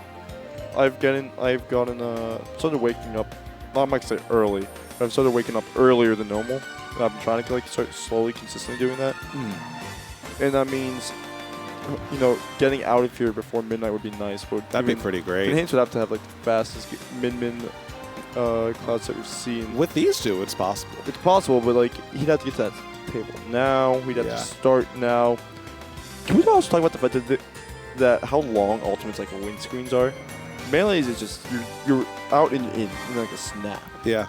Ultimates is just so like unironically it takes less time to get in between, like to get from a game to a different game in Melee than it takes for simply the ultimate load screen to get up. Yep. The windscreen to load up. And in Street Fighter, it's actually instant. Like, as the moment that the dude says KO, you're basically like, you can mash the X button. Instant like rematch and stuff. Yeah. That is rather nice. Yeah. Sucks for production.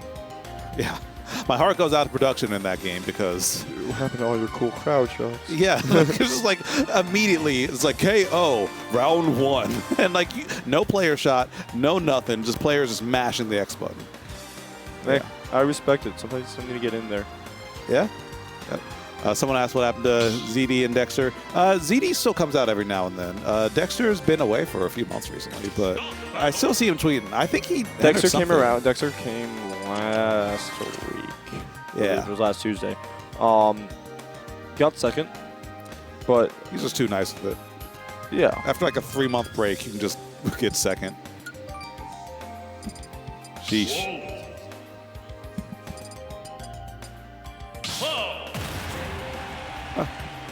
Well, I mean, yeah. We'll see more of them eventually in the future. Shout out to the Wolves that we were just talking about. This is a character that Pink has indeed touched quite a bit. He usually will go... Wait. He will usually go Wolf if, you know, he's one of those brackets where he doesn't, you know, want to go Mimic the whole time. Or if he wants to, like, give a challenge, but he's not up to Mimic it, you know? Yeah. Yeah. And also could just be a... Well, he's shaking his head there, so that means he still has, like, standards for his play and stuff. I was thinking it might have just been a, let's just try it, you know, get out of here kind of pick. But it looks like he is doing his best and, you know, going all out on this. Yeah, good call out. Enhanced loves those downbeat callouts. If you air dodge in those situations, he's there, and he will find it. Yeah. And even if it seems like it shouldn't kill at a percent, it always does. And it always finds a way. Downtown. Oh, well, still, I want to make it clear. He messed up his punish and still got away with it. Oh. He had the right read, but that looked like one of those things where you just weren't attuned to your character for a second. Yeah. You know?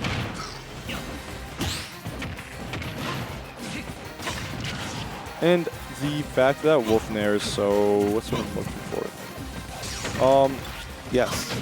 It's out for quite a bit, but it's also not the fastest, but its animation is pretty unique compared to the rest of Wolf's kit, you know? Yeah. Like, it's a bit harder to tell what he's going to do with other moves in the Wolf's kit, but his Nair is pretty unique in animation. So it's, at some point, it becomes really easy, especially with how useful it is as his neutral. It becomes pretty telegraphed when he's going to go for a Nair. And Hansen's making it clear that he knows that it's telegraphed with his parries.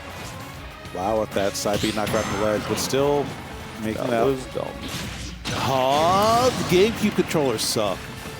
GameCube controllers are so bad. I guarantee that was snapback. Okay. I'm not. You're right. They suck, but I'm not going to take this GameCube controller slander as well. Like they're the worst control. They're the best suck, and the worst. They suck, but they're bad, but they're my bad. Yeah, I mean, I've been. How old are you? I'm 20. So I'm younger than the controller itself. I was about to say, like, I've been using that controller since before you were born, and, like, I love that controller. I hate that controller. My hands are still in pain because of that controller. It's the least ergonomically designed controller ever. But God, does it feel good to press some buttons with it. It sure does. God. But speaking of pressing buttons, I mean, enhanced do be pressing. What a grab. And that dash attack just barely whiffing. This is the 11th hour for this game. Enhanced is going to be looking for the killing blow. Pink Fresh doing his best not to give that up, but it's not a matter of if, it's a matter of when, because Cloud, just so many buttons that are threatening across the board. Case in point, that forward air hopping right over that grab, and good night. Game 1, enhanced PV. Yep. And these two, once again, they don't really care like that, so we'll probably see PS2 again. And Most especially likely. They did click it, so especially if Pink's not, okay. So he's gonna go min now. Yeah. So interesting. I wonder if you thought maybe the Wolf would be a better pick. Obviously, it's showing that's not. Yeah, maybe just try it out for game one. Just wanting some more, you know, practice, warm it up a bit, seeing if it would work. And I feel like it almost did. It almost did. There were several situations where he had the right positioning, but Min does be getting mauled by some of those situations. To be fair, that would have happened to almost anyone, though. Yeah, that was an enhanced stock. Yeah. Yeah, that's a good way to put it. Sometimes enhance just blows you up, and you just got to hold that. Got to carry that weight. Bro, that down smash. How did he get there? I blinked for a second during that leg situation. All of a sudden, he's hit with the nothing personal kid.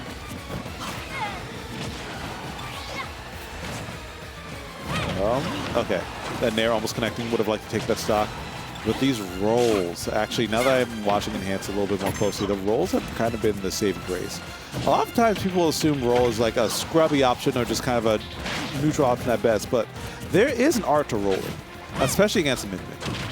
Yeah, I mean, you have to know when to roll because especially with the...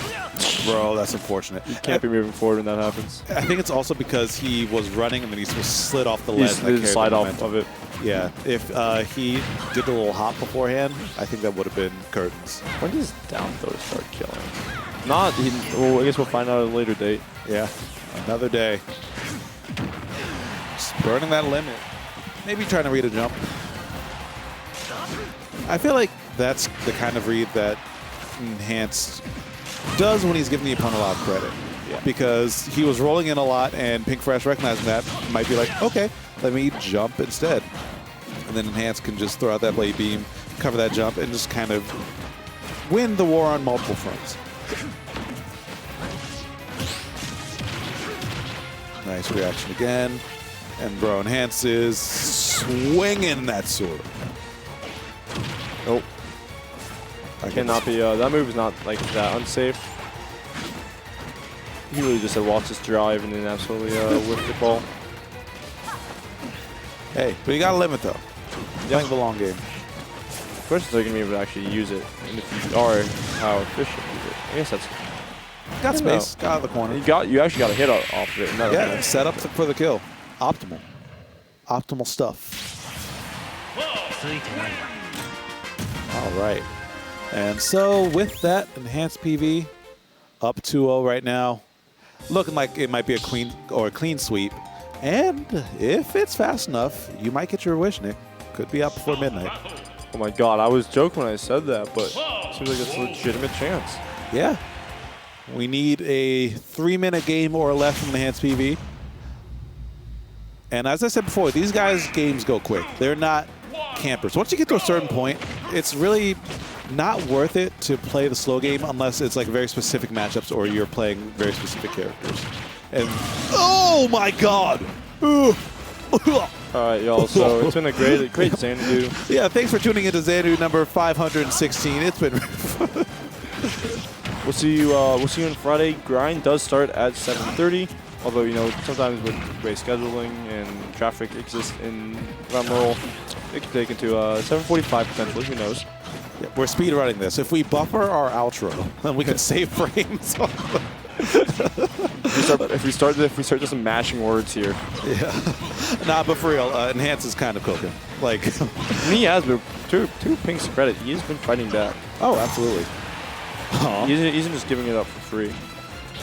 Yeah, for a player like Pink's caliber, you can never completely count him out, but Enhance, after a 0 to death, it's just so much harder to make a comeback, especially on a secondary. Granted, he did have a game to warm up, and as I said before, Pink was making the right reads and was in the right position, but just didn't have the right tempo or follow-up to really get the situations he needs. But now he's locked into Wolf O'Donnell. I mean, this is looking like a much better character. I gotta say, at least Pink is choosing the best skin. This is like the coolest Pink one. This is also like the only bright skin he has. They removed the white and gold one from Brawl, which was a really cool one. I need us as a society to start pairing those, by the way. Yeah, it's the same spot timing. dodging. Either that or just do something that's not a hold shield there, because you have plus frames if you can actually do it. Yeah. You can get better punishes. Most characters can't even punish it, but characters that don't have best punishes for it, you know. Like a fair out of shield for Wolf isn't necessarily anything. Why? I'm actually still surprised they charged up limit in the interim, like in between stocks. It's rare to see Clouds do that. Normally they just hold on to it for a little bit longer, but kind of banking on his ability to live and get some more charge and down smash. Really good option right there. Ledge trapping, easy pickup for forward tilt active for a long time. And Enhance might be looking for this up smash too.